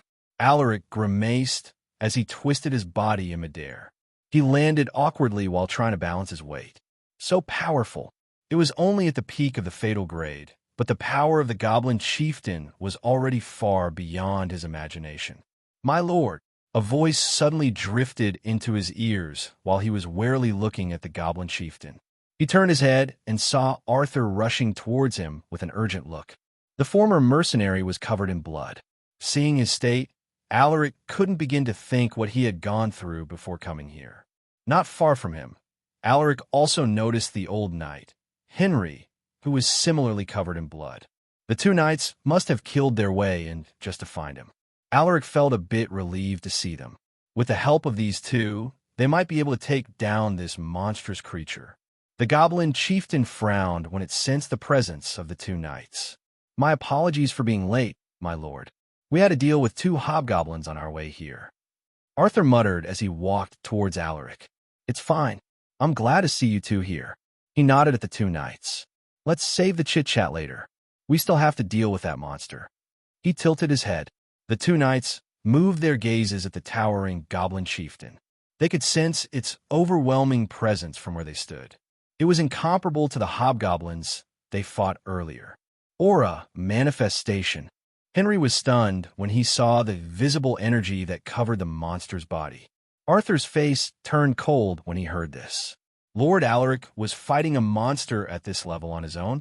The former mercenary was relieved that they had arrived at the right time. "What's the plan, my lord?" Henry muttered while keeping his eyes on the goblin chieftain. "Plan? There's no plan. Just fight with all you have. It will consume its mana soon. We just need to hold on until then." Alaric responded, his voice carrying a trace of uncertainty. Suddenly, the goblin chieftain grew impatient and lunged at them, brandishing its giant spiked club. The three knights immediately jumped backward, evading the heavy blow. Bang! A pit that was over a meter deep was created after that devastating strike. Shocked by its formidable power, they felt extremely unsettled. Can we all survive after it exhausts its mana? Arthur frowned as he unconsciously tightened the grip on his sword. If he was alone, he would have retreated without hesitation. However, he was no longer a mercenary, but a knight serving under his lord. As a knight, it was his duty to protect his lord and to carry out the tasks he was assigned to. Even in the face of danger, he would never break his promise. He no longer wanted to return to the life of being a mercenary. He was sick of that aimless and monotonous life. "I must protect Lord Alaric, even if I have to die," he muttered to himself. At this moment, the goblin chieftain targeted the nearest person, which was Henry. The old knight carefully avoided the attacks. He wanted to release a counterattack, but the monster was so relentless, and it didn't give him any room to breathe. Alaric and Arthur quickly came over to help him, allowing the old knight to catch his breath. Clang, clang, clang. How is it still moving with such speed after fighting recklessly for a long time? Alaric was starting to get anxious the more the battle dragged on. He expected the goblin chieftain to lose momentum, but it showed no signs of fatigue. At this rate, we will run out of mana before it will exhaust itself. Alaric's face fell. Outside the goblin settlement, Aldrin led the knight apprentices in decimating the goblin warriors. He was like a tiger who had encountered a flock of sheep. No goblin warrior could stop his spear. Whenever one tried, they would have their heads stabbed accurately. To have that kind of power despite being gravely wounded, knights are truly on a different level. The knight apprentices couldn't help but marvel as they watched him massacre the goblin warriors so effortlessly. Meanwhile, the man in question was unaware of everyone's thoughts. He focused his attention on killing the goblin warriors. "I must finish my task here as soon as possible so that I can go and help them," Aldrin thought. At first, he believed that Alaric was just an ordinary noble son, but then he suddenly revealed his talent to everyone. He also displayed a commanding ability that was not any less impressive than other experienced knights. Most importantly, his swordsmanship was out of this world. That was also the time when Aldrin had vowed to himself that he would always ensure Alaric's safety. 10 minutes later, the last goblin warrior was finally killed. Aldrin swept his gaze at the goblin corpses. After making sure that there were no survivors, he shouted, "Let's go inside the goblin settlement and search for Lord Alaric." "Yes, sir." The battle between the goblin chieftain and the three knights took an abrupt turn when Henry made a fatal mistake. The delicate balance between both sides was broken. "Sir Henry!" Alaric and Arthur shouted when they saw the old knight smashing into the ground after taking a blow from the monster. Alaric was flustered. Henry was more than just a subordinate. He was like a mentor and grandfather figure to him. Without hesitation, Alaric made a quick dash. "Hey, I'm here!" He shouted to get the monster's attention. However, the goblin chieftain ignored him. It lifted its giant spiked club and smashed it down at the old knight. "No!" Just as the goblin chieftain's weapon was about to hit the old knight, a spear suddenly blocked its path. "Aldrin, good timing." Alaric didn't waste this opportunity and pulled the old knight out of danger. Just then, Aldrin's spear broke apart, and the goblin chieftain's weapon smashed into the ground hard. Bang! Aldrin retreated and quickly pulled out a sword behind his back. "Luckily, I'm not late. Now we're even, old man." Alaric inspected the old knight's body. His eyes flashed with concern. "Sir Henry, are you all right?" "Ugh." The old man groaned. I'm fine, my lord. Don't worry about me. After making sure that nothing was wrong with him, Alaric reminded the old knight. You should be careful, Sir Henry. We are not facing a simple monster this time. The old knight nodded his head with a grim look. He knew that it was his fault to underestimate the goblin chieftain's speed. I understand, my lord. I will be careful. Good. Can you still fight? We can't beat that beast without you. Alaric didn't want to force the old knight, but his presence was necessary for their victory. Looking at Aldrin's state, Alaric could tell that the young knight was not in the best condition. Furthermore, Arthur was also running out of stamina, which was obvious from his heavy breathing. Henry stood up while grimacing in pain. I can still fight, but we need a better plan now. Alaric nodded in agreement. It was a crucial moment for them. To defeat the goblin chieftain, a solid strategy was necessary. Simply exhausting it is impossible. There is a high chance that we will run out of stamina before it does. I need to come up with something. Alaric's mind moved as he analyzed the situation. The goblin chieftain is powerful, and it's almost as fast as the rest of us. Hold on. He suddenly thought of something. Its legs. It might be quick, but it has poor lateral movement because of its disproportionately larger torso. If we can somehow impede its movement, there might be an opportunity to kill it. Thinking about this, he shouted, Everyone, listen closely. Alaric told them about his plan. They didn't have enough time to go into details, so he could only hope that each person would do their tasks correctly. I hope this works somehow. The four knights moved simultaneously. With the four of them moving at the same time, the goblin chieftain was momentarily confused. It revealed an annoyed look, which was quickly replaced with anger. Ground, bang, bang, bang. The furious monster recklessly brandished its weapon, destroying everything in its path. Suddenly, Arthur sprung into action. He made a quick dash at the goblin chieftain with his eyes fully focused. His goal was to get its attention to allow the others to proceed with the plan smoothly. The goblin chieftain reacted and turned its gaze upon him, which made the former mercenary feel an overwhelming pressure.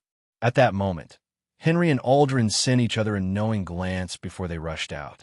One headed to the monster's left, while the other aimed for the right. Their task was to attack the goblin chieftain's legs while it was occupied by Arthur. The two knights, young and old, had been working with each other for a few years, so their coordination was very solid. They could understand each other's thoughts with a simple look or signal. It was something that they had gradually incorporated into their minds after years of working together. The goblin chieftain sensed the anomaly in their actions, so it took an abrupt pause to make a sense of what was happening. However, before it could react to their synchronized attack, Arthur pounced at the creature, slashing its chest with his sword. Whoosh! Seeing this, the creature quickly lifted its giant spiked club to block his sword. Clang! TSK!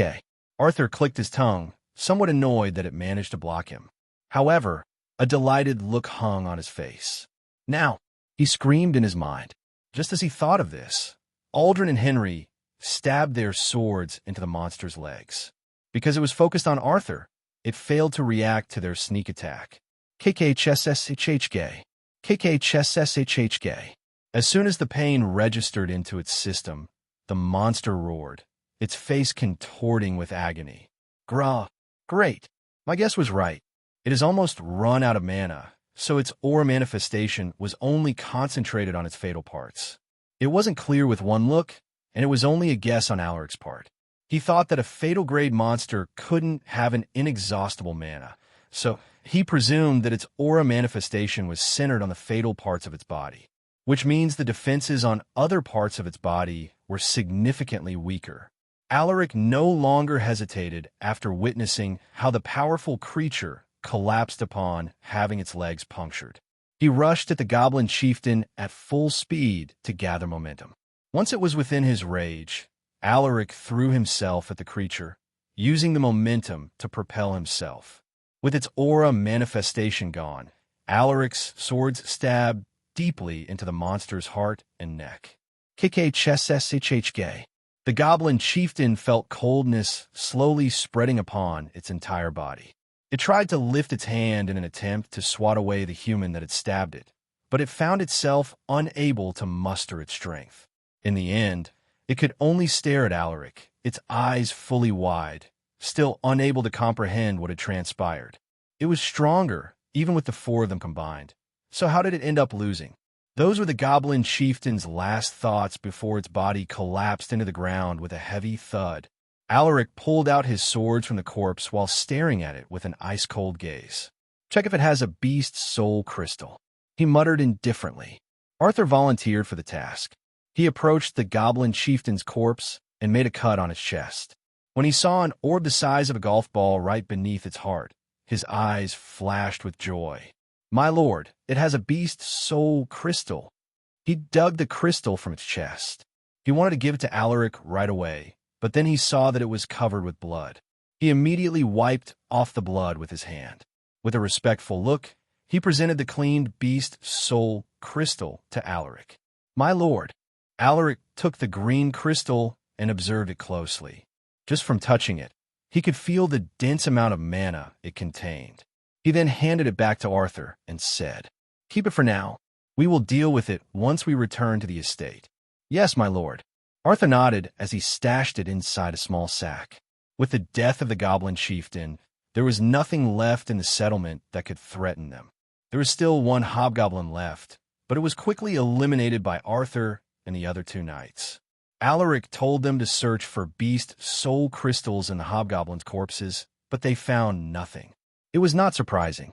Beast soul crystals rarely appeared in fatal-grade monsters' bodies. Alaric was a bit disappointed, but he didn't take it to heart.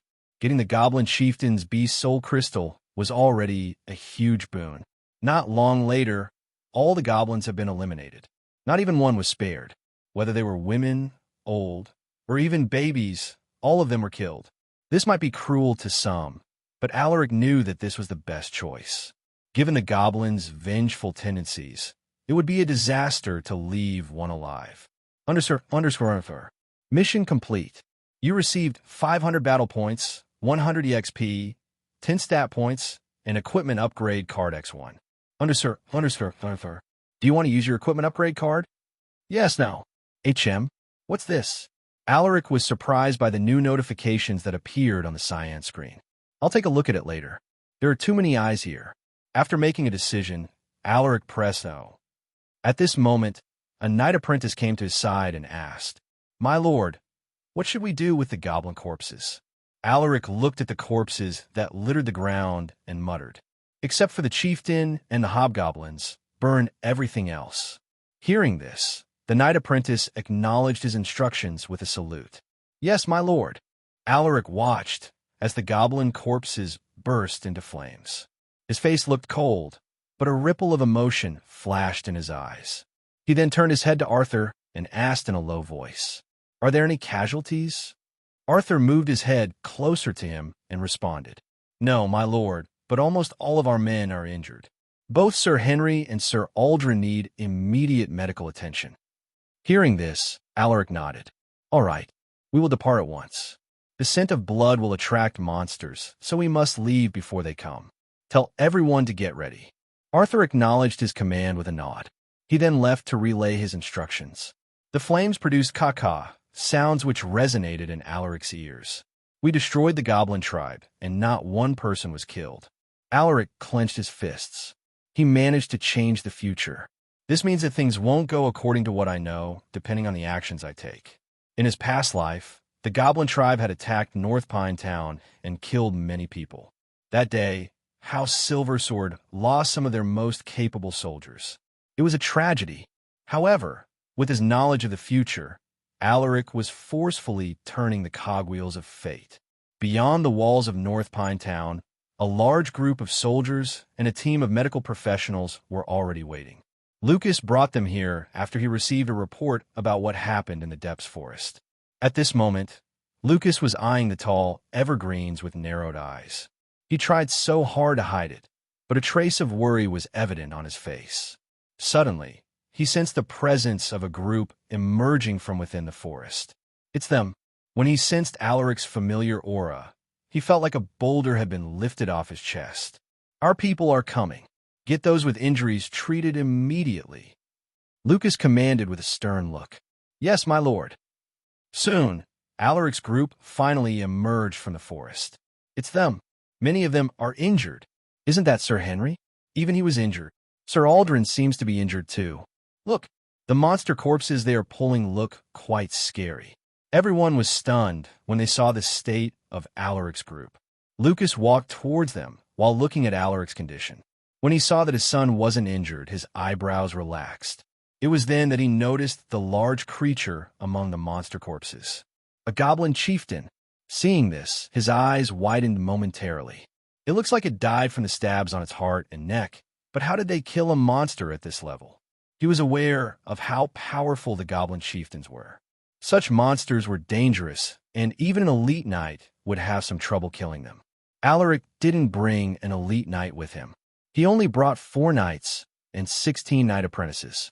Even if they had joined forces to kill the goblin chieftain, some of them would have died, but it doesn't seem like one of them was killed. Besides, there are even hobgoblins. Just what on earth happened out there? While he was trying to guess how they had killed the goblin chieftain, Alaric approached him and nodded. My lord. Amen. Lucas nodded in response. I know you have a lot of questions. I will give you the detailed report of what happened once we return to the estate. Alaric knew that his father was curious when he saw the look on his face. All right, you should get yourself checked. You might have gotten injured without knowing. Lucas reminded him. Yes, my lord. Right at that moment, an anxious voice suddenly drifted into their ears. My lord. Hearing this familiar voice, Alaric turned his head. It was a young girl dressed in a servant's uniform. She was crying in distress as she ran towards Alaric. Elena. Alaric looked at his father with a questioning gaze. Don't look at me like that. She insisted on coming here when she heard about what happened. Lucas smiled wryly while shaking his head. You better give her an explanation. He chuckled before he walked away while waving his hand. Alaric glanced at his father's back with a speechless look. Step, step, step. Elena grabbed his hand and checked if there was any injury in his body. And my lord, are you all right? You're not injured, are you? She asked, her voice quaking with anxiety. Looking at the worried girl, Alaric gently smiled as he squeezed her hand. I'm fine, Elena. The little girl scrunched her eyebrows as tears threatened to fall from her eyes. I thought something happened to you. It's good that you're safe. I'm relieved, she muttered with a quivering voice. Alaric felt warmth in his heart. I'm sorry for always making you worried. He grabbed her fragile body and embraced her tightly. He could feel her small body shaking. She must have been really scared and worried. Alaric gently rubbed her back. I'm sorry, Elena. He wanted to promise her that this wouldn't happen again, but the words were stuck in his mouth. Elena shook her head. You don't need to be sorry, my lord. You're only doing your duty as the heir of House Silversword. I'm not worthy to say this, but I'm proud of you. Upon hearing this, Alaric felt something tugging at his chest. He understood his feelings right away. Yeah, I like this girl. It confirmed his feelings for her. Just wait a few more years, Elena. After exchanging a few more words with him, Elena realized that everyone was staring at them weirdly. Oh my God, I'm so embarrassed. Seeing her like this, Alaric chuckled in amusement. A while later, the medical experts brought the injured back to the estate under the protection of House Silversword's knights and warriors. As soon as they arrived, Alaric was summoned to Lucas's study to give his report. Alaric didn't have the time to change into a new set of clothes. His leather armor was covered in blood, which filled the study room with a metallic scent. Lucas pointed at the seat in front of him and said, Tell me what happened out there. Don't leave any details. After almost an hour of explaining what had transpired in the forest, Alaric stepped out of his father's study room. He was exhausted, but he had yet to complete today's daily mission, so he headed straight to the training grounds. Damn, I'm tired. Should I skip today's daily mission? He immediately erased the thought from his mind. He would receive a penalty once he skipped his daily mission. Although the penalty wasn't heavy, he didn't want to lose even one of those stat points. When he arrived at the training grounds, still dressed in his blood-stained leather armor, the knight apprentices who were in the middle of their training were stunned. Is that Lord Alaric? Almost didn't recognize him because of his appearance. Among them, Rasmus was similarly surprised. What happened in the evergreen forest? Alaric ignored the shocked knight apprentices and started doing his routine. He had already done this for a few months, so he was now proficient in performing the exercises. 100 push-ups, Balabox with check. 100 sit-ups, Balabox with check. 100 pull-ups, Balabox with check. 10 kilometers, run, Balabox with check. 100 vertical slashes, Balabox with check. 100 diagonal slashes, Balabox with check. 100 horizontal slashes, Balabox with check. 100 stabs, Balabox with check. You received 10 battle points. You received 1 EXP. You received 1 stat point. Alaric immediately opened the cyan screen with a thought to check his progress. Alaric's silver sword, knight, EXP, 283/500. Potential, B. Traits, horseback riding, C. Swordsmanship, SSS. Close combat, D. Archery, F. Hunting, E. Tracking, F. Sixth sense, F. Strength, 100. Stamina, 34+. Agility, 43+. Vitality, 27+. Endurance, 42+. Mana, 13+. Battle points, 20-30. Stat points, 11. Requirements for next advancement, 500 EXP, 100 in all attributes, and 5,000 battle points. I'm almost halfway through my battle point requirement. Well, I still have a long way to go. Alaric was quite satisfied with his progress. With more missions, he might advance faster than he had anticipated. The only problem was that they rarely appeared. Do you want to use your equipment upgrade card? Yes, no. HM. He had almost forgotten about this. He looked around and noticed that the knight apprentices were watching his every move. Some were even copying his exercises. Seeing this, Alaric waved at them and quickly left the training grounds. He then headed straight to his room before he clicked, yes. Please choose an item that you want to upgrade. An item? How do I choose an item? He was confused. It was then that he suddenly thought about something. He grabbed the 2 swords tied to his waist and muttered, "Can I use this?" You can only upgrade 1 item. Another message appeared on the cyan screen. I see. So that's what it was talking about. Should I try it on one of my swords? Alaric thought deeply. He wasn't sure what this thing would do to his sword, but he knew that the cyan screen never did something ordinary. After some hesitation, Alaric sheathed one of his swords, leaving him with 1 sword in his hand. Do you want to use your equipment upgrade card on the selected item? Yes, no. Alaric clicked yes. Congratulations. You have upgraded your common steel sword to uncommon steel sword. Uncommon steel sword. Sharpness, 10. Durability, 10. Alaric furrowed his eyebrows when he noticed the changes on the sword. It's a bit heavier and the blade seems to be sharper than it was before. Is this because of that equipment upgrade card? Alaric wanted to put it to the test. He swung the sword a couple of times. Whoosh, whoosh, whoosh. Alaric realized immediately that the sword had truly improved. Although it was a bit heavier, every blow from his sword now carried more strength. He also found out that he could infuse it with mana to strengthen the blade and lighten its weight. He knew that only weapons forged by skilled artisans could do something like this. A normal steel sword became a powerful weapon after being upgraded by that card. Amazing!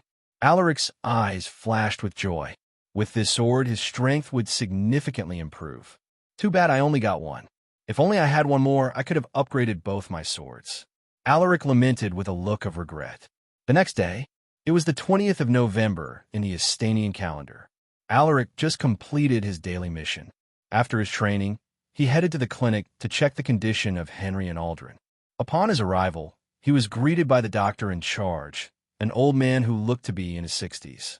Greetings, my lord. The old doctor bowed politely. Alaric nodded to acknowledge his greeting. How are the patients, Dr. Lloyd? He asked the old man. Dr. Lloyd smiled faintly at his inquiry. Everyone has been treated on time, my lord. With a little more time, they should fully recover and return to their normal lives. Alaric was relieved to hear this. That's good. Can I visit them? I'd like to speak with them. The old doctor nodded without hesitation. Absolutely. I will take you inside. Alaric shook his head and said, There's no need to trouble you, Dr. Lloyd. I can go in by myself. Will that be all right? The old doctor hesitated. Alaric reassured the old man. All right, but if you need anything, don't hesitate to call me." Dr. Lloyd reminded him. Of course. After getting the doctor's signal, Alaric entered the building where the patients were being monitored. He first visited the night apprentices. They were overwhelmed by his presence. They didn't expect that he would come to visit them and check their condition. This made them feel that they had chosen the right lord to follow. Alaric knew the importance of building trust between his subordinates. It was just a small gesture from him, but this would make those warriors more loyal to him. In this dog-eat-dog world, who wouldn't want to follow a caring lord? Soon, he headed to the last room where Henry and Aldrin were staying. "My lord, Lord Alaric." Both knights were startled when they saw him stepping inside the room. "At ease, you two. I came here to check on your situation." Alaric smiled at them. After some light talk with them, Alaric took out something from his pocket. It was the beast soul crystal of the goblin chieftain. Seeing him taking out this crystal, the two knights were surprised. Alaric glanced at the old knight and said, "Sir Henry, I noticed that you've been stuck at the peak of the Night Realm for quite some time." Henry sighed upon hearing this. He was born as a commoner, and his talent for mana training was discovered late, so he wasn't able to make use of the best years of his life. Through sheer hard work and effort, he managed to become a knight and hone his swordsmanship to a formidable level. However, he was unable to advance further because he had already exhausted his potential.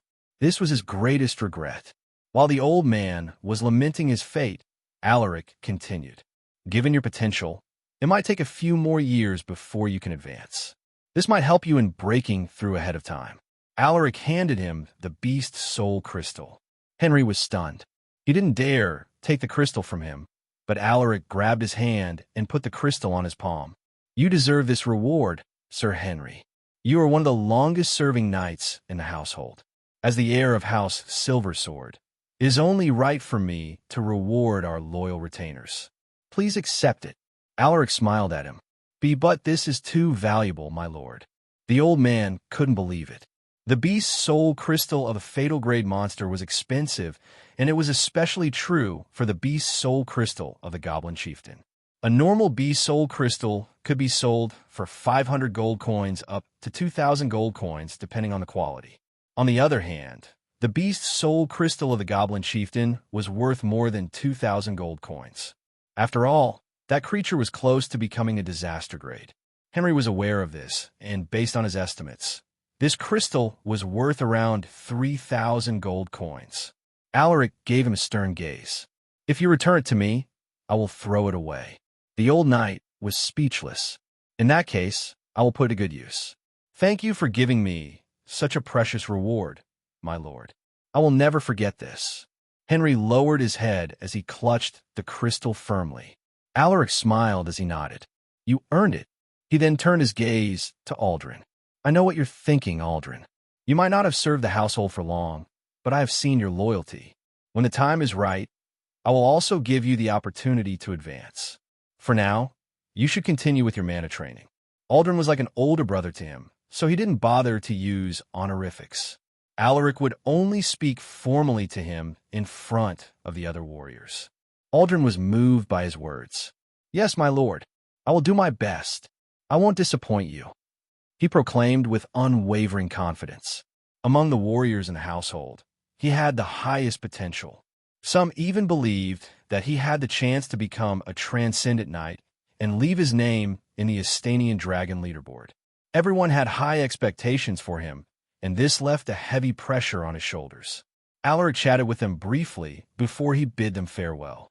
"It looks like the household will welcome another elite knight soon," Alaric thought as he stepped out of the clinic. "The household is becoming stronger, but there is still something that I need to take care of." A kind face appeared in his mind. It was the face of his uncle, Charles Silversword. In his past life, his uncle used poison to kill his father. Alaric didn't know the exact date, but he had a rough guess of when his uncle would start his schemes. "This time, I will not let you harm my family." His eyes flashed with a fearsome glint. If a knight was nearby, they would have sensed the killing intent he was emitting. Step, step, step. Alaric heard a series of footsteps down the hallway, so he immediately concealed his fury. The maidservant in the hallway was startled when she saw him. "My lord." Alaric nodded with an indifferent expression.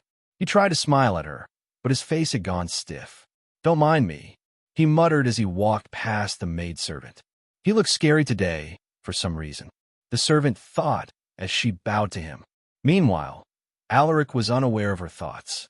He went straight to his room to write down his plans on how to deal with his uncle. Snowflakes fell from the sky, marking the coming of winter. It was the 30th of November, and Alaric was preparing for his trip to Rivad, a city next to Vale. Looking at his reflection in the mirror, Alaric gave himself a satisfied nod. Not bad. He praised the clothes that were tailor-made for him. The tailor, a chubby middle-aged man wearing glasses, chuckled upon hearing his words. "I'm glad that you like it, my lord." "Elena, give him his reward," Alaric instructed while looking at Elena's reflection in the mirror. The girl nodded to acknowledge his instruction. She then took out a small sack that they had prepared beforehand and handed it to the chubby middle-aged tailor. The chubby tailor grinned when he felt the weight of the small sack. "Thank you for the reward, my lord. If you need more custom-made clothes, please send someone to inform me, and I will make it for you any time." "Amen." Alaric waved his hand, indicating for him to leave. When the chubby tailor saw his cue, he bowed and tactfully left the room with the small sack of coins in his hand. After he left, Alaric's face relaxed. "You look great, my lord," Elena remarked while staring at his side profile. Alaric chuckled. "Really?" Elena nodded innocently. Alaric faced her and took her in his embrace. "How about you come with me this time? The trip will be boring without you." Elena blushed at his surprise attack, and his words almost melted her that she was unable to respond for a while. "You're teasing me again, my lord." Elena pursed her lips. "I'm telling the truth." "Umph." The two exchanged playful banters for a while before they went down the main hall. As soon as they arrived at the main hall, they saw Lucas and Maria chatting with Warwick, who would lead the entourage. Sensing their arrival, Lucas turned his head and nodded to Alaric. "You look good. Those clothes suit you." The Baron showed a rare smile. "Thank you, my lord. I got this made recently in preparation for this trip." Alaric responded with a light chuckle. Meanwhile, Maria approached him and adjusted his collar. "Be careful out there, son. You must always wear thick clothes, and don't forget to stay close to the fire at night to keep yourself warm." Hearing her gentle reminder, Alaric smiled and nodded his head. "Yes, my lady. Oh, by the way, I plan to bring Elena with me for this trip." Lucas raised an eyebrow at his words, but he didn't say anything. He just stared at his wife as if telling her to make the decision. Maria understood his gaze and contemplated deeply. The trip to Rivad was an annual thing, and their main goal was to visit their longtime friend and ally, the House Paxley. However, there was something different about this year's visit.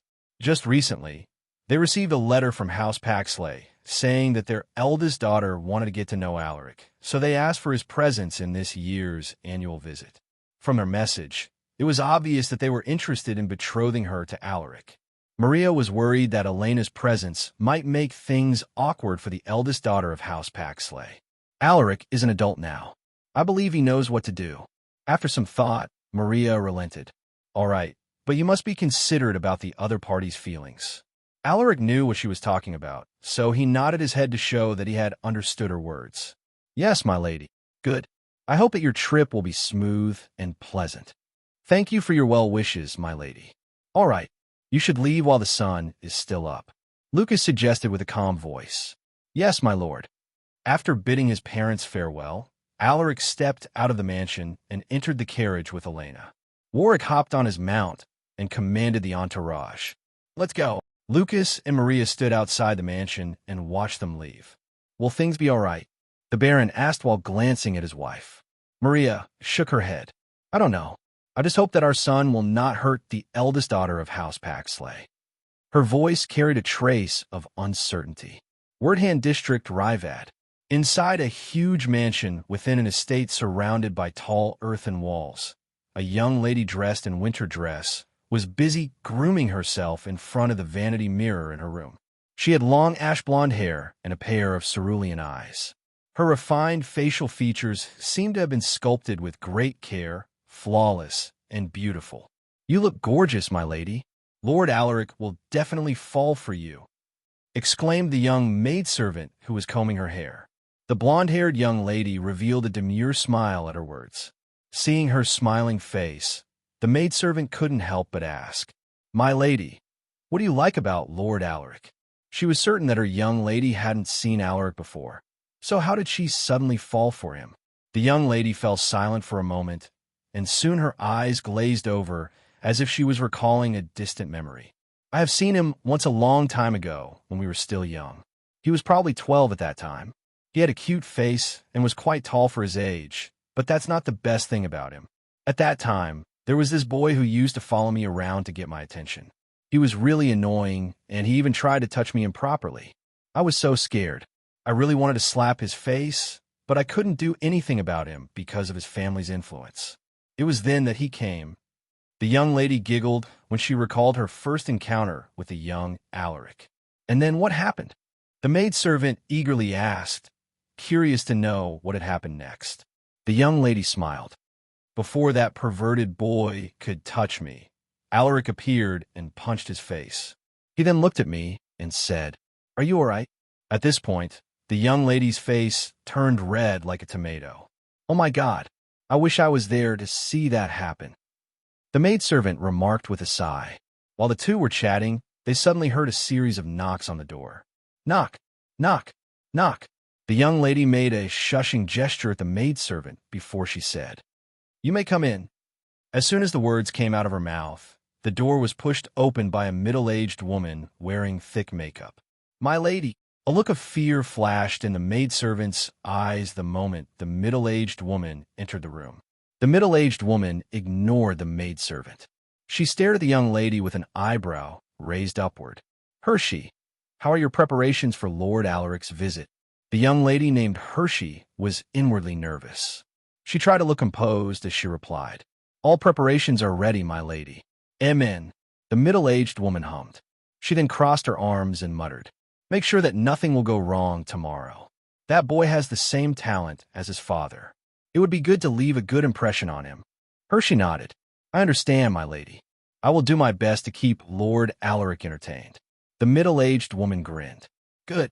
Without even bothering to say goodbye, she turned around and left. As soon as the door closed, the maidservant breathed a sigh of relief. She's finally gone. That was scary. Hershey stood up and walked toward the coffee table by her bedside. On top of the table was a flower vase and a portrait of a woman who seemed to be in her late 30s.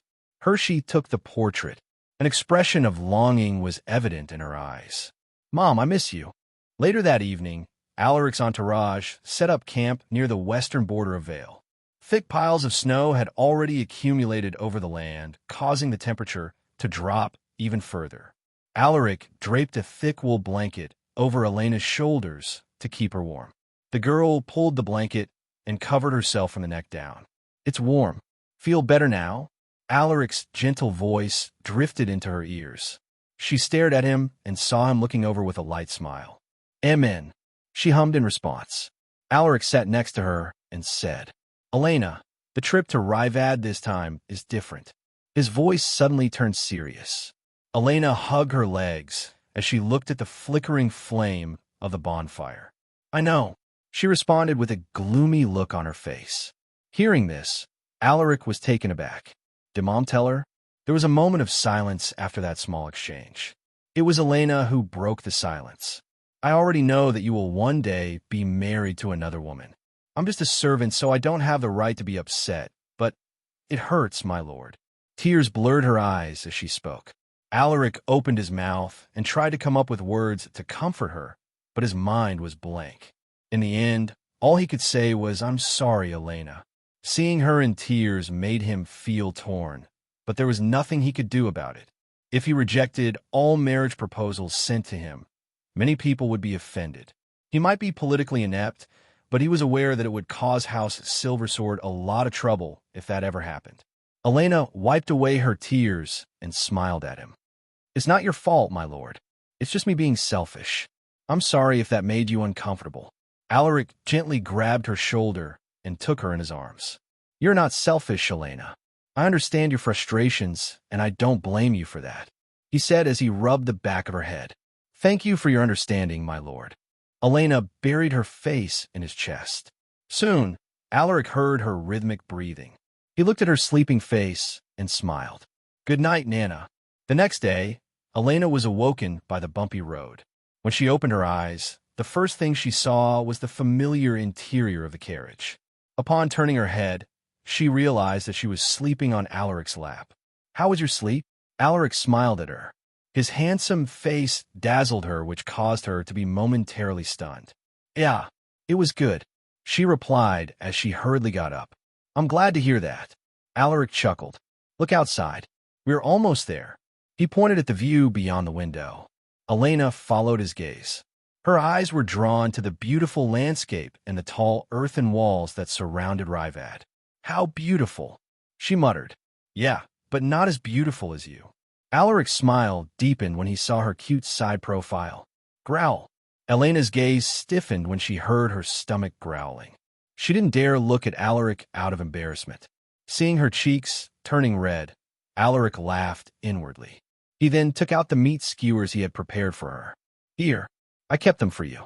Elena shyly turned her head and looked at the meat skewers in his hand. "You should take some for yourself, my lord. I have already eaten. These are for you." Alaric responded. "Okay." Elena took the meat skewers and took a small bite at the biggest piece of meat. Her eyes lit up as soon as she tasted the familiar flavor. "Is this rabbit meat?" Alaric nodded as he chuckled lightly. "I knew you would recognize it. I know it's your favorite meat." Amen. The two chatted until they arrived at the entrance of Rivad, where a representative from House Paxley came to pick them up. Alaric stepped out from his carriage and looked at the beautiful young lady dressed in winter dress. Hershey Paxley was someone he owed a huge debt to in his past life. She was his fiancée, and it was because of her that House Silver Sword didn't collapse after his uncle's abusive management of the family's finances. A feeling of guilt washed over him as he looked at her face. In his past life, he became indifferent to the world after his parents' and Elena's passing. He had even neglected Hershey, who he was supposed to marry, but she never once complained to him. She remained by his side, and she even waited for him when he was forced into conscription. He still remembered the words she said before he left to join the Crown Prince's army. "I will wait here for you.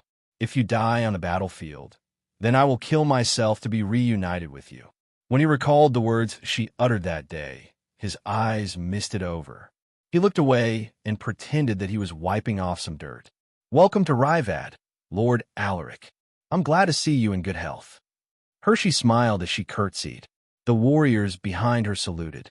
Alaric suppressed the emotion that was about to burst out of his chest. He bowed to Hershey and responded in a mild tone. "Thank you for taking the time to pick us up in such awful weather, my lady. I'm deeply honored." Hershey covered her mouth as she giggled. "It's only right to serve our guest and longtime friend." The two exchanged another round of pleasantries before they headed to House Paxley's estate.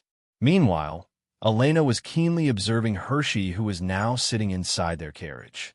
From a way she spoke to Alaric and that overflowing emotion in her eyes as she looked at him, Elena could tell that this noble woman had some feelings for her lord. She was jealous, but she controlled herself. "Calm down, Elena. You've already thought this through." She inwardly cheered for herself. Hershey was a good talker. She managed to keep the conversation going with no hint of awkwardness. "She's still the same," Alaric thought as he looked at her flawless face. After another hour, they finally arrived at the main mansion of House Paxley. The lord of the house, Baron Nathan Paxley, a slightly chubby middle-aged man with balding gray hair, greeted him in front of the mansion. Beside the Baron was a middle-aged woman wearing thick makeup, Vivian Harrison. She was the lady of the house and also Hershey's stepmother. "Thank you for the warm welcome, Lord Nathan and Lady Vivian." Alaric slightly tilted his head to show his respect. Nathan Paxley laughed heartily at his words. "I'm glad that you accepted our request despite the harsh weather." Vivian also said something to him, and Alaric replied appropriately. After a round of exchanging greetings, they brought Alaric inside the mansion. Warwick and Elena followed, half a step behind them. "I heard that you defeated the best knight of Vale in an unofficial match. If only I wasn't busy with some matters, I would have joined the celebration and watched your performance." Nathan sighed to express his regret. Alaric shook his head and waved his hand as he responded. I was just lucky. If it was a real battle, it would have been my defeat. I still have so much to learn from my senior knights. Haha, you're too modest. How about you come with me to the training grounds before we begin our discussion? Nathan suddenly suggested. His intentions were clear. His words ignited the interest of Hershey and Vivian. The former wanted to see Alaric's elegance in battle, while the latter was curious about the young knight's power. Alaric was surprised by his suggestion, but he also wanted to know the difference between the knights of the two households. If that's what the host wants, then I will gladly comply. Hearing this, Nathan grinned. Great! He took Alaric to the training ground, which was located behind the main mansion. Before they even reached the training grounds, Alaric could already hear the sound of intense training. Upon their arrival, the warriors stopped what they were doing. My lord, my lady, the knights and the rest of the warriors greeted them. Alaric observed them one by one, and a particular knight caught his attention. This was because she was the only woman in the crowd. However, her presence was not any weaker compared to the male knights. A female knight? That's rare. I didn't know that House Paxley had one. He thought to himself, 4 elite knights and 11 knights. There might be more who aren't here. He was impressed by their strong military force. If it was before, House Paxley was definitely stronger than them, but things were different now. With the help of the dragon-tail ferns they found in the Red Toad Gorge, House Silversword managed to boost the strength of their people. Given some time, they would certainly surpass House Paxley's military power. What do you think of them, Lord Alaric? Nathan smiled when he saw the change in his expression. They are powerful warriors. I can sense their strong presence from where I stand. Alaric remarked with a calm look. Ha ha. Nathan looked pleased by his words. Why don't you spar with them for a bit? Maybe they can learn something from you. Nathan squinted his eyes. When he heard the news about Alaric's amazing performance during the unofficial match held in House Silversword's estate, he had been eager to see his swordsmanship. Now that he had the opportunity to see his abilities, how could he possibly let go of this chance? Warwick, who was standing behind Alaric, frowned upon hearing this. He already had a bad feeling when Nathan mentioned visiting the training grounds. He approached Alaric and muttered, My lord. Alaric turned his head and saw Warwick's stern gaze. It's fine, Sir Warwick. It's only a friendly spar. There's no need to be alarmed. Alaric tapped the man's arm. Warwick stared deeply at him and nodded after a moment of silence. He then looked at Nathan and cupped his fists. I apologize for the delay, Lord Nathan. Huh, it's all right. Nathan wasn't offended. He knew what the veteran warrior was worried about. Now that it has been made clear, let's begin. After saying this, Nathan beckoned to his knights, indicating for them to come closer. Nathan selected 4 of the best knights and presented them before Alaric. Who among them would you like to spar with? Alaric glanced at the 4 he had chosen. Their presence was the strongest among the 11 knights present. As expected, she is one of the best here.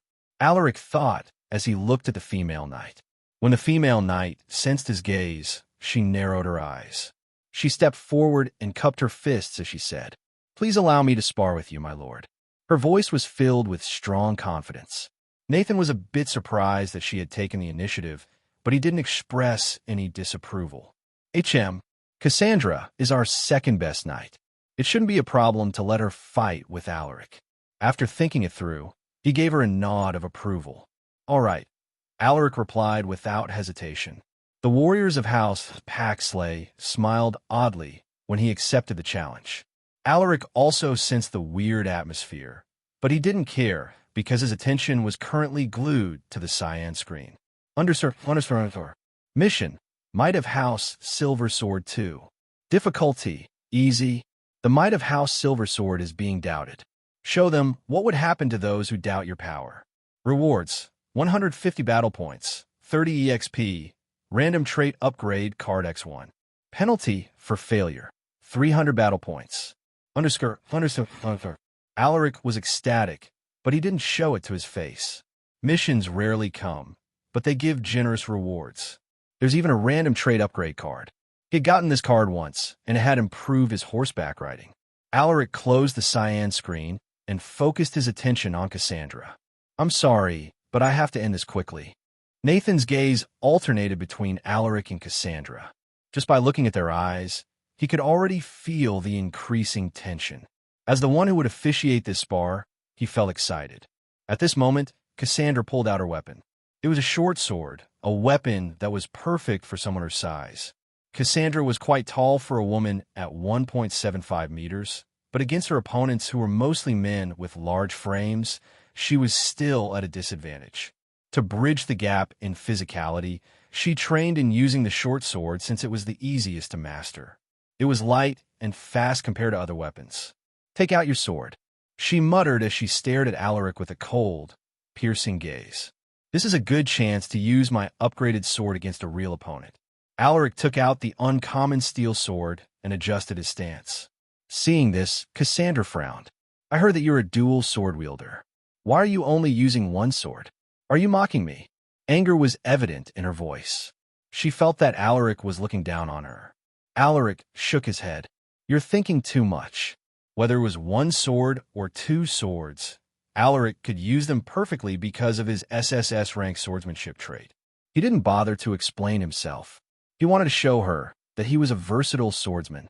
Looking at his indifferent face, Cassandra was furious. She made the first move as she lunged at him with one leap. And then in a fluid motion, she brandished her sword. Whoosh! Alaric's eyes were as calm as the surface of a lake. He remained unperturbed in the face of her quick movements. When her sword was about to land on him, Alaric brandished his sword. Clang! What?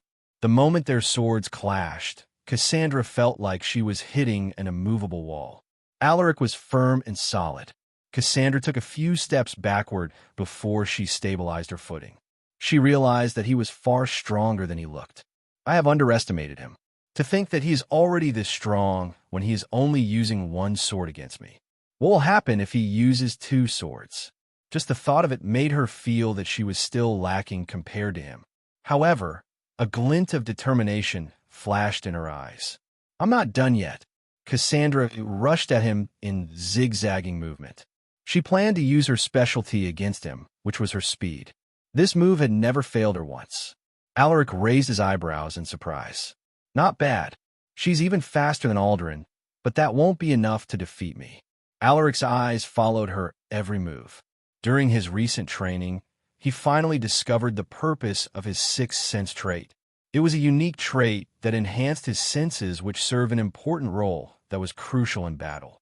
As soon as Cassandra brandished her sword, Alaric looked as if he had already calculated its trajectory. He made a quick step forward and slashed out. Whoosh! Clang! Their swords clashed and created sparks that flew in every direction. Crack! It was then that everyone heard a cracking sound as Cassandra's sword broke apart under the intense power behind Alaric's attack. The tip of Alaric's sword hovered in front of Cassandra's eyes, making the proud female knight smile bitterly. I lost. She glanced at her now broken sword with shock. He didn't even use mana, but he actually managed to break my sword. Unbelievable. Alaric sheathed his sword and cupped his fists at Cassandra. It was a good fight, he muttered. Everyone was stunned by how the fight had ended. They were aware of Cassandra's skill. As the second-best knight of House Paxley, she had already established a strong image. No one would have thought that she would be defeated with such ease. Even a layman like Nathan could see the vast difference in their combat strength. Clap, clap, clap. A series of clapping sounds broke the silence. It was a good fight, Lord Alaric. Hershey smiled as she approached him. She didn't even bother to conceal her admiration for him. Alaric lowered his gaze when he saw her unmasked admiration. Thank you for your praise, my lady. Splendid. As expected of you, Lord Alaric. You even bested our second strongest knight. Ha ha ha. Nathan's boisterous laughter echoed within the training ground. Alaric didn't know how to respond to his straightforward words, so he only chuckled lightly. Meanwhile, Elena almost jumped in excitement when she saw Alaric's performance. Her eyes twinkled. She then sent Alaric a sneaky thumbs up when she saw him glance her way. On the other hand, the stern-faced Warwick smiled. He felt proud to see the young lord showing off his power. At this moment, all the warriors of House Paxley no longer doubted Alaric. They thought that the rumors they heard about him were exaggerated. Now, they realized that those weren't just baseless rumors. Amazing! How did he reach that level of swordsmanship at his age? If I hadn't seen it with my own eyes, I wouldn't have believed it to be true. It seems like we are witnessing the birth of a prodigy who will one day engrave his name in the Astanian dragon leaderboard. Alaric awkwardly chuckled when he heard their words. He then turned his gaze to Nathan and said, "My lord, I would like to take a moment of rest before we begin with the meeting." It was only an excuse. The truth was that he wanted to spend more time with Hershey. She was one of his greatest regrets in his past life. Just recalling how he had treated her made him feel guilty. "I will face your feelings this time, Hershey." "Oh my, how thoughtless of me." Nathan face-palmed himself. "Hershey, quickly bring Lord Alaric and his companions to the accommodation that we had prepared for them," he instructed his daughter. "Yes, my lord." Hershey acknowledged his instructions with a nod of her head. "I'm really sorry, Lord Alaric. I promise that I will prepare a feast for you tonight to make up for this mistake." Nathan apologetically said, "You don't need to apologize, my lord. It's just a minor matter. Thank you for your understanding." A moment later, Hershey brought them to the guest mansion, which was just 50 meters away from the main mansion. So this is the man that my lady is crazy about. He is indeed handsome, and he is also skilled with the sword. Hershey's personal maidservant, Maris, thought as she looked at Alaric's face. She almost fell for Alaric when she saw him fight against Cassandra. "We're here, my lord. Do you want me to give you a tour of the mansion?" Hershey asked as she stared expectantly at Alaric. She was also like this in my past life. Even when I ignored her for a long time, she would always look at me with that face. Alaric nodded his head absent-mindedly. And so, they spent almost an hour touring around the guest mansion. Hershey introduced everything to him in detail, from the paintings on the walls to the furniture, and she even told him how the mansion was built. She talked nonstop for that entire tour, but Alaric never got tired of her voice. He attentively listened to her, and even occasionally made comments. As they interacted, they gradually became more comfortable with each other. Alaric could now look straight in her eyes, and Hershey could already make jokes with him. Elena saw everything happen, and she had mixed feelings about it. She was happy that her lord met an elegant and kind young lady, but she was also jealous of their growing familiarity with each other. She firmed her heart and repeatedly told herself that everything would be fine. After the tour, Hershey offered to make tea for him, to which Alaric agreed without hesitation. "I will be back in a minute, my lord." Hershey excused herself before she turned around and left to get the things she needed to make tea. As soon as she left, Alaric took his seat and opened the cyan screen. __. Mission complete. You received 150 battle points, 30 EXP, random trait upgrade card X1. __. Do you want to use the random trait upgrade card? Yes, no. Alaric clicked yes.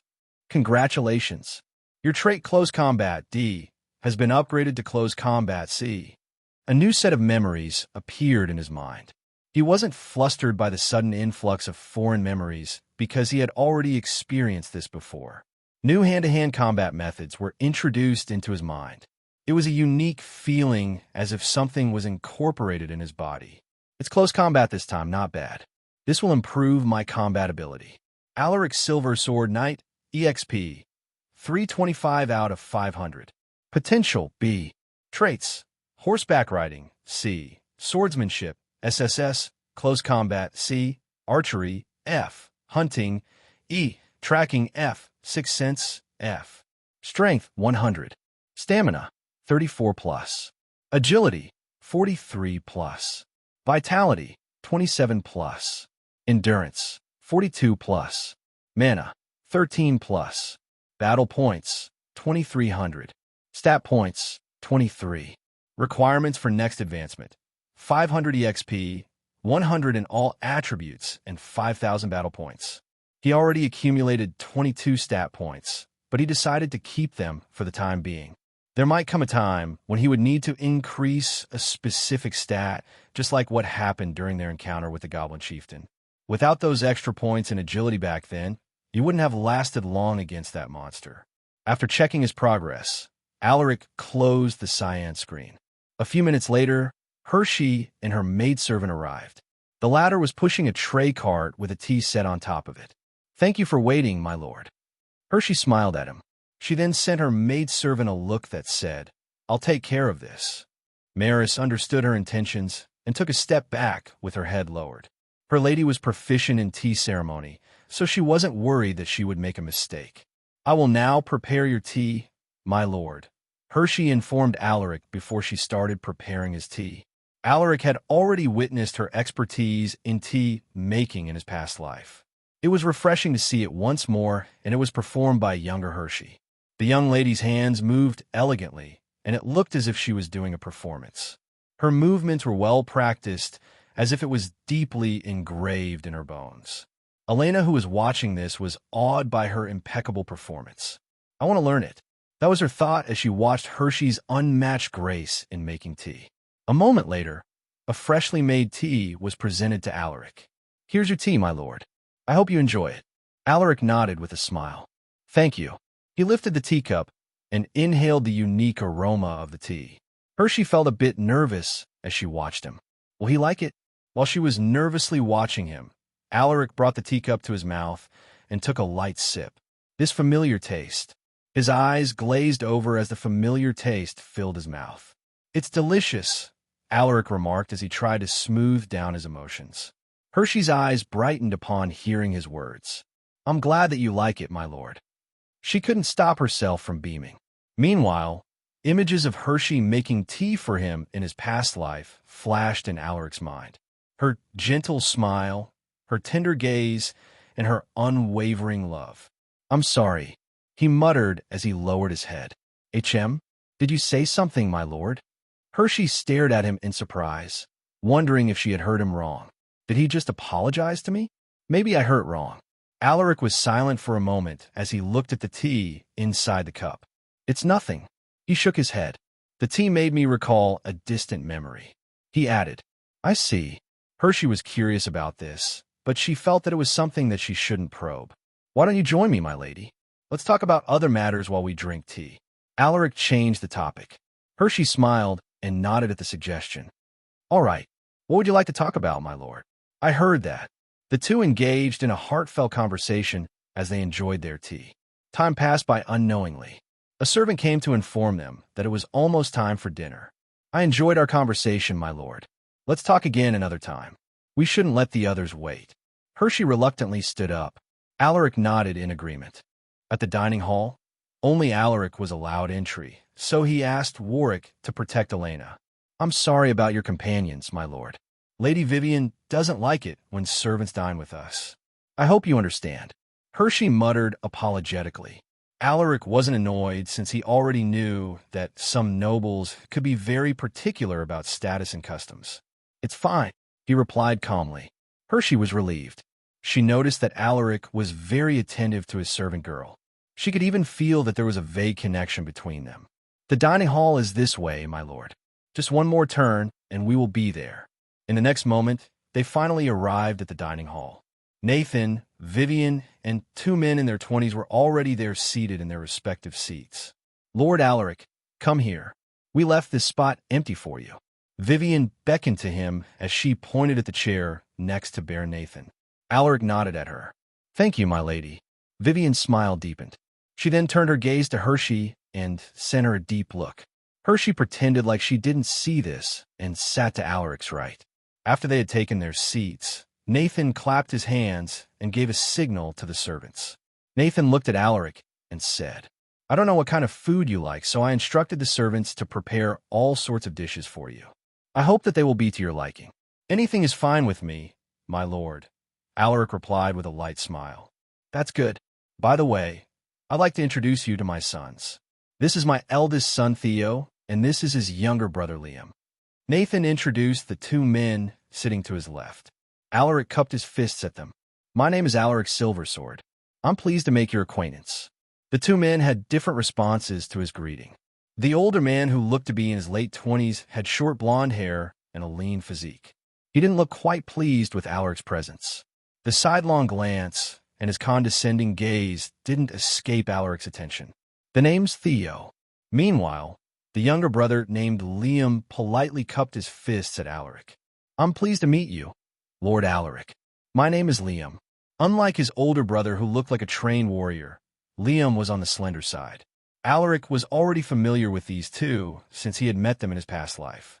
Theo might look arrogant on the surface, but he was very caring towards his siblings.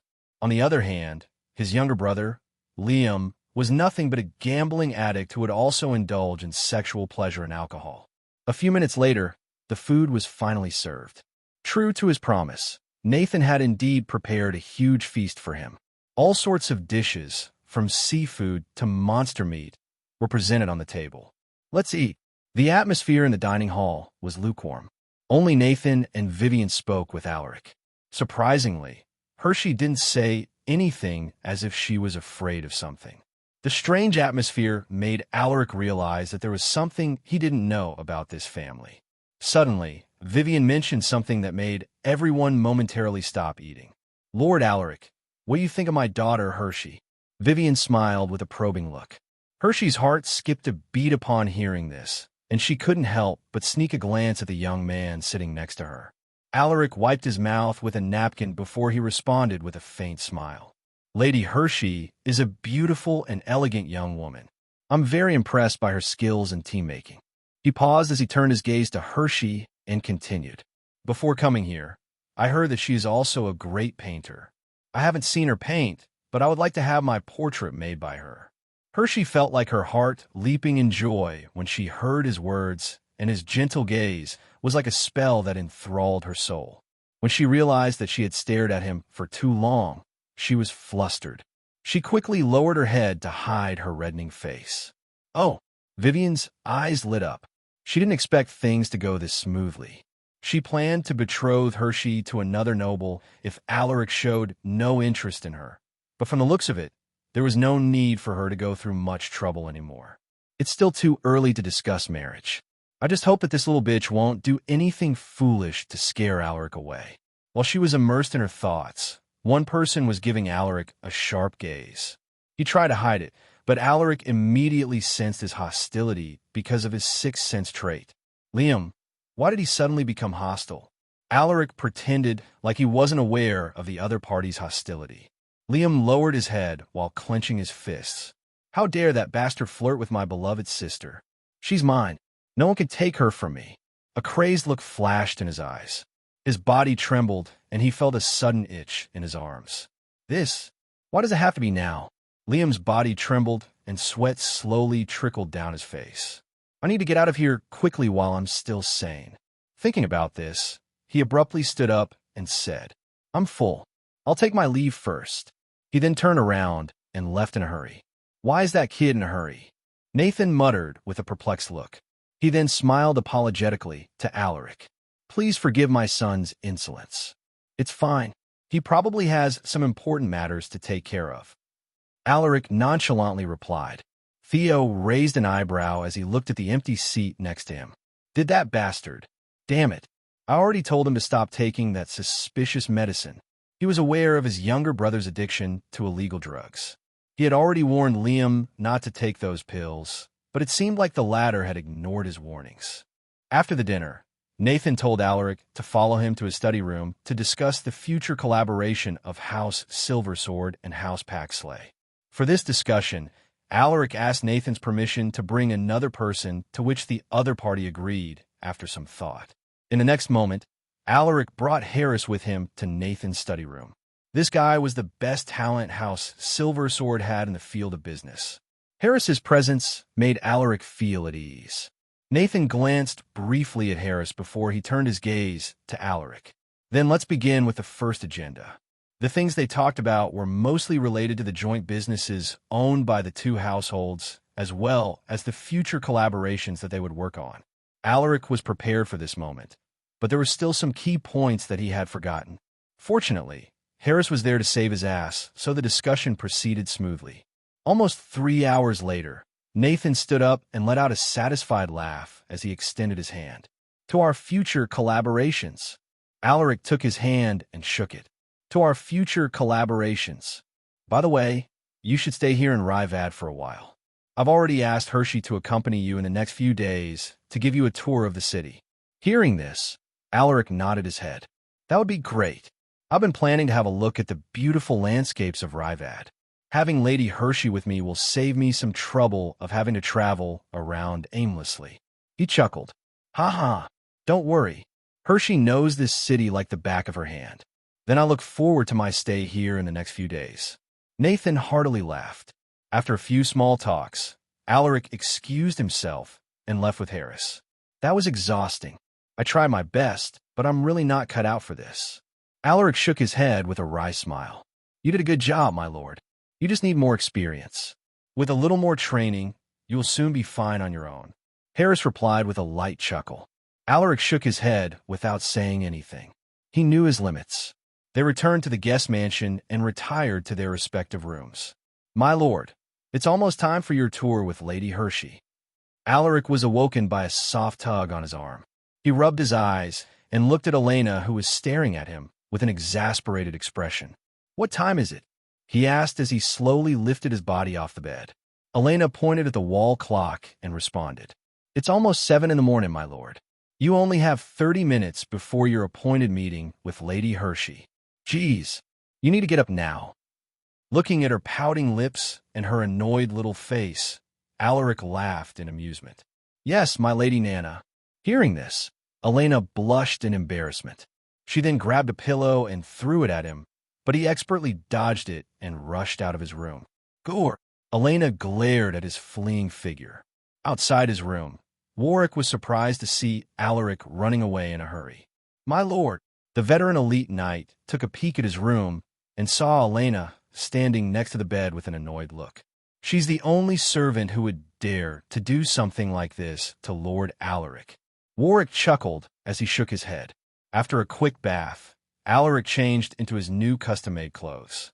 He then stepped out of the guest mansion and found out that Hershey was already waiting for him outside. Good morning, my lord. How was your sleep? Hershey's smile made her look even more beautiful. Thanks to your hospitality, I had rested well. By the way, that dress looks good on you, my lady. Alaric was mesmerized by her beauty. Hershey was a bit embarrassed by his compliment. I don't deserve your praise, my lord. In the next moment, Hershey invited him to the carriage. Just as they were about to enter, a figure suddenly appeared behind them. Hold on. Alaric stopped in his tracks and raised his eyebrows as he looked at the person who had stopped them. It was the lanky Liam dressed in standard noble attire. Liam, why are you here? Hershey looked surprised to see her brother. Liam smiled and slowly approached them. I heard that you two are going to tour the entire city. Will it be all right if I come with you? That. Hershey hesitated. She wanted to spend some time with Alaric, so she didn't want her half-brother to come with them. She also felt that Liam had given her strange gazes in the past few days, which made her instinctively suspicious. What should I do? Before she could respond, Alaric's curt voice drifted into her ears. I'm sorry, Lord Liam, but I would like to be alone with Lady Hershey. There are some matters that I would like to speak with her privately. I hope that you understand. Liam's smiling face stiffened upon hearing his words. This bastard. What a pity. Since you have some important matters to discuss with my sister, then I won't bother you two. Excuse me. Liam turned around and left with heavy strides. How dare that fucking bastard embarrass me in front of my beloved little sister? Just you wait, Alaric. Accidents do happen on the road. Be careful, or you might trip. A cold smile hung on Liam's face. Alaric's senses were telling him that something was off with that guy, so he rejected his suggestion without hesitation. I'm sorry for rejecting him without hearing your opinion, my lady. He smiled apologetically at Hershey. It's fine. Hershey smiled as she waved her hand. She then changed the topic as they walked inside the carriage. You told him that you want to speak with me privately. So what do you want to discuss with me? Alaric was caught off guard, and he was momentarily stunned. About that. Hershey stared at him with anticipation, wondering what he'd say. Looking at her face, Alaric suddenly thought about something and said, like I said last night, I hope that you can paint a portrait of me. Oh, so it's about that. Hershey was inwardly disappointed, but she didn't show it to her face. It's fine if you don't want to. I know that you are a busy woman. Alaric didn't make things difficult for her. It won't be an issue at all, my lord. Hershey waved her hand as she shook her head. She looked at his handsome face and smiled softly. Besides, I have already started painting your portrait. When she met him at the entrance of Rivad, she already had this desire to make a portrait of him. She wanted to paint his image on a canvas and admire his looks forever. I'm glad to hear that. The two began their tour together. They visited the most famous places and landmarks in Rivad. It was something that they had never done in his past life. Hershey acted as the tour guide, telling him about the history of each place they visited. At this moment, they were heading towards a famous tourist spot for lovers, the Bridge of Eternity. My lord, that is the Bridge of Eternity. It connects the district of Yavan and Meniva. Hershey pointed at the wooden bridge that connected two districts that were separated by a river. It is said that the bridge was built by a farmer who was searching for his wife. It became a symbol of his love and longing for his wife. Her voice carried a trace of sadness when she told him this story. Did he manage to find his wife? Alaric asked while looking at the sturdy bridge. Hershey sighed while shaking her head. He went to the other side, but he found no traces of his wife. He would always visit this bridge to wait for her return, but years had passed, and she still hadn't returned. The man had become old, but he never gave up on searching for her. In the end, he died on this bridge while waiting for her. Alaric was moved by the man in the story. What was his name? Hershey shook her head. No one knows his name, but people call him Old Man Cross because he would always cross this bridge. I see. He was a great man, Alaric remarked. Hershey nodded in agreement. She then pointed at the people kneeling and praying at the bridge. Look over there. Do you see those people? Alaric followed her gaze. As he observed those people, her voice drifted to his ears. People say that if you throw a coin at the river while you're on the bridge and sincerely pray, your wish will be granted. Do you want to try it? She looked at him with a smile. There's such a thing? Alaric raised his eyebrows in surprise. Amen. It is said that the benevolent god Aru was moved by Old Man Cross's longing for his wife, so he baptized the bridge he created, which turned it into a place of miracle. Hershey explained, the benevolent god Aru. The people of Astania were devout believers of Aru, who was known as the benevolent god. It was largely because of this sacred religion that the empire was able to conquer a big piece of land on this vast continent. The members of House Silversword were also devout believers of Aru, including Alaric himself. As they walked towards the Bridge of Eternity, Alaric began to question himself. Did Aru send me back to the past to stop the destruction of his believers? My lord, are you all right? Hershey's voice broke him from his stupor. Alaric smiled lightly and nodded. I'm all right. What I need to do again? Just throw a coin and pray sincerely, right? That's right. I'll show you. Hershey took out a coin from her leather purse and tossed it into the river. She then brought her palms together and closed her eyes with her head lowered. Seeing this, Alaric followed what she did. He took out a coin and tossed it into the river. He then closed his eyes as he sincerely prayed to Aru. Aru, I don't know if you were the one who sent me back to the past, but please help me change the cruel future that I've seen. I don't wish to see that hell again. While he was offering his prayers, Hershey opened her eyes and looked at him. She smiled and patiently waited for him to complete his prayers. Not far from them, Elena also decided to give it a try. She took out a coin from her little pouch and threw it into the river. Aru, please give my lord your protection. It was the sincere wish of a servant who had fallen for her lord.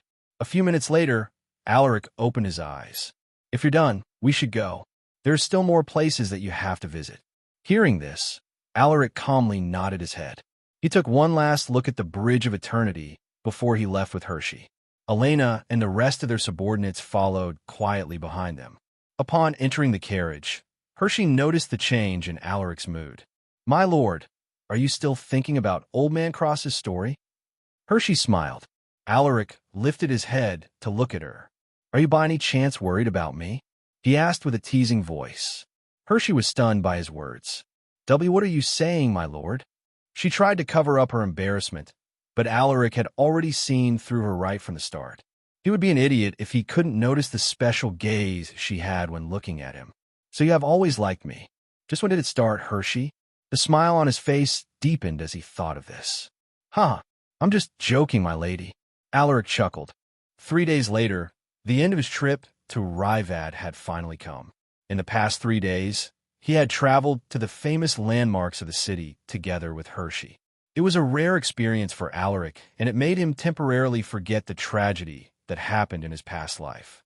At this moment, Alaric was saying his goodbyes to Hershey and her family. "Thank you for your hospitality. I enjoyed my stay here." Alaric shook hands with Baron Nathan, who was very enthusiastic throughout his whole stay. "I'm glad to hear that. You can always come here whenever you want. Just give us a heads up so that we can make preparations before your arrival." Nathan beamed. "I will definitely visit again." Alaric was quite fond of the place, and he was already looking forward to his next visit here. "Ha ha, that's good." Vivian also spoke with him briefly, but he didn't have a good impression of this woman, so he only responded out of courtesy. Meanwhile, the two brothers, Theo and Liam, didn't say anything to him. The older one gave him a nod while cupping his fists, while Liam merely gave him a strange smile. Finally, he turned his gaze towards Hershey. She looked visibly down, even though she tried so hard to hide it. She failed to conceal the glimmer of sadness in her eyes, which Alaric saw through at a glance. "Thank you for the portrait you made for me, my lady. I will treasure it forever." Alaric stared intently at her soulful eyes.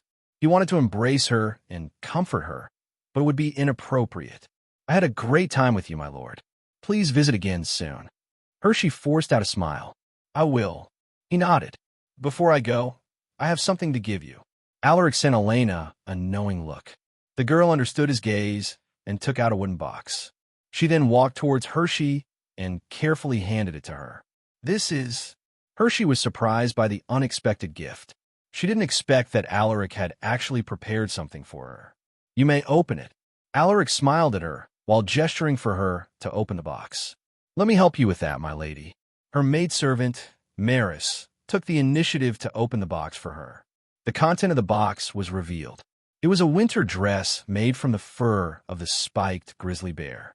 "We managed to hunt an adult spiked grizzly bear recently, and the dress was made from its fur," Alaric explained. Hershey's eyes were glued to the dress. She fell in love with it after one look. The craftsmanship was beautiful, and the dress was also perfect for winter.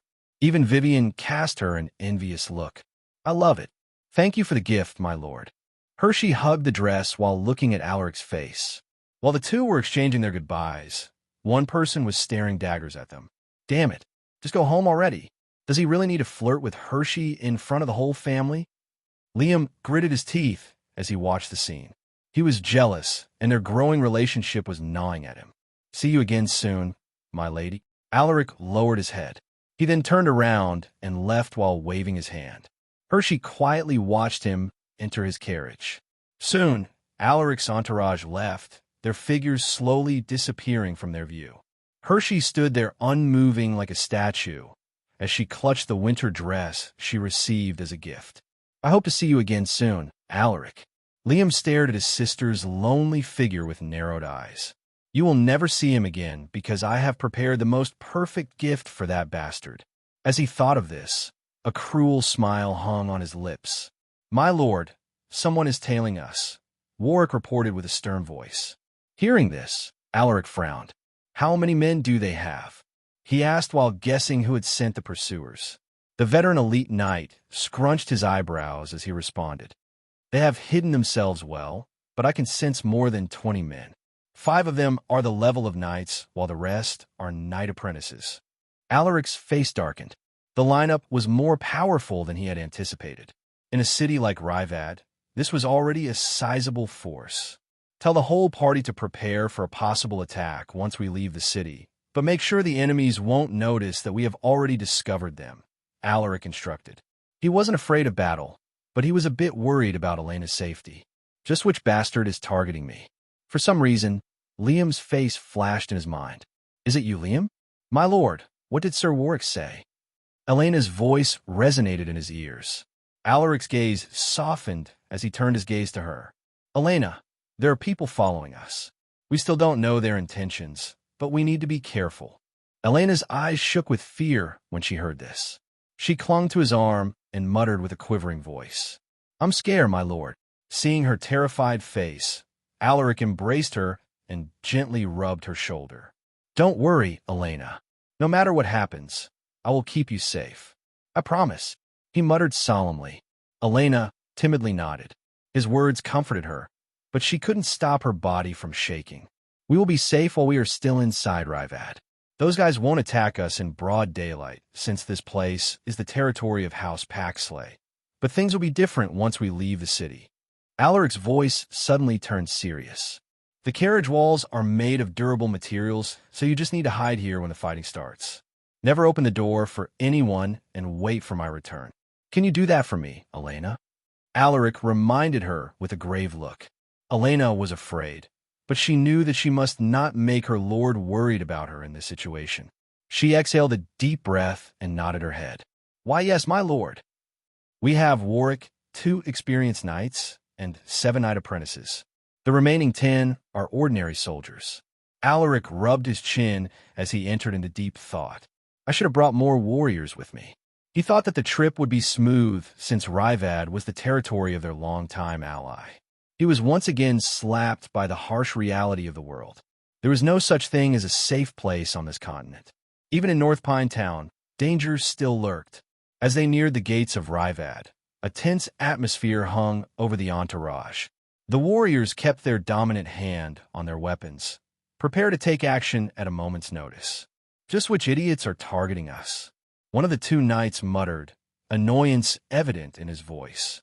He was a bald middle-aged man with a short gray beard and a pair of blue eyes. The most striking feature about him was the sword scar that stretched from his left forehead down to the left side of his face. His name was Bernard, an experienced knight who had served House Silversword for over 3 decades. Hey, lower your voice, reminded the knight who was riding a horse next to him. He looked a decade younger than Bernard with his thick eyebrows and wavy black hair. He also had a pair of monolid eyes which revealed the foreign blood that ran through his veins. This man's name was Chulmo. Warwick turned his head and glared at them, making the 2 knights flinch. We're about to step out of the city. Keep your eyes peeled. Warwick muttered in a voice that was just enough for them to hear. Bernard and Chulmo nodded their heads in unison. A moment later, the group finally crossed the gates of the city. Everyone tightened their grip on their weapons while eyeing the surroundings with cautious eyes.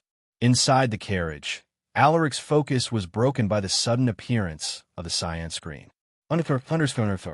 Mission: kill the hired mercenaries.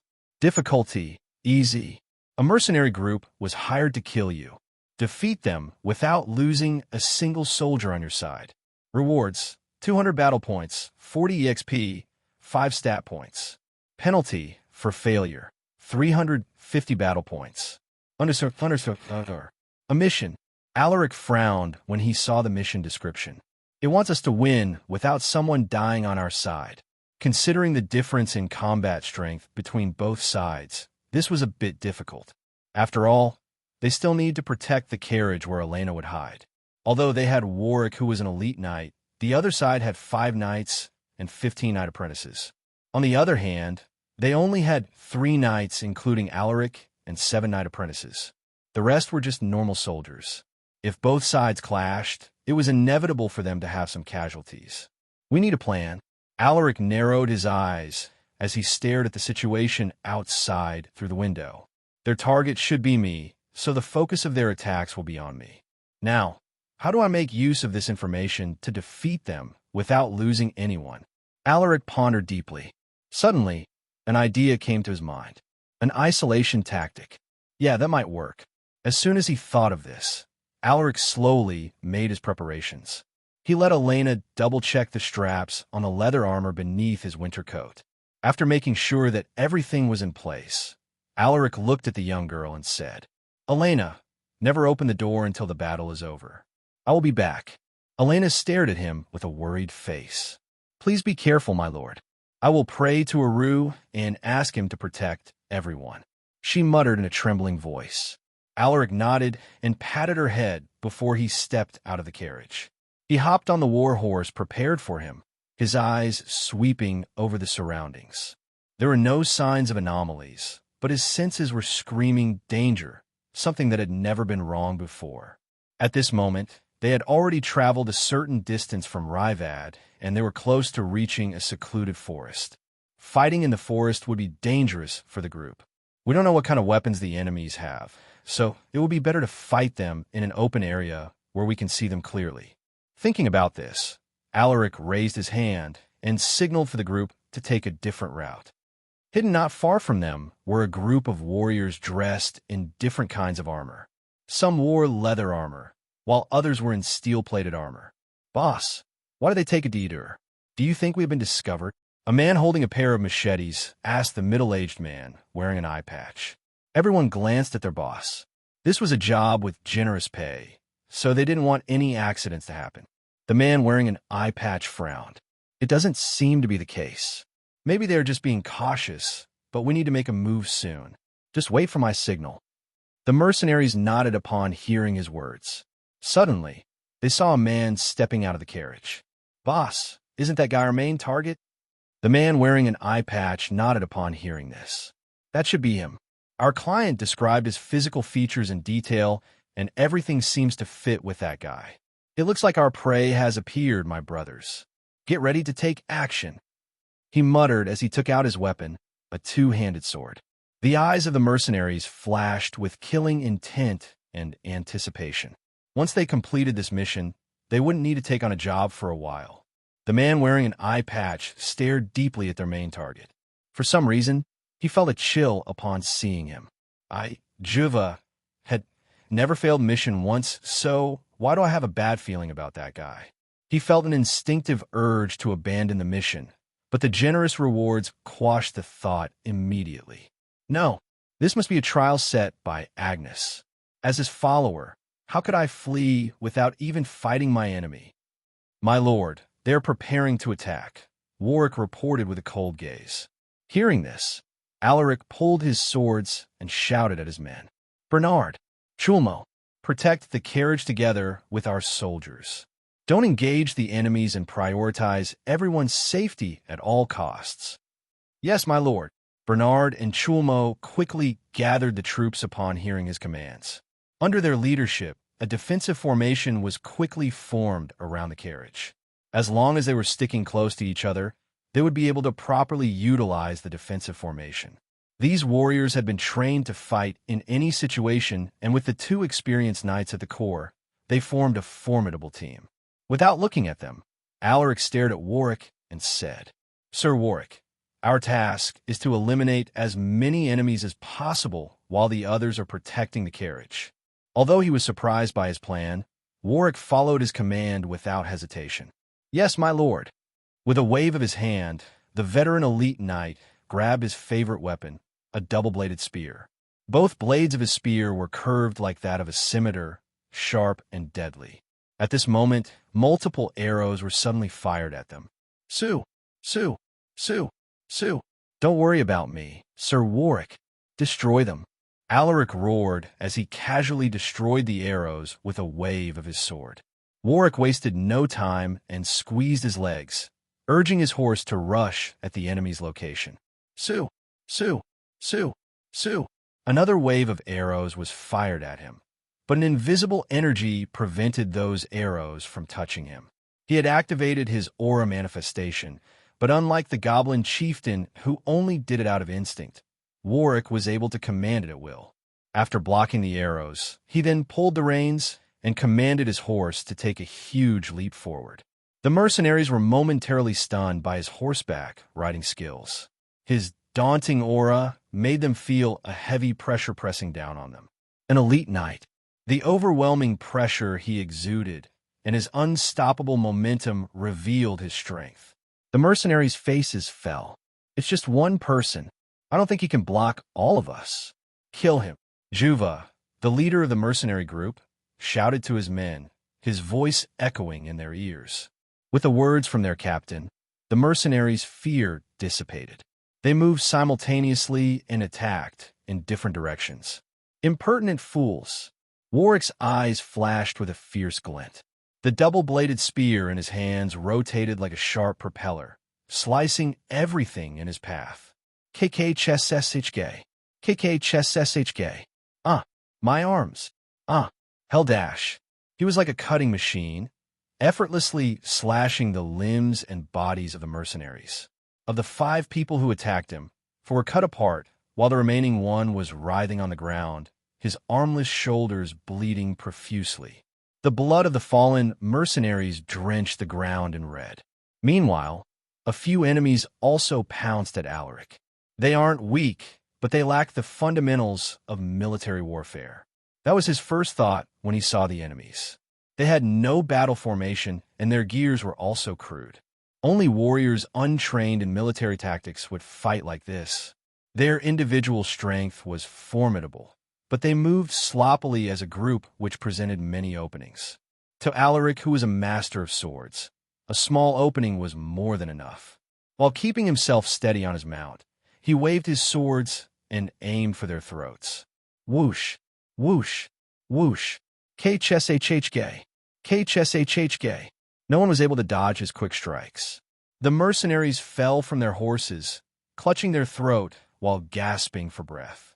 Looking at, Alaric ignored the fallen mercenaries and kept his eyes on the remaining enemies, particularly on the man at the forefront who had an eye patch on his right eye. Meanwhile, Juva was staring blankly at the two warriors who had decimated almost half of his entire group in just a few seconds. It looks like the information we had about them was not accurate, Juva muttered in a grim voice. Agnes, is it finally our time to meet you in the kingdom of Xiphos? The thought of death didn't scare the mercenary leader. Only a glimmer of longing and desire could be seen in his eyes. With a fearless smile, Juva raised his sword and bellowed, "My brothers, let's meet again in the Hall of Gods. For Agnes, charge!" The eyes of the mercenaries burned with unwavering determination. Juva and his mercenary group were followers of Agnes, the god of war and chaos. They were fearless in the face of death because they believed that dying in battle would give them the chance to enter Xiphos, which was known as the Kingdom of Swords where Agnes resided. So they are followers of Agnes. Damn these war-crazed idiots. Alaric cursed as he clashed with the other party. The mercenaries didn't care about getting injured. Pain only served to fuel their fighting spirit. They recklessly attacked Alaric's group. Alaric's mount cried out in pain and collapsed after being mercilessly stabbed by the crazy mercenaries. Alaric also received some cuts and stab wounds, but he managed to evade lethal damage. Damn bastards. He didn't like to fight against the believers of Agnes for this very reason. They were a bunch of crazy fanatics who didn't fear death. Clang, clang, clang. Alaric parried their weapons and evaded those he couldn't block. Agnes stared at his dying comrades. They were friends who had followed him for years, so he felt a sense of rage and frustration. He was furious at the enemies who had killed them, but he was more furious at the client who had provided them with false information. That fucking bastard. Suddenly, the sound of a galloping horse drifted into his ears. He narrowed his eyes and saw the elite knight wielding the double-bladed spear coming towards him. "You have made the biggest mistake of attacking us, follower of the violent god." Warwick muttered as his spear swooshed down like a mirage, but just as he was about to cut the mercenary leader into two, Alaric's voice echoed, "Wait, in." Juva could feel the tip of the spear's blade piercing his skin. The elite knight pulled back his spear and lowered his head at the young man who had just spoken. "Step, step, step, step." Juva raised his head. He finally got a clearer look at the face of their main target. He was much younger than he had thought, but his dignity was overflowing. "Answer my question, and I will give you a swift death." Alaric stared deeply at him. Hearing this, Juvia's lips curved upward to form a mocking grin. "Piss off, you insolent fool." Warwick roared at the mercenary leader. Alaric raised his hand, stopping Warwick from saying anything. Alaric opened his mouth and muttered in a cold voice, "I know that you are a follower of Agnes." Juvia's smile stiffened. Alaric continued, "According to his teachings, the souls of the warriors who die in battle will be welcomed in Xiphos and live forever with him. If you answer my questions, I will gladly send you to Xiphos. But if you don't cooperate with me, I will take you back with us and make sure that you don't die." "No, kill me, kill me." Juva was agitated by his words. To the warriors who followed Agnes's teachings, there was nothing more humiliating than being granted mercy. They also believed that Agnes would only accept the souls of those who died in battle, while those who died of different causes would become an evil spirits with no hope of reincarnating again. I'll do it. I'll do anything you ask. I will answer your question. Juva was terrified of the thought of turning into an evil spirit. Very well. Alaric nodded, looking pleased by his response. Who hired your group? Alaric stared deeply at the mercenary who had lost his composure. Juvia's face turned dark as he responded. It's Liam Paxley. It was him. His voice was filled with anger. So, it's really him. Alaric muttered with narrowed eyes. He had already expected Liam's involvement to a certain extent, and the mercenary's words confirmed his suspicions. He sent Warwick a knowing look. Sensing his gaze, Warwick lifted his spear and slashed it down. Whoosh! Juvia's decapitated head flew into the air, while the headless body collapsed to the ground in its own pool of blood. Alaric glanced at the carriage and saw a small number of corpses around it. He guessed that they were probably killed by Bernard's group during the battle. He then went inside the carriage to check Elena's situation. When he entered the carriage, he saw a terrified girl hugging her legs. Her hair was disheveled like an abandoned child. Elena, are you hurt? He hurried to her side and inspected her body carefully. The girl was shivering, but she didn't have any injuries. The arrows failed to penetrate the carriage's durable walls. I am fine, my lord, Elena replied weakly. Her eyes scanned his body, and she felt a pang of pain in her heart when she saw his wounds. My lord, you're hurt.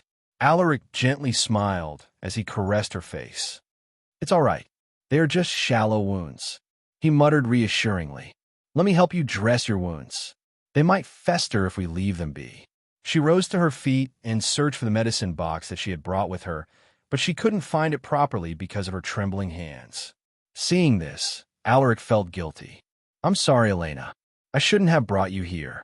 The little girl remained silent. After rummaging through the items, Elena finally found the medicine box.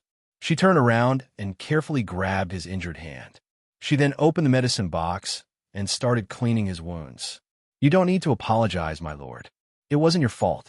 It was because of you and the warriors that I'm unharmed, so stop blaming yourself. Okay. She glanced fiercely at him, which made him chuckle in amusement. While she was bandaging his wounds, Alaric opened the cyan screen. _for Mission complete. You received 200 battle points, 40 EXP, 5 stat points. _for Alaric Silver Sword, Knight, EXP, 369 out of 500. Potential B. Traits: Horseback riding C. Swordsmanship SSS. Close combat C. Archery F. Hunting E. Tracking F. Sixth Sense F. Strength 100. Stamina 34+. Agility 43+.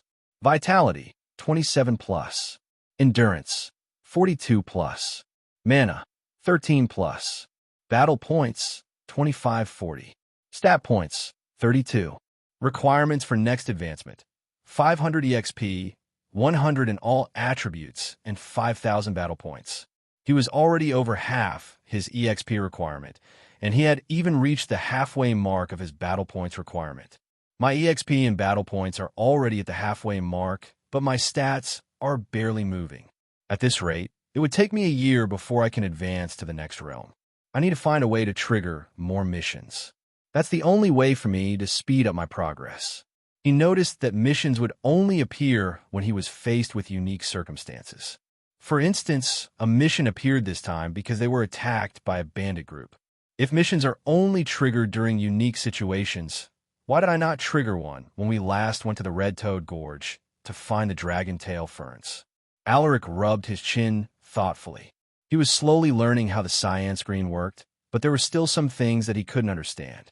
Maybe the situation at the Red Toad Gorge didn't fulfill a certain requirement to be classified as a mission. Alaric tried to come up with an answer, but he only ended up having more questions, which made his head hurt from all the thinking. Let's take it slow. The next major event is the Orc invasion, which would happen within 2 years. I still have plenty of time to prepare for that day. I just hope that the Orc invasion won't happen earlier than it did in my past life. This was what he was worried about. If the things he knew in his past life deviate too much, then his plans would be affected. After Elena dressed his wounds, Alaric stepped out of the carriage to check his subordinates. "How is everyone?" he asked while looking at Bernard. "Everyone is fine, my lord. Some of our soldiers are injured, but their injuries aren't fatal. They only need a few days of rest to recover," Bernard replied, while staring at him with unmasked admiration. Despite being the heir of a noble household, Alaric didn't hesitate to place himself in the most dangerous position. Other heirs would have chosen to prioritize their safety if they were in that situation. Provide first aid to the injured and monitor their condition from time to time. Also, build a wagon big enough to fit all of them. You can use the spare tires of the carriage for the wagon, Alaric instructed. "Yes, my lord." Bernard acknowledged his command with a nod of his head. "You may go." After Bernard left to do his tasks, Warwick approached him with a solemn look. "My lord, how should we handle this matter?" This matter was big enough to destroy the alliance between House Paxley and House Silversword. If it wasn't handled well, it might even lead to a war. Alaric pondered deeply. "I can't let this matter slide. If I act like nothing happened, Liam would think that I'm a pushover. But how should I retaliate without ruining the friendship of the two noble households?" Warwick remained silent and calmly waited for his response. It was a difficult choice, so he wondered how Alaric would respond. After almost 5 minutes of silence, Alaric raised his head and muttered in a cold voice. "Once the wagon is built, we will head straight to North Pine Town and inform my father about the situation. House Paxley is definitely not involved with this. They will never do something that would damage the friendship of the two households, which means that Liam is the sole culprit." He added, "I will never let that bastard get away with this." Alaric's eyes flashed with killing intent. Warwick felt a chill when he saw his gaze. "I will follow your words, my lord." He lowered his head. Not long later, Chulmo came running towards him with an urgent look on his face. "My lord, I discovered the contract between Liam and the mercenary group." "HM? Where is it?" This was crucial evidence that would prove Liam's direct involvement. "It's here, my lord." Chulmo handed him the piece of parchment paper he was holding. Alaric unrolled the parchment paper and read the contents. The document noted down the mission that Liam tasked the mercenary group with. It was even stamped by both parties, which made it legitimate evidence that could prove Liam's crime. What a fucking idiot. He actually left a trace that would lead back to him. "Just wait for me, Liam. I will let you live for a while, but mark my words, you won't have a good ending." Alaric rolled the parchment paper and kept it in his pocket. "Good job, Sir Chulmo." Alaric tapped the knight's shoulder. Without the document, it would have been difficult to seek justice. Chulmo grinned at him. "I'm glad that I found something useful. Continue searching their items. We might find something else." "Yes, my lord." Chulmo saluted and left to do what he had instructed. Under Chulmo's command, a few warriors rummaged through the mercenaries' items. Unfortunately, other than some money and their crude equipment, there was nothing of notable importance. A few hours later, the wagon was finally built. Alaric instructed the group to bring the injured to the wagon. Once everyone had settled down, the group marched towards the direction of Vale. Meanwhile, inside a room in House Paxley's main mansion, Liam sat on a chair as he stared at the cloudy night sky with a faint smile. Those stupid followers of Agnes should be dead by now. He was already aware that an elite knight was leading Alaric's escort team. The reason he sent the mercenary group to attack them was because he wanted to make Alaric pay for coveting his sister. He also wanted to make use of Alaric's group to remove the potential threat that had grown significantly over the years. Whether Alaric died or not was not his concern. "It seems like nothing happened to you, Alaric. What a pity. If something had happened to Alaric, his entourage would have returned to Ryvad to investigate the incident. But since there were no signs of them, he was certain that Alaric was still alive." Thinking about this, he shook his head with a regretful look. "Well, at least I managed to eliminate Juvia's mercenary group.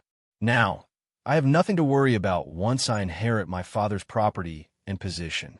Liam snickered at the success of his plan. "I accomplished 2 things today. 1, I was able to punish Alaric for coveting what is mine. And secondly, I eliminated Juvia's mercenary group, which would be a huge threat to my future rule. I'm really a fucking genius." "Ha ha." His evil laughter echoed within the confines of his room. On the 6th day of December, in the year 208 of the Astanian calendar, Alaric's group finally arrived at the entrance of North Pine Town. The mood was heavy, and no one spoke throughout their return to the estate. At this moment, Lucas and Maria were happily waiting for them in front of the main mansion. Lucas was the first to notice them, and he immediately saw their haggard faces. Sensing the change in his expression, Maria raised her eyebrows. "What happened?" she asked with a hint of worry. Lucas frowned as he muttered in response. "They are injured." "What?" Maria covered her mouth in shock. "What about our son? Is he all right?" Lucas nodded with a grim look. "He is fine, but he is also injured." "Oh my God, just what happened out there?" Maria's eyelashes trembled. In the next moment, Alaric stepped out of the carriage with Elena closely following behind him. Seeing him covered in bandages, Maria immediately rushed to his side. "My son, are you all right?" Meanwhile, Lucas stood there unmoving, his eyes filled with intense coldness. Looking at Alaric's face, Lucas muttered, "Let's discuss this in my study." Alaric nodded in understanding. He then looked at his mother, squeezed her hand, and gave her a reassuring smile. "I'm all right, Mom. These are just minor cuts." Maria exhaled a long sigh. "Let's go to your father's study. I'd like to hear the situation as well." "All right," Alaric nodded. Letting her know what had happened wouldn't be an issue. She was also smarter than both him and his father combined, so she might offer a better solution.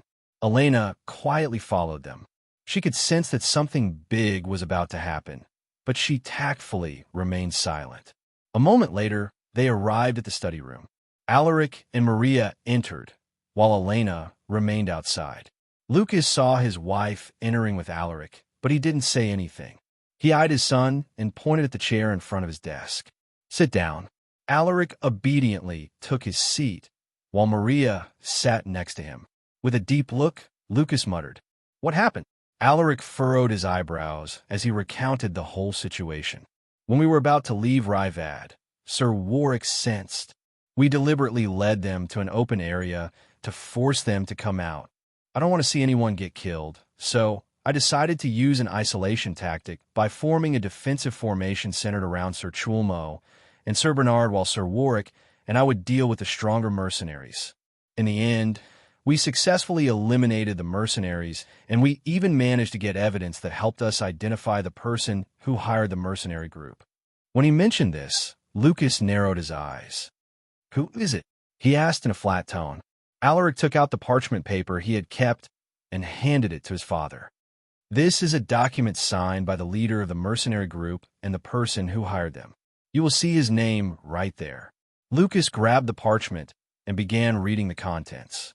When he saw the name of the client, his eyebrows shot upwards in surprise. Maria saw this and immediately asked, "Who is it? I can't believe it."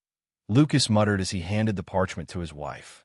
While Maria was reading the contents of the paper, Lucas stared at his son. "Do you think it was really done by him?" he asked in a low voice. Alaric nodded without hesitation. "I'm 100% convinced that it was him. The guy seemed to be unusually attracted to his sister, and he acted suspiciously every time I saw him." Annoyance was evident in his voice. Liam Paxley. Lucas had an impression of that guy. He was a lively kid who always wore a smile on his face.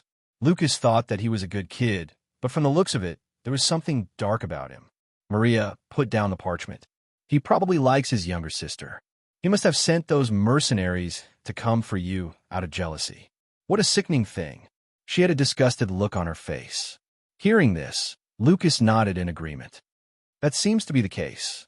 I never thought that Nathan's second son is actually an abominable bastard." Lucas muttered as he leaned on his chair and rubbed his temples. The matter could lead to a serious conflict between both households. "Father, I can't let this matter slide. How dare that bastard hurt me and our people?" What Alaric hated the most were traitors. Not to mention that Liam had improper thoughts towards Hershey. Just thinking about it made him furious. Just how did that bastard die in my past life? In his past life, Liam died right after Hershey was engaged to Alaric. No one knows the true cause of his death, and House Paxley was strangely silent about the incident. It was as if they had intentionally concealed the truth. What do you want to do? Lucas didn't want to offend House Paxley, but this was a matter that concerned his son's life and the honor of House Silversword. He couldn't just leave it be. I'll send someone to assassinate Dash. Alaric's words were suddenly cut off by his mother. Hold on. The father and son turned their gazes to her. Maria shook her head and said, There is no need to assassinate him. But, Mom, Alaric frowned at her words. Listen to me first. Maria gave him a look. Alaric took a deep breath and decided to hear her out. The first thing we need to do is go to Ryvad and show this document to Bear Nathan. Once he learns the truth, we will have a justified reason to ask for compensation for the damages his son has caused, and Liam won't be able to reject if we demand for a trial by combat. Maria's words stunned both father and son. That's a sound plan, but what if Liam would deny the accusations and reject the trial? Alaric was fairly certain that Liam wouldn't admit his crimes that easily. He might do that, but Bear Nathan is not a foolish man. I know what kind of person he is. This document alone is enough to convict his son, so he would definitely agree to our demands. Maria replied, Yes, you're right, but this could still damage the relationship between our households. Lucas scrunched his eyebrows. Maria nodded. That's true, but she suddenly smiled and said, There's a way to strengthen our alliance even after this incident. Lucas and Alaric stared deeply at her. They mentioned that their daughter is interested in our son. Why don't we send them a marriage proposal? Of course, only on the premise that they agree to our demands. Maria snorted. Alaric stared at his mother in admiration. She had actually come up with that plan in just a short amount of time. All right, let's do as you say. So what should we do first? Lucas was also impressed with her idea. But before that, what do you think about that girl? Maria stared at Alaric. Alaric thought about Hershey as he answered. She is a beautiful and talented young lady. If it's her, then I'm not against the proposal. That's good to hear. Maria was satisfied with his response. Now, here's what we need to do. Maria told them about her plan, from who they would bring to Ryvad and to how they should act once they were there. She didn't miss any detail, even going as far as thinking of several countermeasures in case something fell through. That's the gist of it. Don't forget anything since we still need to discuss this with the warriors. Speaking of which, she turned her gaze to Alaric and said with a smile, Sir Henry has successfully become an elite knight yesterday. You should go and look for him later. You were the first person he wanted to see when he made his breakthrough. Hearing this, Alaric was pleasantly surprised. He thought that the old knight would need a few months to advance, but it seemed like he had underestimated Henry. I will visit him after cleaning myself up. Alaric couldn't wait to visit the old man and congratulate him. Then you should go. I will discuss the details with your mother. Just listen carefully once we talk about this with the knights. Lucas dismissed him with a light smile. All right, then I'll excuse myself first. Alaric stood up, bowed to them, and left the study. Look at him go. He looks even more excited now than when he became a knight. Maria chuckled while shaking her head. Just leave him be. Sir Henry is like a grandfather to him. It's only natural for Alaric to feel happy about his advancement. That's true. Outside the study, Alaric saw Elena standing by the door with a bored look. Elena? Why are you still here? You should have returned to your room. He was inside the study for over an hour, so she must be tired. It's okay, my lord. I want to wait for you. Elena fidgeted as she lowered her head. Seeing her little movements, Alaric furrowed his eyebrows and sighed. She is still affected by what happened in Ryvad. Alaric didn't expose her and gently grabbed her hand. Next time, you need to tell me if you ever feel tired or if you're uncomfortable about something. The warmth of his hand was like a magical medicine that eased her nerves. Amen, she hummed in response. You should go and take a shower. We will visit Sir Henry later. The girl lifted her head and asked, Why? Did something happen to Sir Henry? Yes, but it's a good thing. You will know later. The two parted ways. Alaric headed to his private bathroom, which was beside his bedroom, while Elena headed to the maidservant's public bathhouse. Inside the bathroom, Alaric removed the bandages and started cleaning his wounds. He then washed himself using the scented soap and dried his wet body with a clean cloth. Man, this thing really smells good. I should check on how the store is doing once I have some free time. Alaric stepped out of the bathroom and went to his room to change into a set of casual clothes. While he was combing his hair with his fingers in front of the mirror, he heard a series of knocks on the door. "My lord, it's me." Elena's voice drifted into his ears. "You may come in." Creak. Now dressed in a new maid uniform, Elena stepped inside his room. Alaric glanced at her through the mirror and noticed that her hair was still wet. "Elena, your hair is still wet. Let me help you with that." He turned around, grabbed a cloth, and approached her.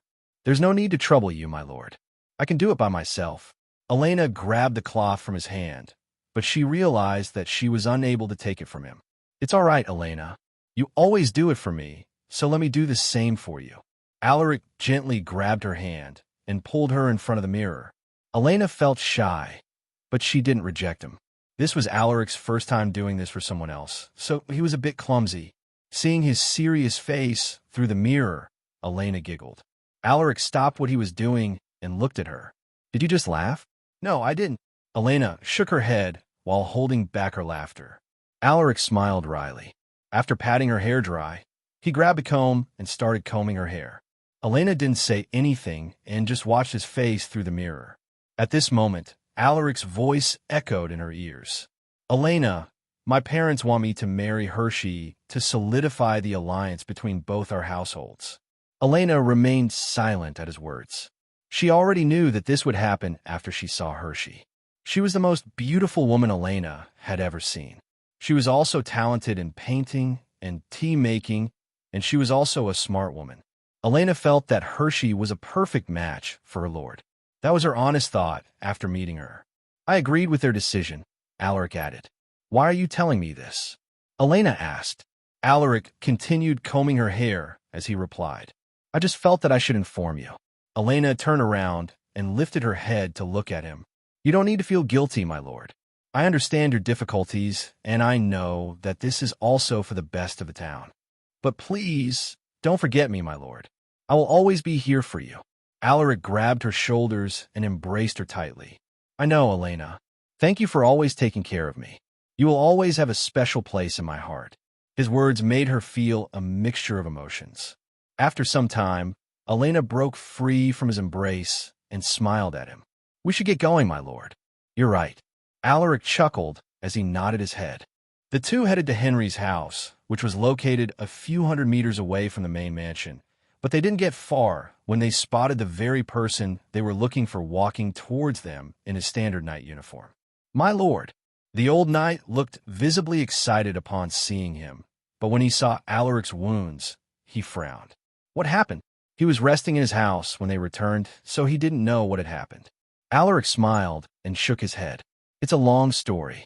I'll tell you the details later." He quickly changed the topic. "Anyway, I heard that you've become an elite knight. Congratulations." The old knight smiled. "It's only because I had the beast soul crystal. If it weren't for that, it would have taken me years before I could achieve a breakthrough. Thanks to you, I saved plenty of time. I'm really grateful, my lord." Alaric chuckled. "Like I said, you deserve that reward, Sir Henry. By the way, Elena also came here to congratulate you on your breakthrough." Alaric turned his head and winked at Elena. The girl was flustered, but she quickly stepped forward to congratulate the old knight. "Congratulations on your advancement, Sir Henry." The old knight grinned. "Thank you, Miss Elena. Oh, please, just call me by my name."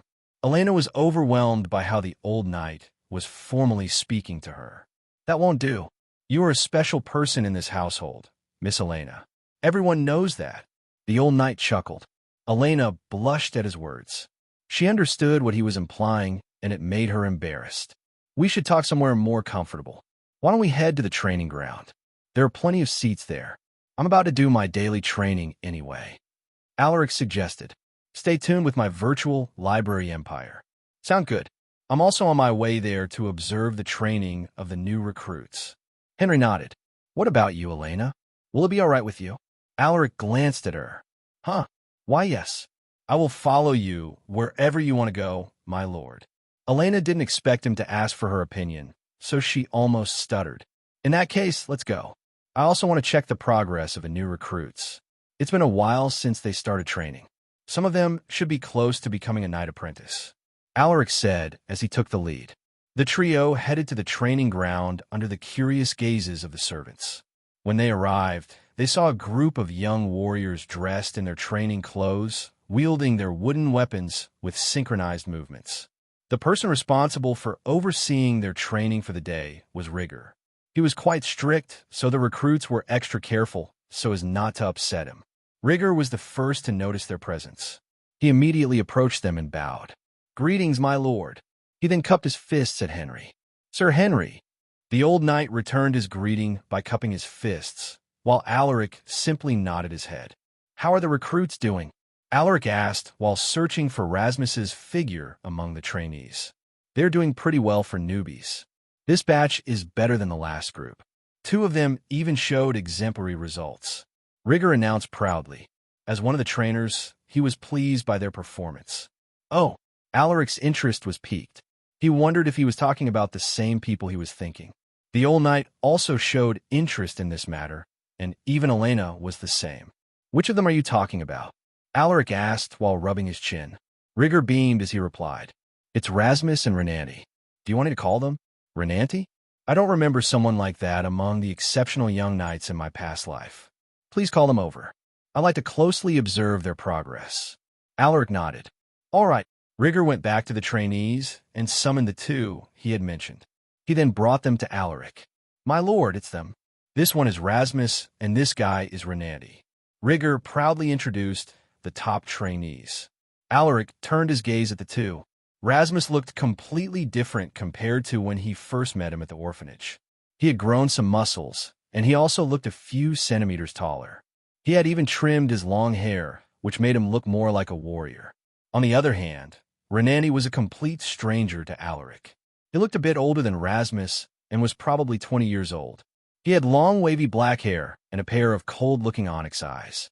He was also quite tall at over 190 centimeters, and his physique was the most athletic among the recruits. "Greetings, Lord Alaric." Rasmus and Renanti greeted him with a light bow. Alaric nodded to them and said, "You 2 showed the best results, so you must be properly rewarded. Give them more tonics to help them strengthen their bodies." He reminded Rigger, "I'll do as you, my lord. What are you 2 standing there for? Go and thank Lord Alaric." Rigger glared at the 2. Hearing this, they immediately thanked Alaric. "Thank you for the reward, my lord. Continue working hard, and you will receive more rewards." Alaric smiled and tapped their shoulder. "We will do our best, my lord." "All right, you should go back to your training. Don't mind us." Alaric waved his hand and sent Rigger a knowing look. Rigger understood his intentions and left with Rasmus and Renanti. As they walked away, Rasmus turned his head and took another look at Alaric. "It seems like Lord Alaric went through another battle again. Just when can I go with him?" he whispered upon seeing the fresh wounds on Alaric's arms. Rigger snorted when he heard his remarks. "If you want to join Lord Alaric in battle, you better work harder. With your current strength and skill level, you will only be able to serve as an ordinary guard." Rasmus lowered his head and clenched his fists. "Just give me a little bit more time, my lord." After Alaric's daily mission, a servant came to the training ground and informed him as well as the knights about when the meeting will be held. "A meeting, huh? Is this about your recent visit to Rivad, my lord?" Henry curiously stared at Alaric. The latter still hadn't told him how he got his wounds. "Yes, pretty much." Alaric nodded with a serious look. "Then, I should take my leave first. I can't go to the meeting hall covered in sweat." Henry chuckled while shaking his head. "All right, we'll see you later, Sir Henry." "See you later, my lord." The old man bowed to him and left. An hour later, Alaric headed to the meeting hall. He told Elena to get some rest, so the girl wasn't with him this time. When he entered the spacious hall, he saw the knights and the elite knights of the household seated before a long table. Among them was his uncle, Charles Silversword, who was leisurely chatting with a young warrior sitting on the chair to his left. As if sensing his arrival, Charles turned his head and waved at him enthusiastically. "Alaric, come here and sit beside your uncle. I'd like to introduce you to someone." Alaric was disgusted upon seeing him, but he maintained a cool appearance. He decided to play along with his uncle. "Yes, my lord." Alaric took a seat on the empty chair beside Charles. "Alaric, Do you still remember him? Charles pointed at the young warrior beside him. Find your next adventure on my virtual library empire. Alaric stared at the young warrior with a calm expression. How could I forget the face of my cousin? Of course. We met a few times when we were young. Alaric responded to his uncle while nodding at the young warrior. This man was Charles's bastard son, Josephus Silversword. He looked like he was in his late teens, but he was actually over 20 years old. He had a slender physique, much like his father. However, unlike the men of House Silversword who had striking gray hair, Josephus had blonde hair which he inherited from his mother. Charles grinned and whispered to his ears, "Thanks to the herbs I got from you, Josephus became a knight." Alaric was taken aback. "Congratulations, Josephus." Alaric had mixed feelings about this cousin of his. In his past life, Josephus had never become a knight. He had always been stuck as a knight apprentice, which made Charles very disappointed in him. Josephus worked even harder to meet his father's expectations, but his efforts weren't rewarded. He was still unable to advance, which left him depressed. When Charles took over the Baron's position after Lucas's death, Josephus committed suicide, but the reason for his suicide was kept a secret. Josephus scratched his head in embarrassment. "Thank you, my lord. If it weren't for the dragon-tail fern, I wouldn't have enough mana to advance." Looking at his honest and shy face, Alaric was baffled. "Just why did you hang yourself, Josephus? Just what pushed you to end your own life?" This matter was one of the few things that remained unanswered even after Alaric's death. "I hope you're not like your father, my dear cousin." While he was deep in his thoughts, the door sprung open as Maria and Lucas stepped in. Everyone immediately stood up from their seats the moment they arrived. "Greetings, my lord. Greetings, my lady." Lucas scanned everyone's faces and saw Alaric sitting beside his uncle. He found it unusual since he felt that Alaric didn't like Charles. However, he didn't say anything and just calmly took his seat. Lucas cleared his throat and spoke. "Everyone, I gathered you all here to inform you about what happened to the people we sent to Rivad. I guess some of you are already aware of what happened, but for the sake of those who don't know anything, I will say it once again." Everyone adjusted their posture as they listened closely. Lucas recounted what he had heard from Alaric and the rest of the warriors who were sent to Rivad. When the knights heard this, they were furious. How dare they attack the heir of House Silversword? They must be tired of living. Charles slapped his hand on the table. Seeing this, Alaric sneered inwardly. Pretentious bastard. Meanwhile, the other knights also expressed their anger. "I can't believe that the second son of House Paxley would do something like this. We must make that bastard pay." The hall became noisy as everyone expressed their rage. Silence. Lucas's indifferent voice resonated in their ears, making everyone shut their mouths. "I understand your anger and frustration. That's why we came up with a plan to make that bastard pay for what he did." After saying this, Lucas gave his wife a look. Maria knew that it was her turn to speak. "This is what we have decided to do." Maria told them about her plan. It was more detailed than what they had discussed earlier. "We need to show a force to pressure House Paxley, so we need to send some of our elite knights to Rivad. Are there any volunteers?" Maria swept her gaze at the people inside the hall. "I will go." The newly advanced elite knight, Henry, was the first to volunteer. He looked incredibly furious by the look on his face. Maria nodded at the old man to show her appreciation. "I will go too." Charles smiled as he raised his arm. Alaric narrowed his eyes, wondering what his uncle was up to this time. "Please sign me up, my lady. I was with Lord Alaric when the attack happened. I must see this to the end." Warwick raised his hand with a cold look. "Thank you." Maria nodded to Warwick. "Now, I will announce who among the knights will join in the trip to Rivad. Alaric, Aldrin, Bernard, Chulmo, Rigger, Arthur, and Josephus, including the 3 elite knights. The 7 of you will lead 30 of our warriors to Rivad. Do you have any questions? What if someone will attack North Pine Town while most of our skilled warriors are away?" Someone asked with a concerned look. "That wouldn't be an issue. As long as there's no disaster-grade monster, nothing will happen to the town. Besides, I'm already thinking of hiring someone who can guarantee the safety of the town and the estate." Lucas spoke confidently. Everyone was curious to know who he was talking about, But it didn't seem like Lucas had the intention of telling them, so no one asked. Are there more questions? At this moment, Henry raised his hand and asked, My lord, who will represent us for the trial by combat? Hearing this, everyone perked their ears as they stared at Lucas. Who is the strongest knight in the household? Lucas muttered while smiling faintly at them. Everyone turned their gazes to Alaric. They had already accepted the fact that Alaric was stronger than them. Even in the surrounding cities, it would be difficult to find someone who could defeat him. It looks like we all have the same idea. Lucas chuckled. My lord, wouldn't it be dangerous for Lord Alaric? Unexpectedly, Charles expressed his worry about the decision. He continued, I'm aware that he is powerful, but accidents happen in battle, especially in a trial by combat where everyone puts their life on the line. A few people nodded at his words, clearly in agreement with him. Alaric was the only heir of House Silversword. If something happened to him, there would be no one to succeed Lucas's position. Lucas didn't respond immediately. He looked at his son and asked his opinion. What do you think, Alaric? How confident are you? All eyes gathered on Alaric as soon as the Baron uttered those words.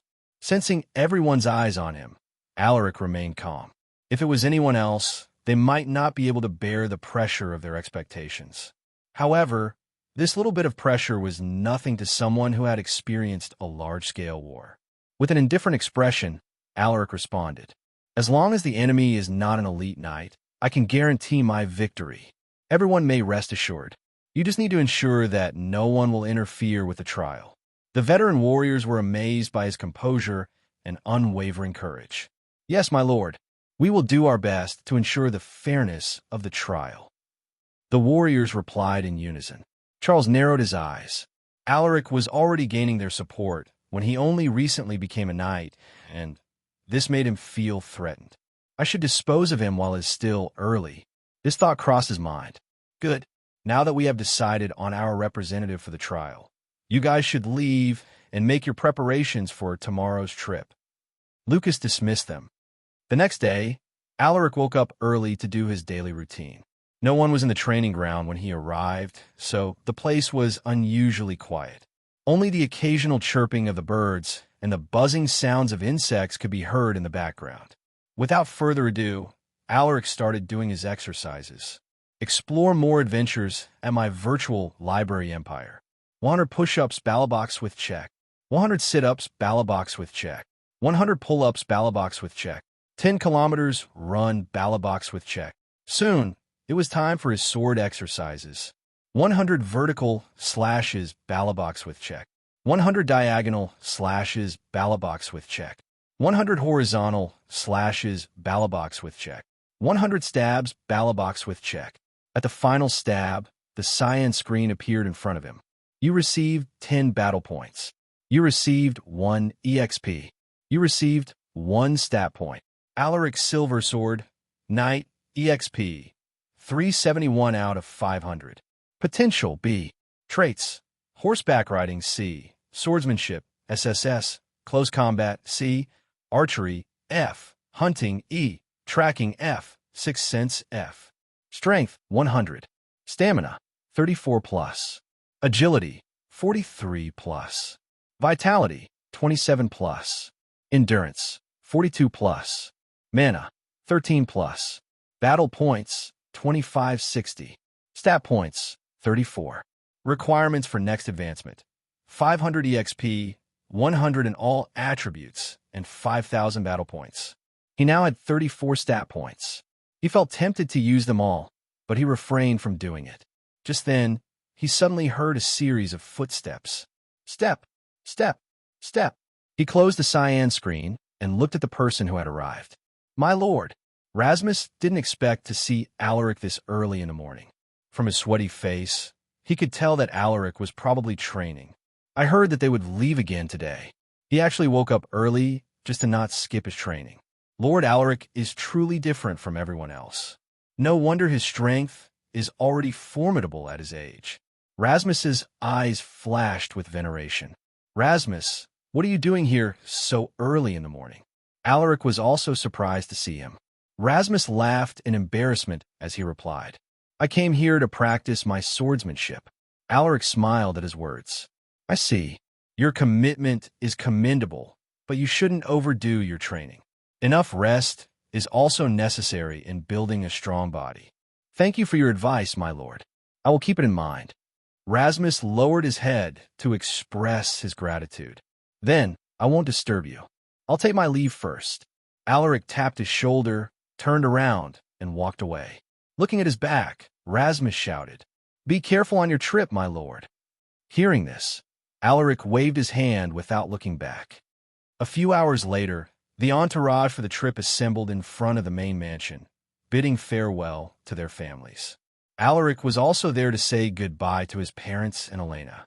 Elena wanted to come with them, but Alaric didn't agree this time.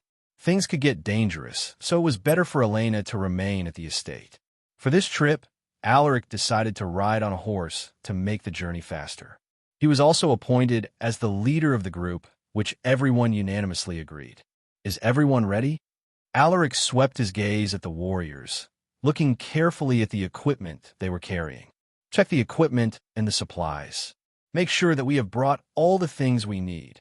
He reminded them with a stern gaze. Yes, my lord. The warriors did as instructed and began to inspect everything. After ensuring that they hadn't forgotten anything, Alaric took one last look at the people they would leave behind and shouted, "Let's go!" Because of the size of their entourage, the soldiers garrisoned at the borders of Vale stopped them for an inspection. Alaric didn't want to cause trouble, so he told his subordinates to go along with the inspection. Luckily for them, one of the inspectors happened to be Anthony, the current commander of Vale's armed forces. "Lord Alaric."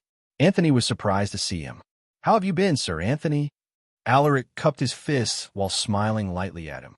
Hiding his surprise, Anthony peered at the equipment strapped on their horses and replied, "I've been well, my lord. Thank you for asking." He then cleared his throat and asked with a serious tone, "Can you tell me where you are headed to, my lord?" "We are headed to Rivad. You don't need to be alarmed, Sir Anthony." Alaric chuckled when he saw how cautious they were, but he also understood their situation. Anthony felt relieved to hear those words, but he didn't relax his guard. "I see. Then we will escort you until we leave the borders of Vale. I hope you understand." Hearing this, the warriors behind Alaric furrowed their eyebrows, which made Anthony's subordinates unconsciously hold the handle of their weapons. Sensing the tense atmosphere, Alaric immediately raised his hand, signaling his people not to cause any trouble. Anthony also warned his men not to be impulsive. If a battle was to break out, none of them would survive. He was sure of it. "All right, but please don't ask us any questions on the way." Alaric didn't reject his request. He was aware that Anthony was only doing this to keep an eye on them. Anthony nodded. "You can rest assured, my lord. I will make sure that my men won't speak a word about this. Then we will be in your care." Alaric smiled lightly. Anthony couldn't believe that he was actually intimidated by a knight who was a few decades younger than him. Although Alaric defeated him before, it was only an unofficial match where using mana wasn't allowed. He was confident that he could win against Alaric if they were to use mana. At least that was what he believed. Under the watchful eyes of Vale's garrison guards, Alaric's group traveled along the snow-covered road leading to Rivad. No one spoke along the way, making the atmosphere quite nerve-wracking. When Alaric's group was about to leave Vale's borders, Anthony raised his hand and signaled his men to stop following them. He then bowed to Alaric and said, "Thank you for your cooperation, my lord. Please forgive me if this may have offended you." Hearing this, Alaric waved his hand nonchalantly. "Till we meet again, Sir Anthony." Anthony watched as they disappeared into the distance. "It looks like something big is going to happen in Rivad. Sir, should we report this to the officials?" One of his subordinates asked. Anthony shook his head. "There's no need. Interfering with House Silversword's matters won't do us any good. Let's just keep this under wraps. Do you understand?" "Yes, sir." Later that afternoon, the snow is getting thicker. The horses might get sick if we continue. Alaric noticed that the horses had slowed down because of the thick pile of snow that filled the road. "Let's take a short break here." He commanded the group to stop. "Build a big fire that is enough to warm our bodies and our horses." He instructed. Everyone jumped down from their horses and divided themselves into small groups to efficiently do more tasks. One group volunteered to gather firewood, another one volunteered to scout the location, etc. No one remained idle, including Alaric. He joined the group that was responsible for gathering firewood. It's so cold out here. He thought about the vagrants who had to live on the outskirts of Vale. There are people who refused to live in the city and chose to live in the secluded parts of the forest outside of Vale. Most of them couldn't afford the living expenses in the city, so they could only build their homes outside its influence. Many of them will die from the cold. Alaric sighed while thinking about those people. It took him more than 10 minutes to gather some usable firewood. Most had already been covered in snow and were too wet to be used. Alaric returned to the campsite to deliver the firewood he had gathered.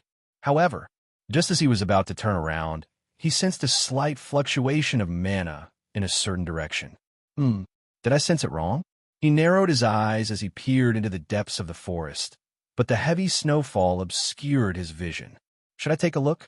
Driven by his curiosity, Alaric put down the firewood he had gathered and followed the direction where he last sensed the weird fluctuations of mana. He remained cautious as he headed deeper into the forest. His hand was resting on the hilt of his sword. If he sensed a sign of danger, he was prepared to draw his sword. In the next moment, he saw something moving underneath the snow. Is it an animal? Alaric cautiously approached, but upon getting closer, he discovered that the thing buried in the snow wasn't an animal. An elf. His eyes froze in shock. Alaric's first thought was to leave immediately, but a weak voice drifted into his ears. Tell me. The voice was barely audible, but it was definitely the elf who had spoken. Alaric hesitated for a moment. Damn it. He carefully walked towards the elf, eyeing the surroundings for any potential traps. After making sure that there were no hidden traps, he immediately got down and dug the elf who was buried in the snow. As soon as he dug out the elf, Alaric was momentarily stunned. How beautiful! It was a face that surpassed the realms of humanity, one with an ethereal beauty that almost seemed like she was a goddess who had gone down to the mortal world. Read new chapters at my virtual library empire. She's injured. Alaric noticed a patch of red on her abdomen. In her present state, she won't survive the cold. I should help her bandage her wounds first. Alaric lifted the elf and carried her inside a hollowed tree to keep her warm. After placing her down, he took off his fur coat and draped it over her body for additional warmth. At this moment, he saw her long eyelashes fluttering, revealing a pair of cyan-colored eyes. Even the groaning sound she made was very enchanting. After making sense of her surroundings, she realized that there was an unfamiliar human in front of her. Her eyes widened in fear. She wanted to stand up and push him away, but she lost all strength as the pain in her abdomen finally registered. She hissed in pain while keeping a cautious eye on the human. Seeing her like this, Alaric smiled bitterly in his heart. Don't worry, I won't hurt you.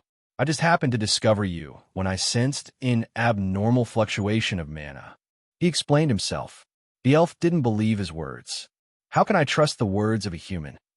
Alaric sighed, feeling slightly annoyed by her prejudice. Still, he tried to reason with her in a calm voice. Look here, Miss Elf. You were the one who asked for help, so I kindly offer my hand. If I had bad intentions, I would have done it from start. The elf's expression relaxed a bit upon hearing his words. Wait here for me. I'll go and get something to bandage your wounds. In the meantime, apply pressure on your wound. I'll be back soon. Alaric didn't wait for her to respond and stepped out of the hollowed tree before rushing back to the camp. The elf sat there in silence. Can I really trust him? She didn't want to place her trust in a stranger, especially a human. However, given her condition, she had no choice but to believe in him. It's so cold. She lowered her head and pressed her abdomen. Meanwhile, Alaric hurried into the camp with the firewood he had gathered earlier. My lord! Aldrin was surprised to see him running in a hurry. I have no time to explain. Go and get me some bandages and medicine for stab wounds. Alaric instructed with a serious look. Aldrin was curious, but he didn't dare ask when he saw his stern gaze. Yes, my lord.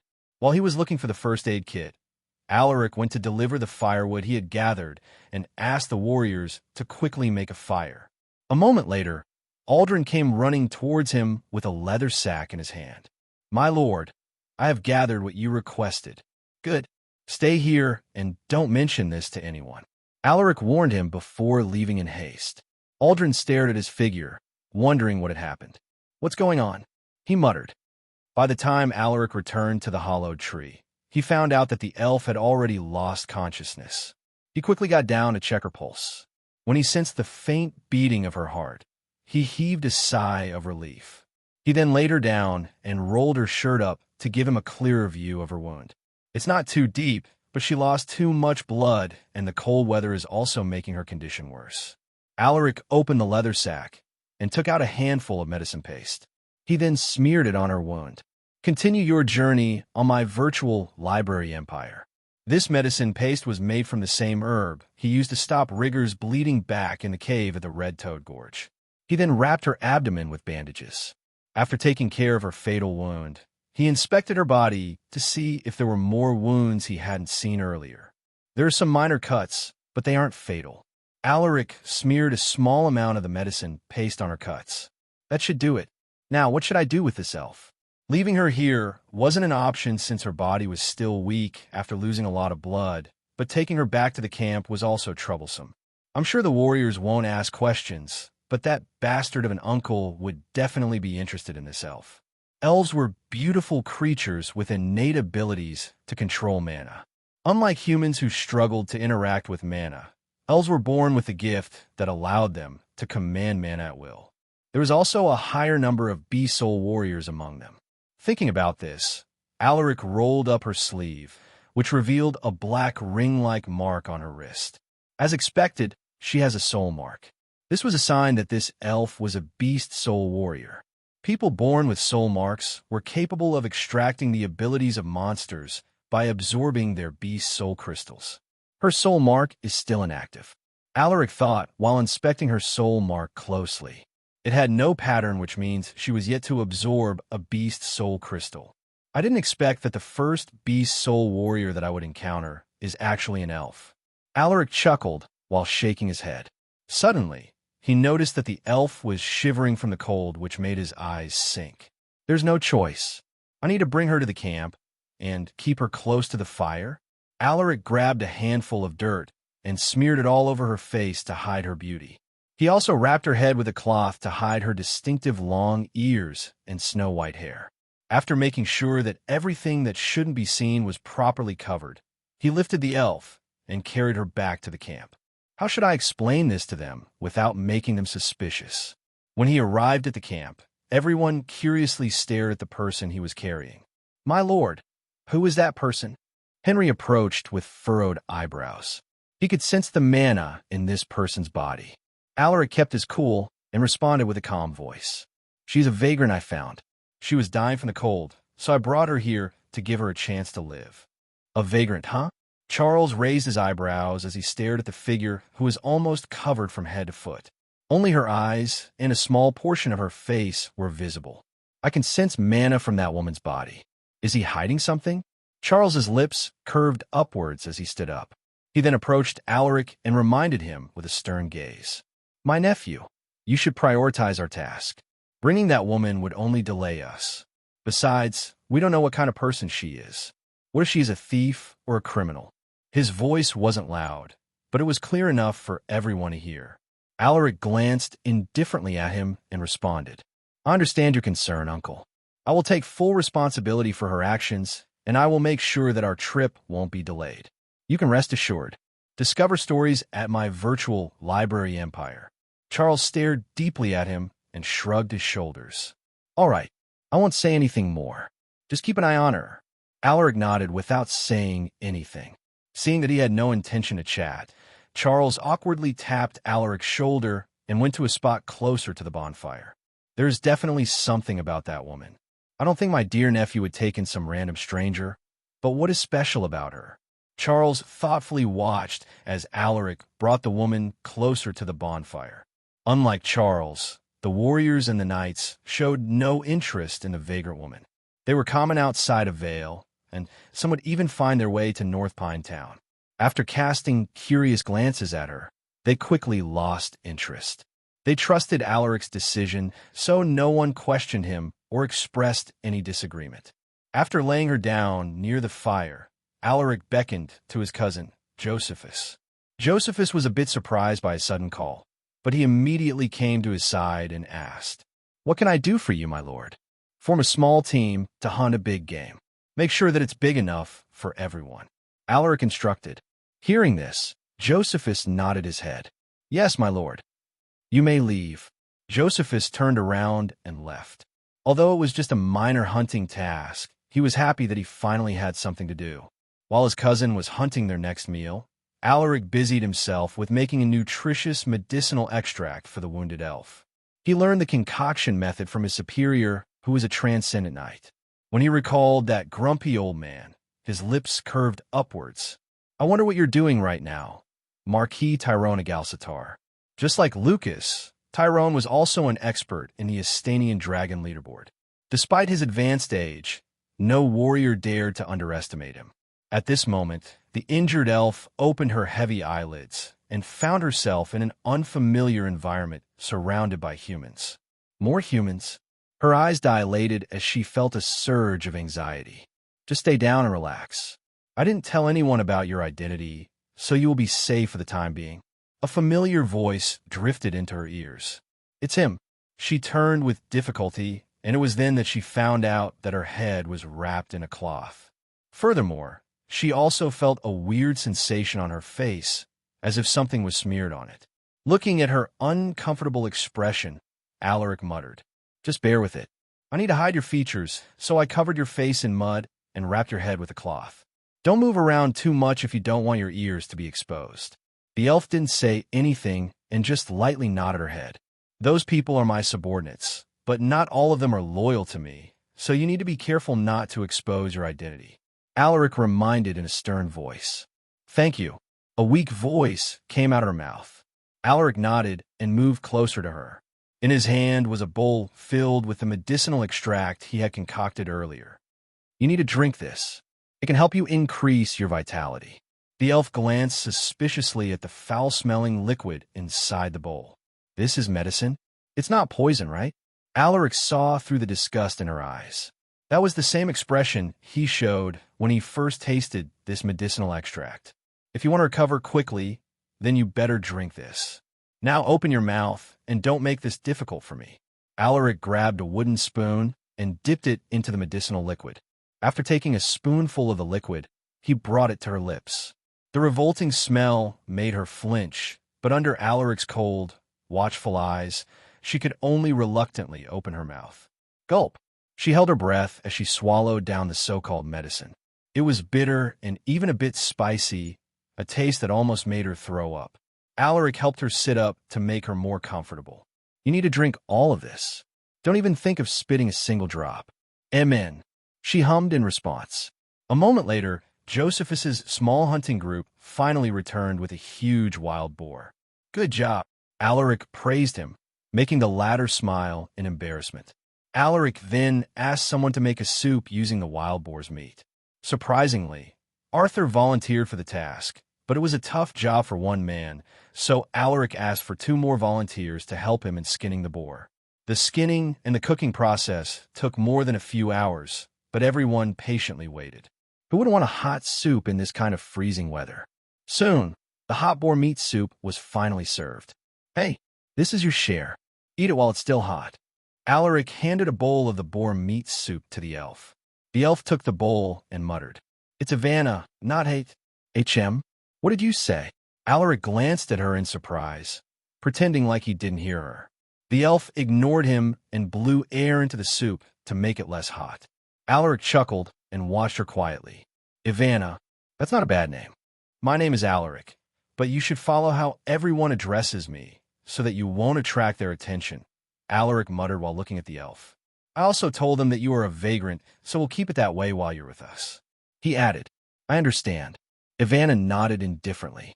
Although she looked dirty right now, she couldn't hide the grace in her every move, as if it was a habit that she had practiced for many years. "Did you get those wounds from a human?" Alaric probed. The elf's shoulder trembled upon hearing his words. Seeing her like that, Alaric sighed. "You don't have to answer it. For a young elf like her, it must have been a terrible experience that left her traumatized." I shouldn't have asked her. We will be leaving soon. Why don't you stay with the group while you are still recovering? Once we complete our task in Rivad, I will send you back to your home. Alaric suggested. This was the best he could do for her. Ivana didn't respond and just quietly ate the boar meat soup. Alaric waited for a while, but when he realized that she had no intention of speaking, he took a deep breath and let out a sigh while shaking his head. He then stood up and announced to the group, "We will depart at once after everyone is done eating their meal." "Yes, my lord," the warriors responded in unison. The snowstorm was getting worse, and they might be stranded if they don't leave soon. The horses had rested enough, and everyone had already filled their bellies with the hot boar soup. It was time to resume the journey. They didn't bother to clean up the mess. Everything would be buried in snow in a few hours. "Prepare to depart," Alaric shouted to the group. The warriors immediately packed their stuff and hopped on their horses. While they were preparing to leave, Alaric walked towards the elf and squatted in front of her. "We're leaving now." Hearing this, Ivana nervously raised her head. Please take me with you," she muttered in a quivering voice. "We don't have a carriage, so it would be a bumpy trip." "Are you sure?" Alaric found her pitiful, so he was willing to help her. Riding on a horse would open her wounds, which might worsen her injuries. Ivana nodded. "You're the only human I can trust." It hadn't been long since they met, but she felt like she could place her trust in him. He was her last hope to return to her family. "All right, let's go." Alaric stood up and reached out his hand. Looking at his face, Ivana prayed in her heart. "Please, I hope I'm making the right choice by following this human." Ivana grabbed his hand and allowed him to lift her. When the warriors saw that Alaric was planning to take the vagrant along, nobody said anything. They believed that he only pitied the poor woman. However, one person had a different opinion regarding this vagrant woman. It was Charles. Is he really planning to bring that woman with us? He felt that it was suspicious that his nephew was willing to go so far for someone he had only met a few hours ago. Although he was curious, he didn't reveal his thoughts. "This is making me strangely excited." Charles pulled his eyes away from them and grinned. The group continued their journey amid the heavy snow. The road was becoming more difficult to navigate because of the thick fog. If it weren't for Henry, they might have been lost in the fog. At this moment, Henry urged his horse to move closer to Alaric. "At this rate, we might not make it to Rivad tomorrow, my lord. The sky is also getting darker, so I think we should find a place to set up camp," the old man suggested while looking at the darkening sky. Alaric agreed with the old man, so he immediately instructed the group to find a place to set up camp. An hour later, someone found a narrow cave and reported it to Alaric. In a place where everything was covered in snow, a cave was a good option to build their camp. "That's where I found the cave, my lord." A warrior pointed in a certain direction where a hill stood. Alaric followed his gaze and saw a cave underneath the hill. It wasn't big, but it was more than enough to fit everyone in the group. "Sir Aldrin, Sir Chulmo," he called out. The two knights whose names were mentioned immediately came to his side. "My lord, what can we do for you?" Alaric glanced at them and instructed, "You two, form a small team with 5 members each and check the surroundings. Report to me if you find anything unusual." Hearing this, the two knights acknowledged his command with a nod. "Yes, my lord." "You may go." Alaric waved his hand. The two knights quickly left to gather their members. After they left, Alaric beckoned to Arthur and said, "Sir Arthur, please go and check what is inside the cave." Arthur saluted. "I obey." He then squeezed his legs and commanded his horse to move. While waiting for Arthur to return, Alaric turned his head. "Ivana, are you all right?" Hugging him from behind was the elf who was fully covered by the fur coat. "I am fine." He could hear her labored breathing. "Just hold on for a while." Alaric could only pray that she won't collapse. Amen. Alaric took out a rope and tied her to his body to make sure that she wouldn't fall from the horse. Ivana understood this, so she didn't voice any protest, but the feeling of having their bodies so close to each other made her feel embarrassed. She had never been this close to someone of the opposite gender. Alaric was unaware of her thoughts. His focus was entirely on the surroundings. It didn't take long for Arthur to check the situation inside the cave, and his expression was rather peculiar. "My lord, there's nothing dangerous inside the cave, but we have a little problem," Arthur muttered with a troubled look. Hearing this, Alaric raised an eyebrow. "What did you see in there?" "I think it would be better for you to see it yourself, my lord." Alaric furrowed his eyebrows. Just what did he see in there for him to be so hesitant to speak of it? "All right." Alaric gave a hand signal to the remaining warriors as he urged his horse to move towards the cave. Although Arthur said that the cave was safe, Alaric didn't let down his guard. His dominant hand was resting on the hilt of his sword. Upon reaching the mouth of the cave, Alaric smelled the distinct scent of animal urine. It was faint, but it didn't escape his enhanced sense of smell. A territorial mark? Most wild animals and monsters mark their territories by spraying their urine on specific areas. This was to delineate the boundaries of their territory and to communicate their presence to other creatures. "Hold on tight, Ivana," Alaric whispered. The elf reacted to his words by tightening her grip on his waist. "Please excuse my rudeness," Alaric muttered as he grabbed her legs. The elf jolted in shock at the unexpected touch. Before she could say anything, he slowly lifted her and delicately got down the horse to make sure that he was careful enough not to aggravate her wounds. "Ah, so he just did it to bring me down from the horse. You can release me now, Ivana." Alaric's voice resonated in her ears. "Ah, yes." The elf loosened her grip with a flustered look. Alaric removed the rope he had tied earlier and turned to look at her. "Can you walk on your own?" Although he couldn't see her complexion right now because of the mud that he had smeared on her face, he could tell that her face looked paler at this moment. Ivana didn't dare look at him. "Why, yes. It should be fine." Alaric knew that she was just acting tough, but he didn't expose her. "You don't need to push yourself. Just hold on to me if you feel like you're about to collapse." Elves are truly prideful. It must have been a really difficult decision for her to trust a human that she just met. "Amen," she hummed in response. Alaric was in no hurry to check what was inside the cave. He walked slowly to match the elf's pace. The warriors were aware of her condition, so they also considerately slowed down their pace. As soon as they entered the cave, the smell of ammonia became thicker. Even the normal warriors were able to detect the scent. It was then that the distinct cries of an animal drifted into their ears, but it didn't end there. They heard more sounds which made them realize that there wasn't just one creature. This sound, it's a cub, and there's more than one. Alaric finally understood the meaning behind Arthur's words. The former mercenary, Rigger, approached and whispered to his ears, "My lord, there are cubs inside this cave. I think this is a dwelling of a monster or a wild animal. It might get troublesome if the parents of the cubs are nearby. Let's take a look at what kind of creature they are first before making a decision." Finding another cave in this kind of weather would be troublesome. Arthur must have thought of this as well, so he left the final decision to me. "All right," Rigger nodded. A moment later, the group finally arrived at the den where the cubs were hidden. Saber-fanged wolves? Alaric's eyes widened upon seeing the white cubs rolling over their den. These creatures usually lived in the cold regions of the north, and the one feature that stood out from them was their fangs that looked like sharpened sabers.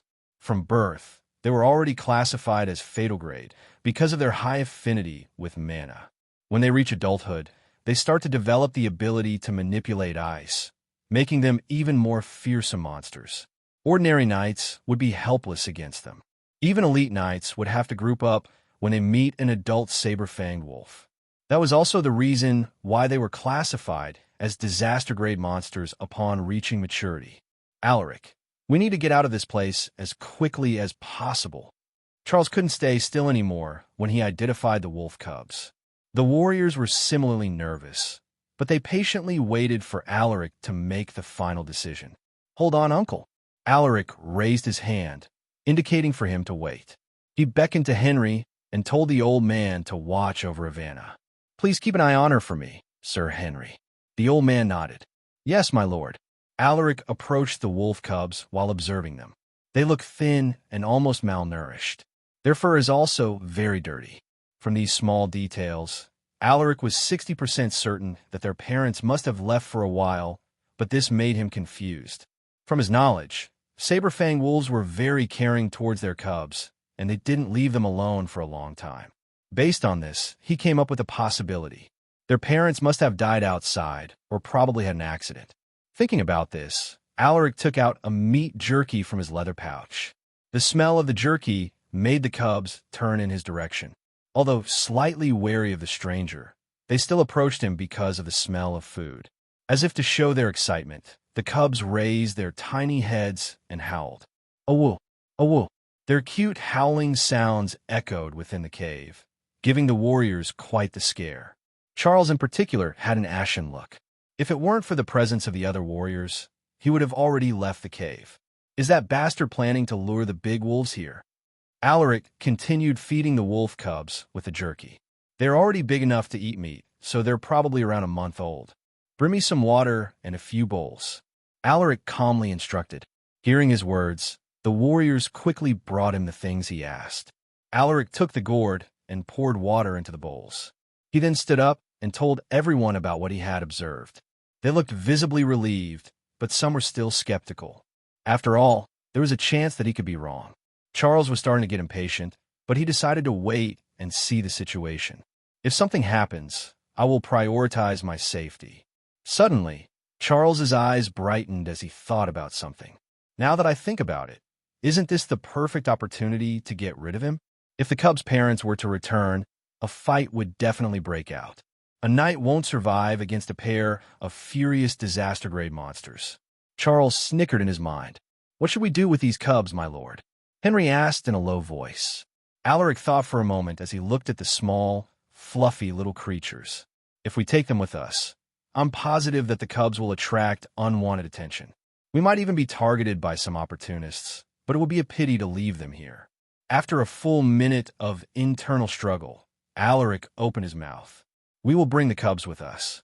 Henry didn't seem to be surprised by his response, and it even looked like he had already expected this answer from him. It seems like you have already guessed my thoughts, Sir Henry, Alaric muttered with a wry smile. To some extent, yes. The old man laughed. Over an hour later, the two teams he had sent to investigate the area finally returned. Aldrin and Chulmo immediately reported their findings. My lord, we found no threat nearby, but there's something unusual. It was Aldrin who had spoken. Did you find a monster corpse? Alaric muttered. Chulmo and Aldrin were shocked. How did you know, my lord? Alaric rubbed his chin. Is it the corpse of a saber-fanged wolf? Both knights stared at him in disbelief. How? Is there only one corpse? Why, yes, my lord, and it's already in a bad state. It has probably been dead for a couple of days, but we found this from the corpse. Chulmo took out a blue crystal and handed it to Alaric. A beast's soul crystal, and it's at the disaster grade. Alaric was stunned when he sensed the powerful mana contained within the crystal. It was even denser than the beast soul crystal from the goblin chieftain. That's a beast soul crystal. Greed flashed in Charles's eyes when he saw the blue crystal in Alaric's hand. From a mana he sensed from it, he had a strong feeling that it could help him advance and become a transcendent knight. As if sensing his unusual gaze, Alaric turned his head. What a perceptive bastard. Charles smiled at him and even gave him a friendly nod, to which Alaric responded with an indifferent nod of his own. It seems like my uncle is interested in this beast soul crystal. Unfortunately, I will never give this to you, dumbass. Alaric pulled his gaze away from Charles and stowed the beast soul crystal inside his leather pouch. You two did a great job finding this. I will reward you handsomely once we return to the estate. Alaric tapped Chulmo's and Aldrin's shoulder. The two knights looked visibly excited upon hearing his words. All right, go and discuss amongst yourselves on who will perform the night watch. Alaric waved his hand. Keep your eyes peeled and immediately alert everyone if you sense any signs of danger.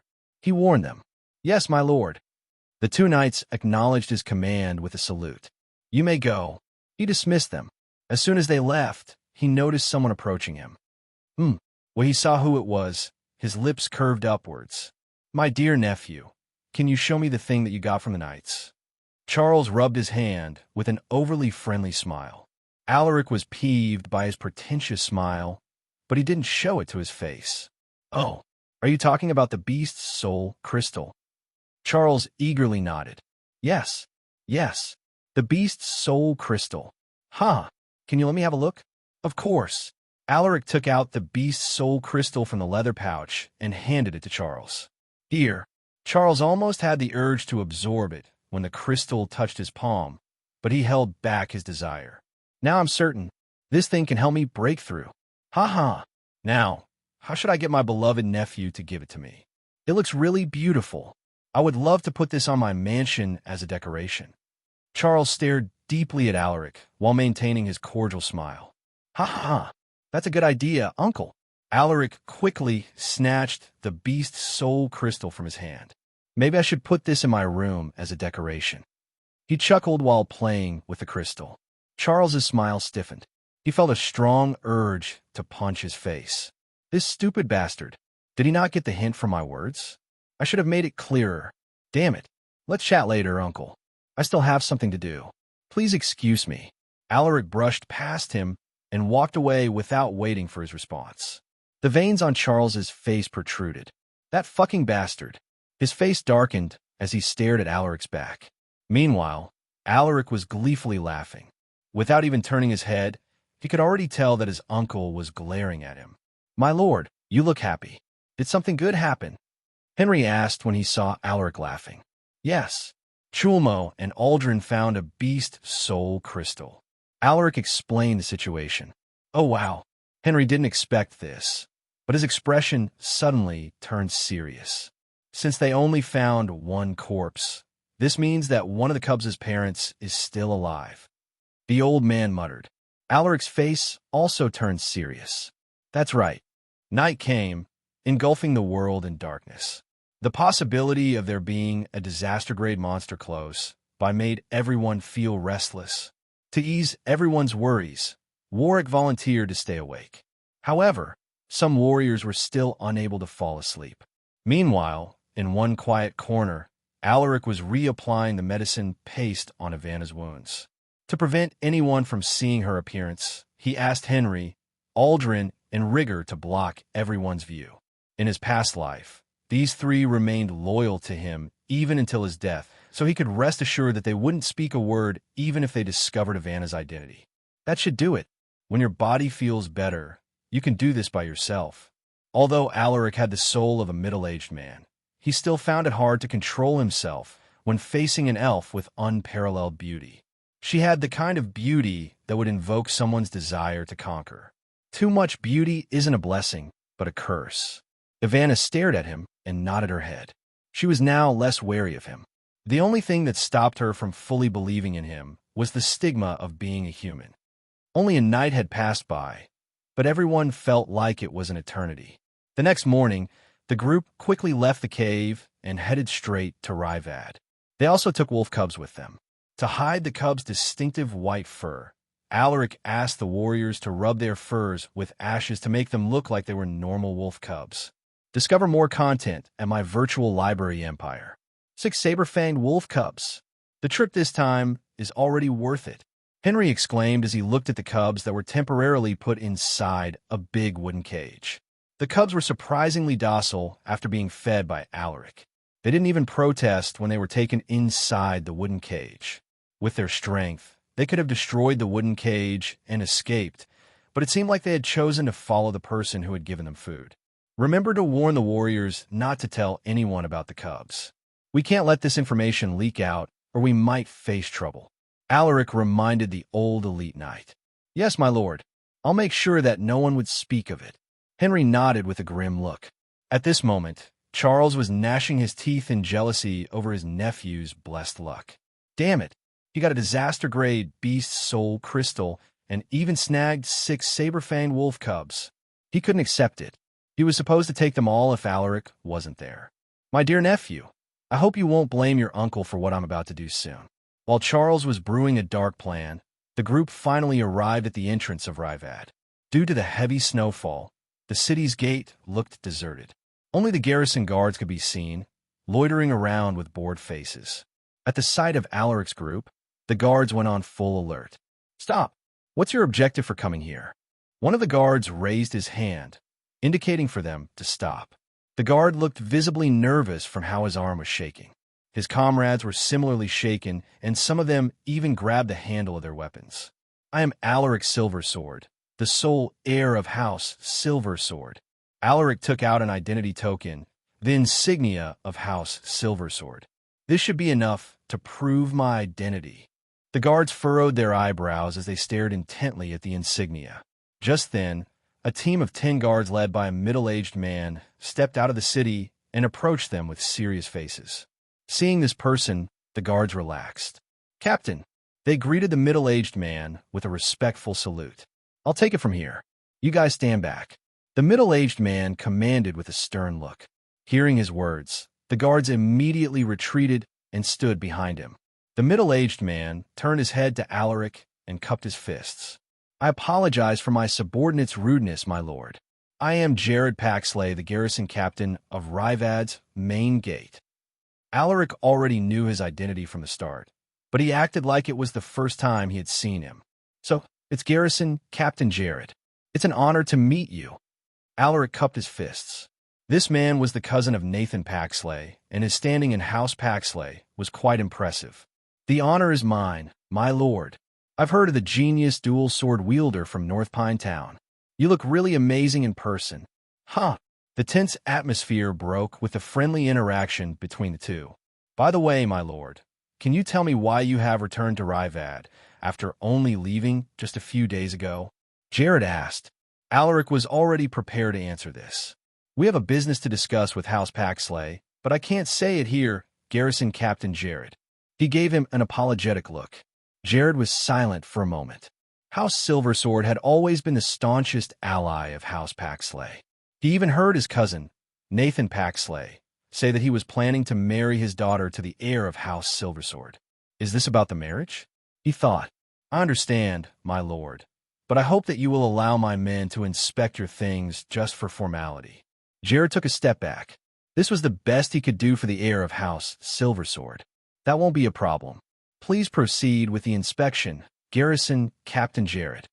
Alaric smiled at him, feeling thankful for his consideration. "Thank you for your trust, my lord." Jared cupped his fists. He then turned around and gave a signal to his men. After seeing his signal, the garrison guards immediately began their inspection. Since it has been proven that they were from House Silversword, the garrison guards didn't actively inspect their possessions. They only did a simple check. Jared also joined the inspection, and the thing that drew his attention were the wolf cubs. "Wolf cubs?" Jared was curious, but he didn't ask anything about the cubs. "Thank you for cooperating with our inspection, my lord. You can now enter the city." Jared smiled at Alaric.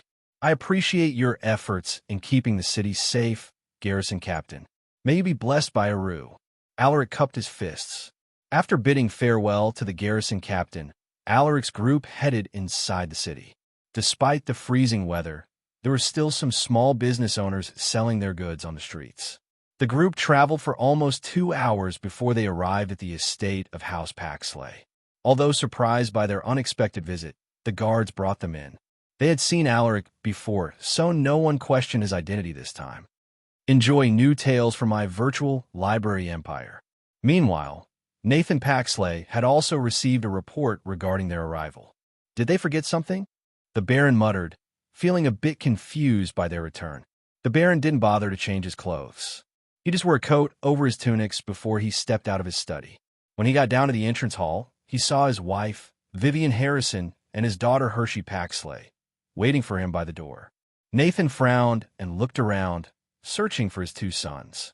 "Where is Liam and Theo?" he asked. "They should be here soon," Vivian responded. She then walked to Nathan's side and adjusted his coat. Nathan was dissatisfied, but he didn't say anything. He might be a baron, but he was slightly afraid of Vivian's collateral family. This was also the main reason why he wanted to strengthen his alliance with House Silversword.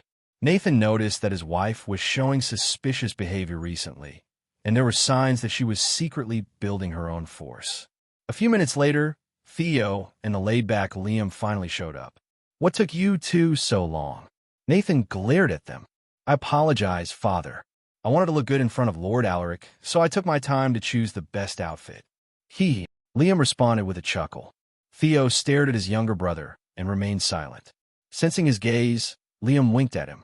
"You better not say anything foolish in front of our guests later." Nathan snorted as he stormed out of the mansion. Vivian and Hershey quickly followed him. "Please keep it a secret, Theo," Liam whispered with a playful smirk as he walked past his older brother. Theo stared at his carefree figure and shook his head. "I don't know how to stop you anymore, Liam. I can only pray that Aru won't punish you excessively for your wrongdoings." Before coming here, he saw something in his brother's room that left him deeply unsettled. Theo felt that the younger brother that he once knew was no longer the same. It was as if he wasn't Liam anymore, but an evil spirit. As soon as he stepped out of the mansion, he saw Alaric jumping off from his horse. Theo was a proud man. He felt like his talent was one of the best among the younger generation. However, in front of a true genius like Alaric, he felt utterly hopeless. When he saw how Alaric defeated Cassandra in a duel, he realized that there was a big gap between them. It was like an insurmountable chasm that he would be unable to overcome no matter how he worked hard. While he was immersed in his complicated thoughts, Alaric had already exchanged greetings with the Baron and his wife. "I didn't expect to see you again so soon, Lord Alaric." Nathan laughed heartily. Alaric shook hands with the Baron. It was unknown if it was deliberate, but his eyes hovered over Liam, which made the latter raise his eyebrows in surprise. "HM, why is he looking at me? Why don't we head in for a chat, my lord? There is something I need to tell you." Alaric spoke in a flat tone. Looking at the serious expression on his face, Baron Nathan felt a sense of foreboding. "All right, but you can only bring a maximum of 4 people inside." Alaric nodded and chose 4 people to come with him, including his uncle. As much as he wanted to leave Charles out of this, he had no choice but to bring him since Charles was still his uncle. He temporarily left Ivana to Henry. He didn't bring her in because of her sensitive identity. As they entered the mansion, Charles shamelessly walked beside Nathan to chat with him. "Do you still remember me, my lord?" "Of course. How could I forget you, Lord Charles?" "Ha ha ha. I'm glad that you still remember me. Ha ha ha." While the two were chatting, Alaric deliberately slowed down so he could walk side by side with Hershey. "Hello, my lady," he whispered in a voice that only Hershey could hear. Hershey looked at him and smiled when she heard his voice. Of course, this interaction didn't escape Liam's sight. Nathan brought them to the guest hall since it was bigger than his study room. As soon as they took their seats, Baron Nathan cautiously inquired, "May I know why you have returned to Rivad?" Alaric didn't waste any time and presented the document shared between Liam and the mercenary leader. "You will understand once you see this, my lord." Everyone curiously stared at the parchment paper he handed to the Baron, wondering what was written on it. On the other hand, Liam's eyebrows shot upwards when he saw the document. "That stupid mercenary. I'm fucked. Shit, shit, shit." He was certain that it was the same document he had signed with the mercenary leader. Baron Nathan's face grew increasingly darker the more he read. The others also sensed the abrupt change in his mood. Upon reading the final line, Baron Nathan put down the parchment paper and looked at his son. "Liam, what is the meaning of this?" Anger was palpable in his voice. "Icha, what are you saying, F.A. my lord? I don't understand what's going on." Liam's face fell under everyone's doubtful eyes. "What do you mean you don't know? Stop playing innocent. Do you think I'm blind?" Baron Nathan almost flipped the table in rage. "Quell your anger, my lord. Can you tell us what happened first?" Vivian didn't expect her husband to be this furious after reading a document. Nathan snorted and threw the parchment paper in her direction. "Then you better take a look at what your son has done." Vivian grabbed the paper and nervously read the contents. When she realized what it was, she gasped in shock. "Liam, how could you?" Vivian's voice shook with disbelief. Theo took the paper from her hands and read it together with Hershey. "This?" The ashen-faced Liam immediately tried to explain himself. "That's definitely a fabricated document. I would never do something like that. Please believe me." "Are you saying that I'm lying?" Alaric's cold voice echoed within the guest hall, making everyone feel a chill in their heart. A crooked smile hung on Liam's face as he defended himself. "It's pretty clear to me that you are doing this to confuse my family. I can't believe you are actually this sinister, Alaric." He then turned his gaze towards the Baron and uttered emotionally, "My lord, please investigate this matter deeply before accusing me of something I didn't do. Please believe in your son." Nathan hesitated. He was pretty sure that the document was real, but what if it was fabricated? The slight hesitation in his expression didn't escape Alaric's eyes. He let out a disappointed sigh while shaking his head. I knew something like this would happen. I can't stand these barefaced lies. I demand a trial by combat. If I lose, I will accept any punishment that comes, but if I win, Liam Paxley must die. May the benevolent God, Aru, bear witness to this sacred duel. His voice resonated like thunder. Baron Nathan and the others were stunned. They didn't expect that he would actually demand a duel. They were also believers of Aru, and they knew that a sacred duel was something that could never be rejected unless the challenger himself took back the challenge. Baron Nathan was planning to give his son a punishment, but he could never bring himself to kill his own son. My lord, why don't we talk this through? I believe we can still discuss this. Nathan muttered as he wiped off the sweat on his face. Vivian was also scared. Please take back your challenge, my lord. There is no need to hurt the alliance of our two households over something like this. Meanwhile, Liam was scared shitless. Alaric's eyes were akin to those of a predator's, sharp and terrifying. It made his legs feel so soft that he almost fell off his chair. Alaric glanced at the Baron and his wife. I'm sorry, but this is something that must be done. Your son hired a mercenary group to kill us. Do you know how many of my people were hurt because of his foolish stunts? If it wasn't for the friendship between our families, I would have already sent an assassin to kill him. The people behind Alaric were proud to see him standing up for them. Even his number one hater, Charles, felt that he was cool, though he didn't want to admit it. Must you do this? Baron Nathan sighed. I have already thought it through, my lord. The sacred duel must proceed. Alaric remained firm in his decision. Baron Nathan took a glance at Liam and face-bombed in disappointment. On behalf of my son, I accept your challenge to a sacred duel.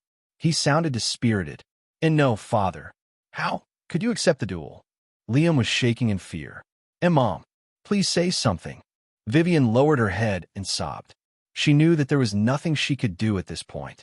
Rejecting the sacred duel was sacrilegious to the teachings of Aru. If that happens, she would definitely lose the support of her collateral family, and they would even face the ostracism of Aru's believers. Then we will wait for a cleric from the church to officiate the sacred duel.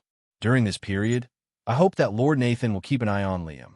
Alaric cupped his fists at the Baron. Baron Nathan nodded with a gloomy face.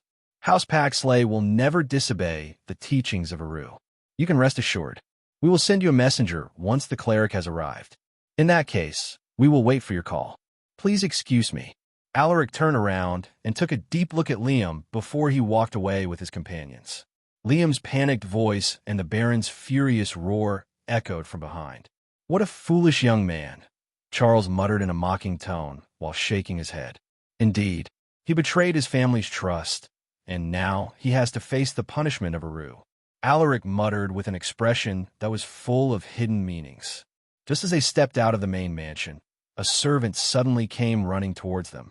The man bowed to Alaric and said, My lord, the Baron wants to invite you to stay in the estate while we wait for the cleric. Enjoy news stories from my virtual library empire.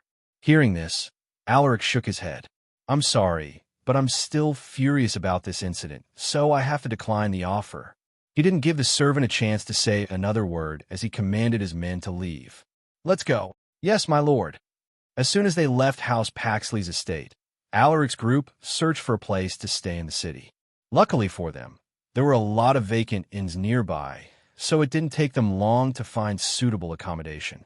After taking care of the warriors' accommodation, Alaric rented a separate room for Ivana, which was just next to his room. I need to prepare for the duel. Should I distribute my stat points now? Alaric thought to himself. He now had 35 stat points, including the most recent he got after doing the exercises inside the cave. Alaric's Silver Sword, Knight, EXP, 372 out of 500. Potential, B. Traits, Horseback Riding, C. Swordsmanship, SSS. Close Combat, C. Archery, F. Hunting, E. Tracking, F. Sixth Sense, F. Strength, 100. Stamina, 34+. Agility, 43+. Vitality, 27+. Endurance, 42 plus. Mana, 13 plus. Battle points, 2570. Stat points, 35. Requirements for next advancement, 500 EXP, 100 in all attributes, and 5,000 battle points. Alaric was confident to win the sacred duel because of his stat points and his unparalleled swordsmanship. What should I do with these stat points? Just as he was about to make his decision, a series of knocks on his door pulled him from his thoughts. Knock, knock, knock. Alaric raised an eyebrow as he closed the cyan screen. He then stood up and opened the door. My lord, I apologize for the disturbance. It was Henry. The old man cast him a worried glance and asked, Are you really sure about volunteering for the sacred duel? Alaric was like a grandson to him, and he was worried that an accident might happen in the sacred duel. I've already made my decision, Sir Henry. I understand that you are worried about me, but my decision will never change. Alaric responded with a calm look. The old man sighed and forced out a smile. In that case, I hope that you make a thorough preparation. In a sacred duel, the use of mana is allowed, so you must be careful, my lord. He reminded. Alaric nodded with a grim look. He had almost forgotten this important detail. Unlike the unofficial spars that he had participated in before, where using mana was against the rules, it was the exact opposite in a sacred duel. Thank you for your reminder, Sir Henry. Alaric was grateful for the old man's words. If it weren't for him, he might have already distributed all of his stat points. Please rest well, my lord. Just call me if you need anything. All right. After the old man left, Alaric headed back to his room and opened the cyan screen. His mana was currently his weakest attribute, with only 13 points.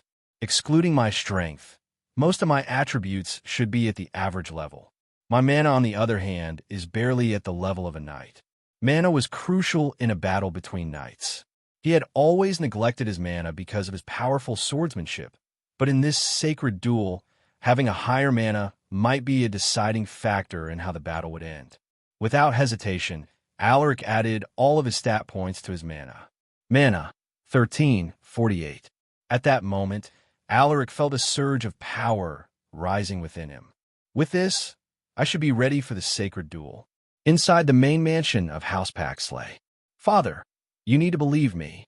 It really wasn't me. Liam kneeled in front of the Baron, his face covered in tears. Husband, he is still our child. There should be something we can do to save him. Vivian begged as he grabbed the Baron's arm. I also don't want this to happen, but we can't reject a sacred duel. Baron Nathan muttered while rubbing his temples. He looked like he had aged a decade in just a few hours. At this moment, Liam suddenly thought about something. He lifted his head and suggested with an ugly smile. Father, why don't we send that person? Baron Nathan frowned. Who are you talking about? The man they call the Butcher, Liam responded. Hearing this, everyone was stunned. The Butcher was a nickname given to a heinous criminal who had caused a series of killings in Ryvad. He was a deranged man addicted to killing, and it took the combined effort of multiple knights to subdue him. He was currently locked up in a cell, waiting for his public execution. Absurd. How could you make such a shameless suggestion? Have you no shame?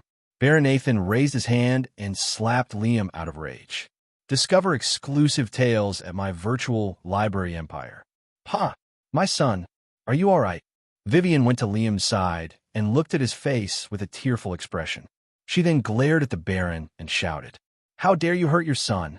Baron Nathan ignored her and kept his eyes on Liam.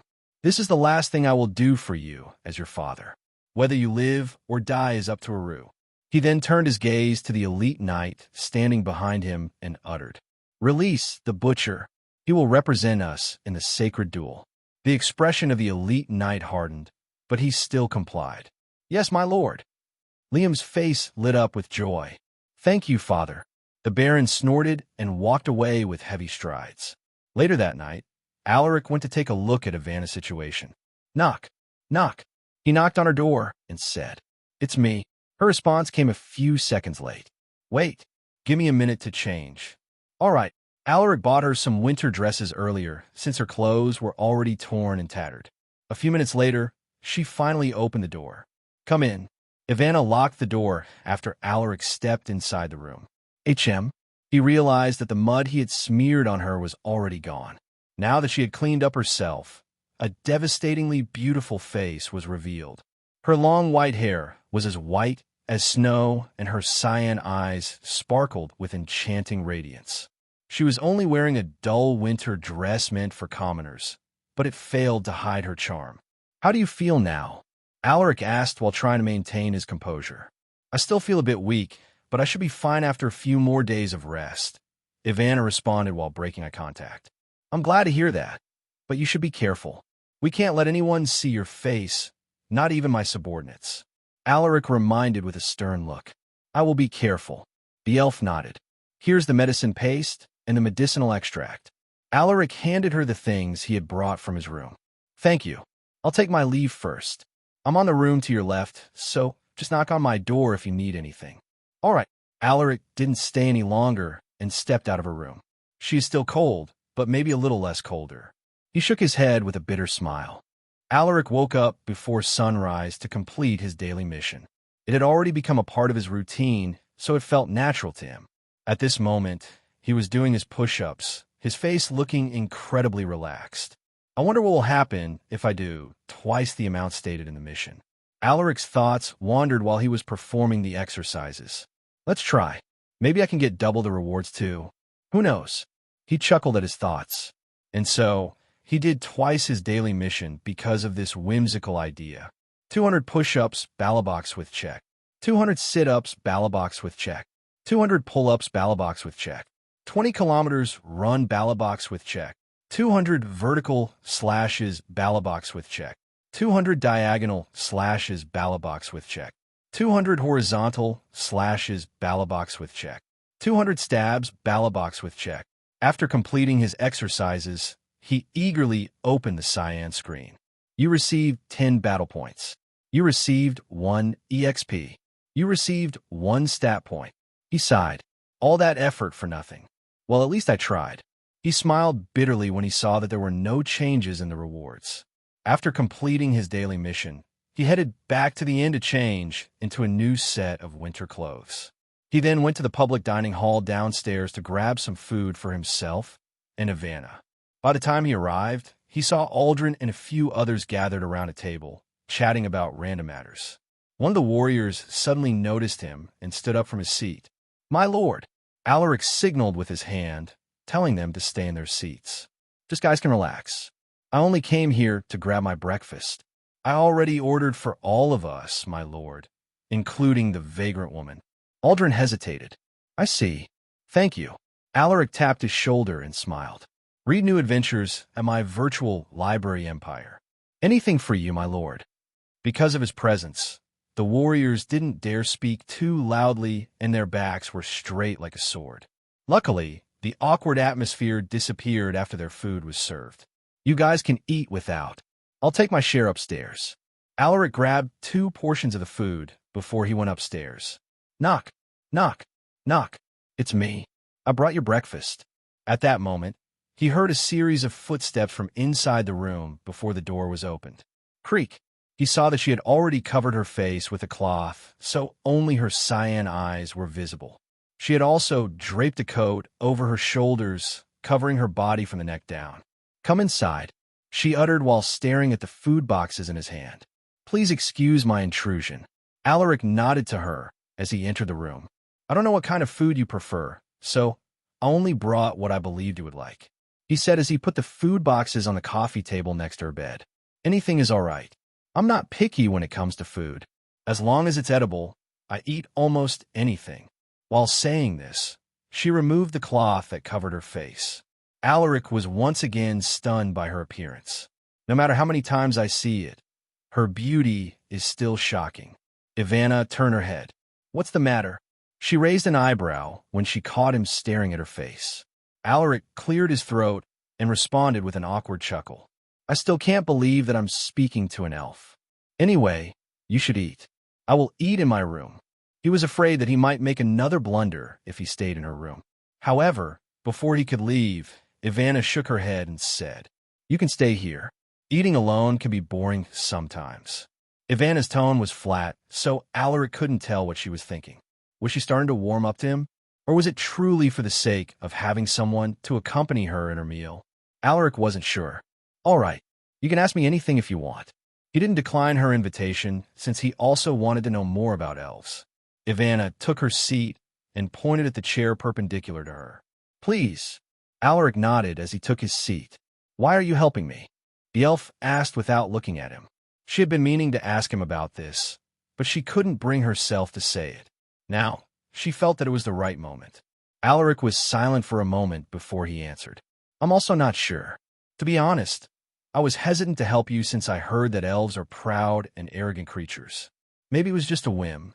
Ivana didn't say anything and took a small bite of the roasted chicken leg. Seeing that she was silent, Alaric also began eating his meal. Whether it was a whim or not, your decision saved my life. I can't thank you enough. Her voice drifted into his ears. Alaric glanced at her and saw a slight change in her expression. Is it the angle, or is she smiling right now? Alaric tilted his head to get a clearer look at her face, but Ivana suddenly lowered her head. You don't need to thank me. Just this experience alone is enough payment for my efforts. Next time, I can brag to my friends that I had spoken with an elf. Alaric chuckled. You humans are weird, Ivana muttered. Ha ha ha. That's true. Their conversation became more natural, and the slight aversion they had towards each other vanished in that instant. By the way, do you still remember the people who had wounded you? Alaric asked while keeping an eye on her expression. Hearing this, a flicker of anger flashed in her eyes. I will never forget their faces. She replied in a cold voice. I can help you look for them. I have a subordinate who is really good at painting. He might be able to draw the faces of those people if you can describe their features in detail. Alaric rubbed his chin. There's no need. I will look for them myself once I gather my people. Ivana shook her head. All right, just let me know if you change your mind. Knock, knock, knock. I'll go open it. Hide your face for a while. Alaric reminded Ivana. The elf nodded and wrapped a cloth on her head. After she had covered her face, Alaric went to open the door. My lord, the messenger is here. In. The man who had knocked on the door was Aldrin. The messenger? Where is he? Alaric furrowed his eyebrows. He is still downstairs chatting with Sir Henry and the others. Aldrin replied. All right, tell everyone to get ready. We are leaving now.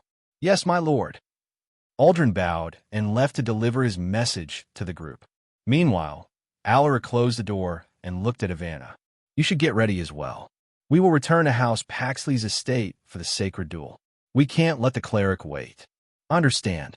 The elf nodded her head. Let's chat again after this matter is over. He smiled lightly. I'll take my leave first. Just leave the food there. Someone will come to clean it up. After saying those words, he left to gather his stuff. Soon, everyone in the group gathered outside the inn. My lord, we should leave now, suggested the messenger, a middle-aged man with tan skin. Alaric nodded. He then made a hand signal and said, Let's go.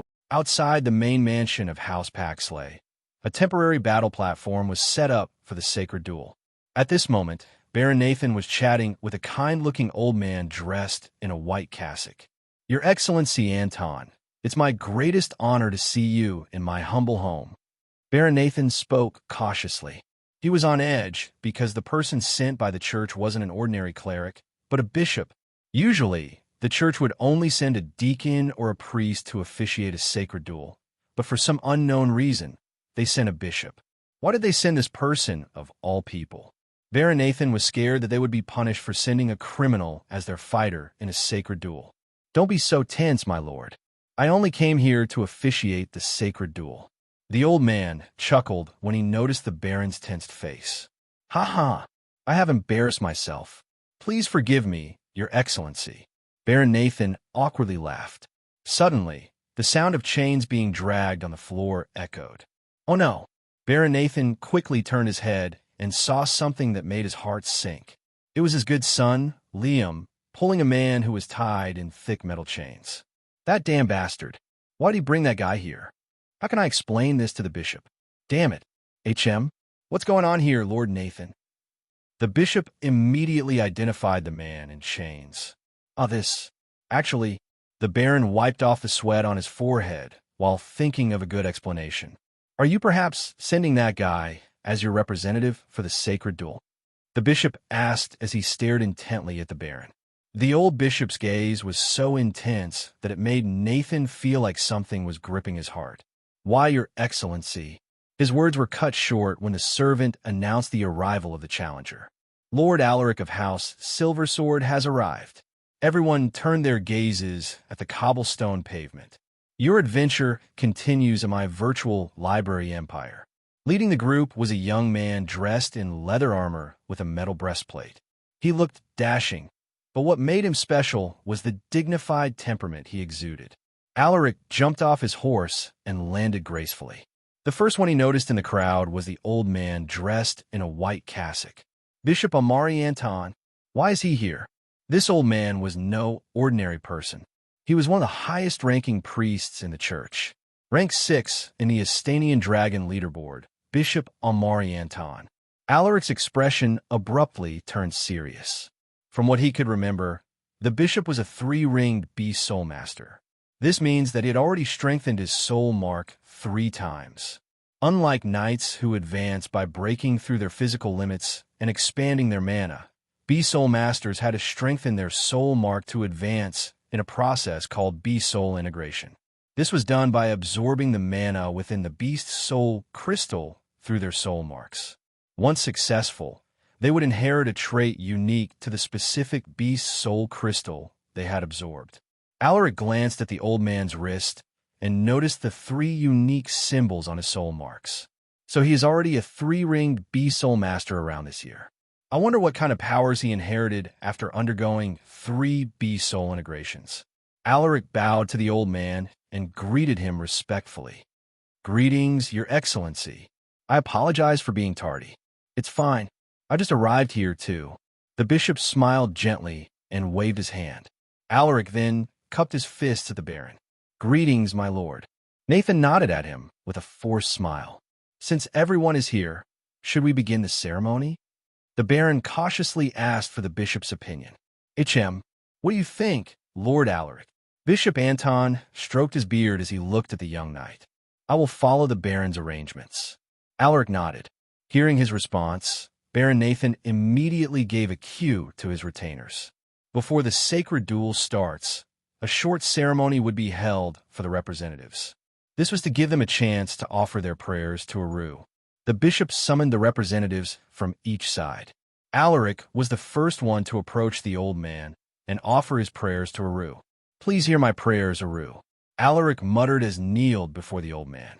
The bishop calmly placed his hand on Alaric's head and prayed with his eyes closed. Mission: Sacred Duel. Difficulty: Easy.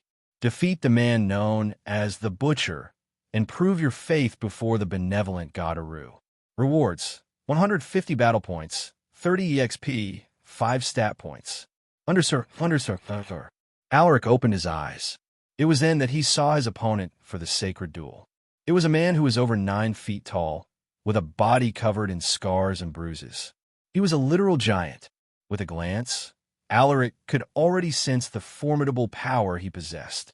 The bishop's eyes flashed with a glint when he saw this man walking towards them. The giant kneeled before the bishop and prayed in silence. Everyone watched the scene with bated breaths. Find exclusive stories on my virtual library empire. Aru, I don't deserve to seek forgiveness, but I hope that you will listen to the words of this sinful man. I don't care if I die today, but please protect my daughter and grant her a happy life. The giant opened his eyes after praying to the benevolent god. You may rise, the bishop muttered.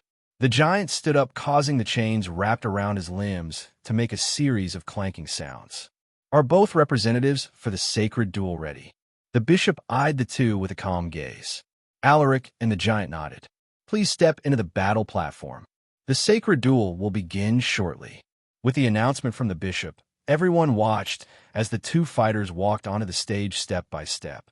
Will Lord Alaric be all right? Aldrin muttered with a hint of nervousness in his voice. Of course. Haven't you seen Lord Alaric's swordsmanship? Rigger responded with a gloomy look. He was also uncertain about how this duel would end. This might be a hard battle. That is no ordinary man. His mana is stable, and his physique is akin to that of a beast. He should be close to the realm of elite knights. Warwick muttered with his eyebrows knitted closely together.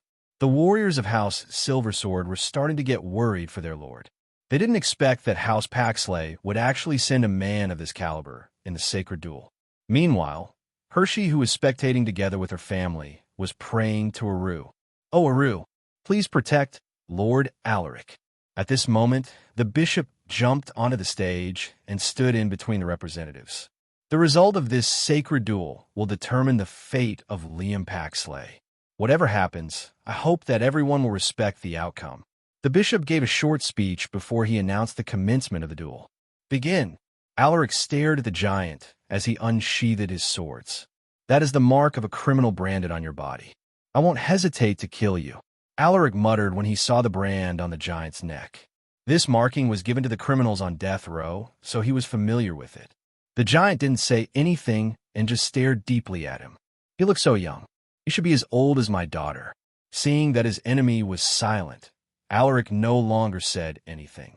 He immediately unleashed his mana and subsequently gathered them into his arms. As the powerful energy surged forth, he released a quick burst of sword strikes. Whoosh, whoosh, whoosh. The giant narrowed his eyes. He didn't expect this young knight to summon such a powerful force. "He is faster than me. I can't block all of his strikes." Knowing that he couldn't block everything, the giant used his halberd to protect his vital organs. Clang, clang. Sword wounds appeared on his body as Alaric's slashes connected, but the giant didn't even flinch. His eyes remained serene, seemingly unbothered by the pain.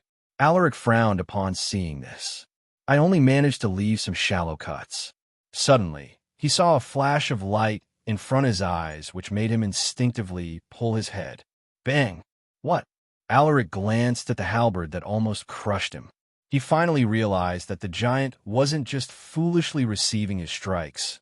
He was actually preparing for that one big attack. If Alaric was just half a second late, his body would have been crushed by that halberd. There was a glimmer of surprise in the giant's eyes. He didn't expect the young knight to evade his halberd. It never failed him before. For the first time since he stepped into the battle platform, he finally spoke. "You are the youngest knight I have met. I feel reluctant to take your life, but I must kill you to save my daughter." His voice was deep and sounded like a low rumble. Hearing this, Alaric raised his eyebrows. What is he saying? The giant didn't give him the time to comprehend his words and charged at him. His heavy steps caused the platform to shake, and upon gathering enough momentum, he swung his halberd. Alaric's face fell. My 100 points of strength is still weaker than this man. He thought that 100 points in strength was the absolute limit that a human could reach, but it seemed like each individual had different inborn physical attributes. This man's strength is probably over 150 points. It was just a rough guess based on the power he sensed behind that halberd. Alaric hurriedly bent his body to avoid the fatal blow. Whoosh! The violent air brought by the attack almost caused him to lose balance. After his attack missed, the giant raised his leg and released a kick. Whoosh! Alaric didn't expect him to be this nimble, despite his size. "I can't evade it in time." Alaric immediately raised his sword and slashed on the muscular leg, hoping that the giant would pull back. However, the latter seemed to be unafraid of his swords. Alaric's sword struck his leg, but it was unable to penetrate past his bones that had been strengthened with mana. The muscular leg crushed into Alaric's body, sending him flying across the other side of the platform. "Pah!" The sound of his bones cracking echoed, making everyone feel a chill in their hearts. "My lord, Lord Alaric." The warriors of House Silversword panicked when they saw him get thrown like a rag doll. Some of them pulled out their weapons and were about to step onto the platform, but a cold voice stopped them in their tracks. "Do you plan to break this sacred covenant?" The warriors turned their gazes at Charles. "Don't bring shame to House Silversword. This is a sacred duel. Whatever happens on the stage is a ruse will." Charles lashed out furiously. The warriors hesitated upon hearing his words. "Stand back." The old elite knight, Henry, shouted in a trembling voice. Lord Alaric chose to fight in this sacred duel. We must respect his decision regardless of the outcome. The old man's voice choked with emotion as he watched the tiny figure on the battle platform. The warriors loosened their grip on their weapons and brought their hands together. Aru, please protect Lord Alaric. Seeing that they had finally calmed down, Charles turned his attention back to the duel. He had a gloomy look on the surface, but he was screaming with glee internally. Just I here, my dear nephew. Ha ha ha. Don't worry. I will take care of the household, and I will also take good care of that little servant of yours. Ha ha ha. Meanwhile, Hershey broke into tears. No! She rushed into the battle platform, but the warriors of House Paxley stopped her. My lady, please calm down. We will be punished if we break the sacred covenant. Hershey ignored their words and tried to break free from their grasp. Lord Alaric, she screamed. Suddenly, a furious Vivian approached and gave her a resounding slap. Pa, are you crazy? Do you plan to destroy our family? Vivian shouted with a sharp, angry tone. Hershey grabbed her face while staring at the frail figure on the platform. Stop embarrassing us, Hershey, Vivian muttered with an exasperated expression. She then sent the warriors a knowing look as she uttered in a commanding tone. Keep an eye on her and make sure that she won't do anything foolish. Yes, my lady, the warriors responded. On top of the platform, Alaric spat a mouthful of blood. He could feel his innards contorting with pain. It looks like I broke a few ribs. His face was pale and full of sweat. If my endurance was a little lower, that attack would have ended me. Unlike the goblin chieftain whose attack patterns were predictable, this giant was clearly more skilled. Now, how can I win against this man? Alaric observed the giant with a serious look on his face. I have to survive first. At that moment, the giant's halberd struck once more. Alaric gritted his teeth and made a quick slide in between the giant's legs. He then brandished his swords. KSSHHHHKK. KSSHHHHKK. The giant tumbled after Alaric left deep cuts on his legs, but he quickly stabilized himself by stabbing his halberd firmly into the stone platform. Alaric took a deep breath. The cuts aren't deep enough to cut his tendons.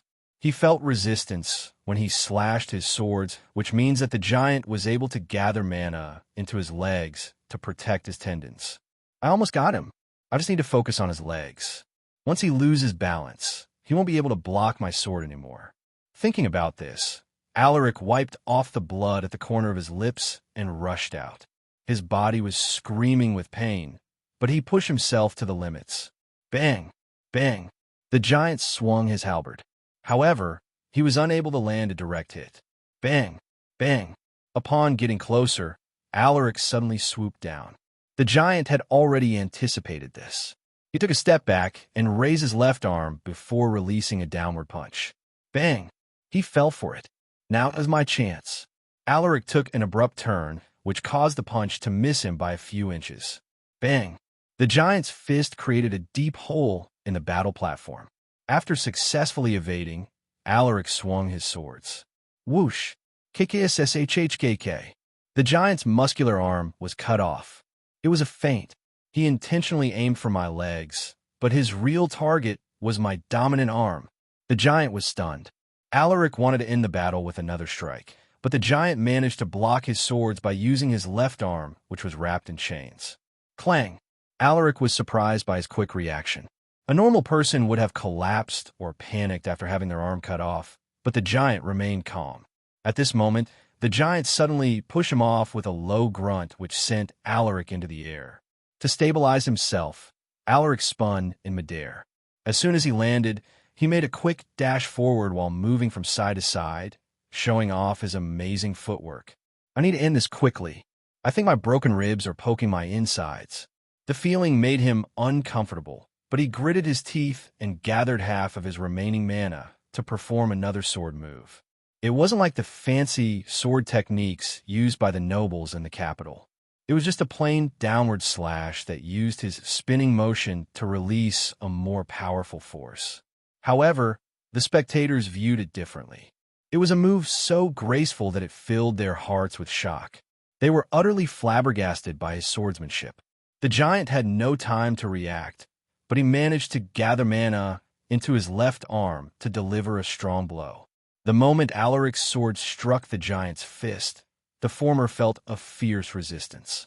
If this was an ordinary sword, that might have worked, but unfortunately, one of my swords is a bit special. Alaric imbued more mana into his arms, making his muscles bulge and his veins protrude. In that instant, his sword sliced through the giant's fist, splitting it in half before stabbing into the man's chest. The giant staggered, but there was no pain in his eyes, only regret. Alaric was familiar with this expression since it was something that he always saw whenever he looked at himself in the mirror. Why is he giving me that kind of look? Without mana to stop his bleeding, the giant fell to his knees as blood gushed out from his wounds. Alaric approached him, looking a bit bothered by the giant's gaze. "Do you have any last words?" he muttered while trying to remove the uneasy feeling rising within his chest. The giant raised his head and stared at him. "And my daughter?" His deep voice drifted into Alaric's ears. "He took my daughter and used me as a scapegoat. I took the blame for all the sins he had committed for the sake of my daughter's safety. Please save H dash." Cough. The giant emitted a gurgling sound after coughing a mouthful of blood. Alaric frowned upon hearing his words. "What are you talking about?" The giant's face was pale, and it looked like he was about to collapse at any moment. "Liam. He killed all those women. It wasn't me." The giant's eyes dimmed after uttering those words. His body swayed to the side and fell with a heavy thud. Alaric immediately rushed to his side. "Your daughter. I will find her," he whispered to the dying man. He sympathized with this giant. From the words he had spoken, he could tell that he must have been a victim of Liam's manipulation. The giant looked like he wanted to say something, but only incomprehensible words mixed with gurgling sounds came out of his mouth. Even so, Alaric seemed to have understood it. "I understand. I will end your suffering." It was too late to save this man. He had already lost too much blood. The giant stared at the blue sky. "I'm sorry, my beloved daughter. Your father is useless." With a complicated expression on his face, Alaric stabbed the man's heart. KKSSHHKK. The light in the giant's eyes faded. Mission complete. You received 150 battle points, 30 EXP, 5 stat points. The cyan screen notified him of his victory, but there was no joy in Alaric's eyes. "Oh, Aru, did I do the right thing?" The sacred duel ends with Alaric's victory. Bishop Anton announced. The warriors of House Silversword cheered in excitement. Well, except for one person. The battle was so intense that they were on their toes the whole time. "I knew it. Lord Alaric is invincible among knights." Aldrin exclaimed. "He really made us worry." Henry shook his head with a relieved sigh. "Quickly go and check Lord Alaric's condition." Warwick barked. "Yes, sir." While they were celebrating Alaric's victory, one man was cursing internally.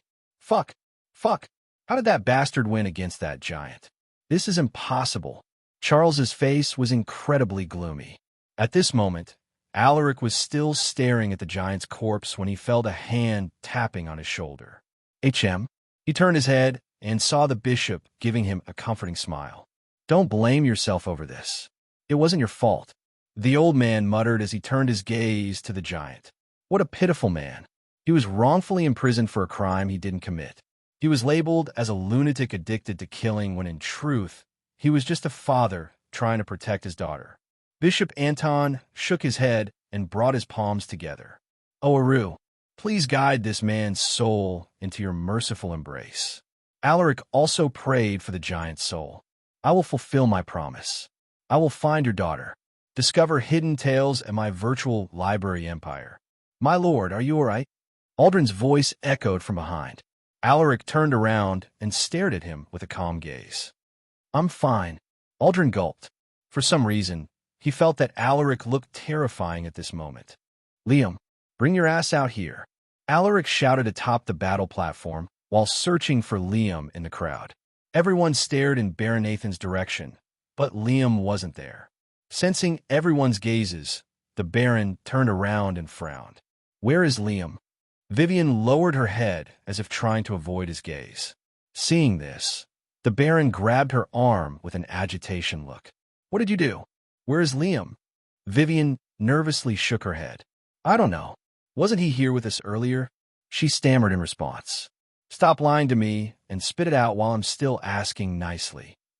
The Baron finally snapped and slapped her face. Your journey continues with my virtual library empire. Ha! You! Vivian couldn't believe that her timid husband would actually slap her. Do you think I'm afraid of you? I've only put up with you because of your family's influence.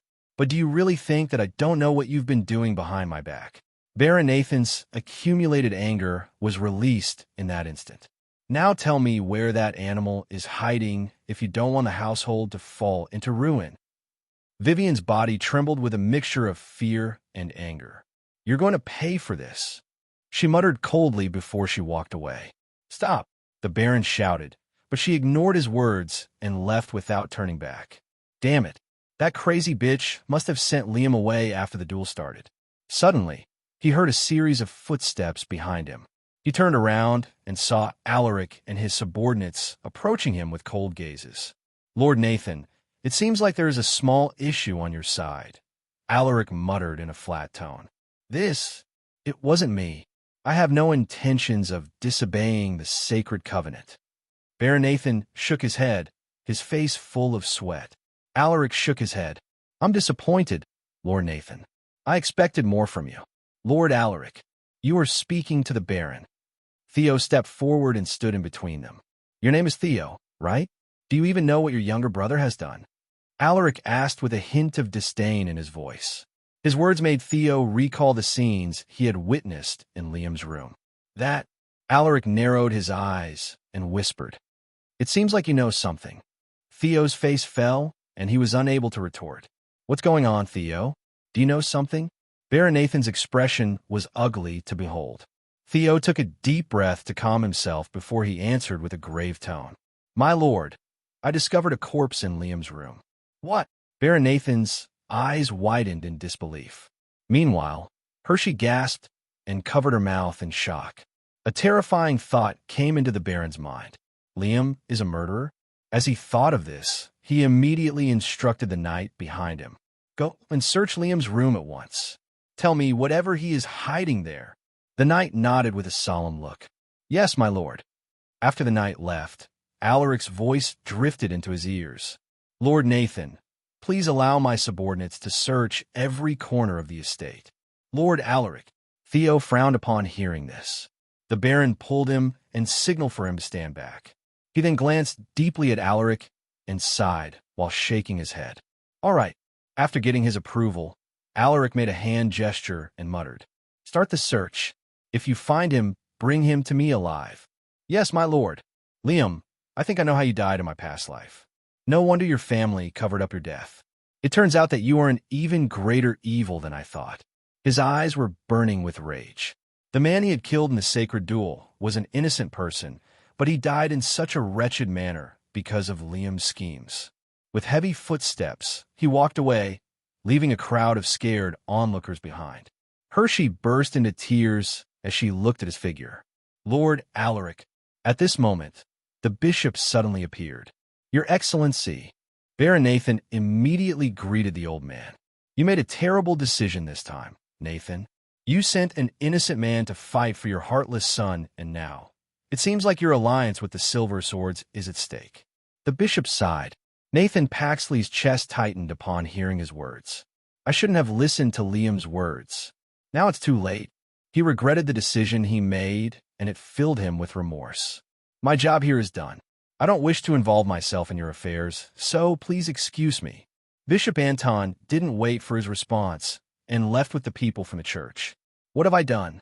The Baron muttered as he grabbed his hair with a blank look. Theo couldn't bear to see his father like this, so he tried to comfort him. My lord, I'll try to speak with Lord Alaric. There should be a way for us to prevent our alliance with them from falling apart.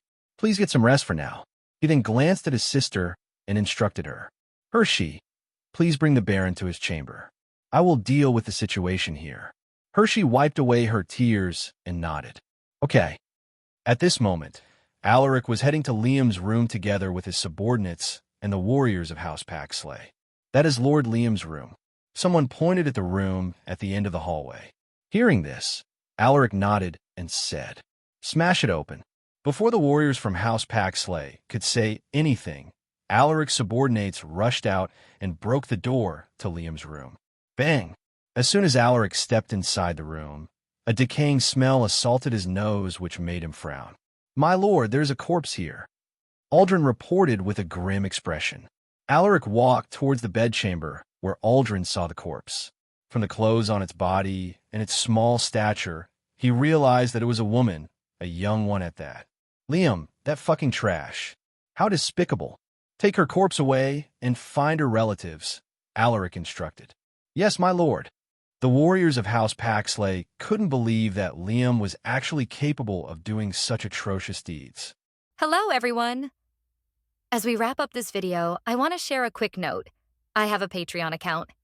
If you'd like to support me and enjoy on-demand audiobooks, you can become a Patreon member. Alternatively, you can check out my Google Drive link, which has 500+ novel audiobooks available through my Ko-fi or Patreon shop. I appreciate your support.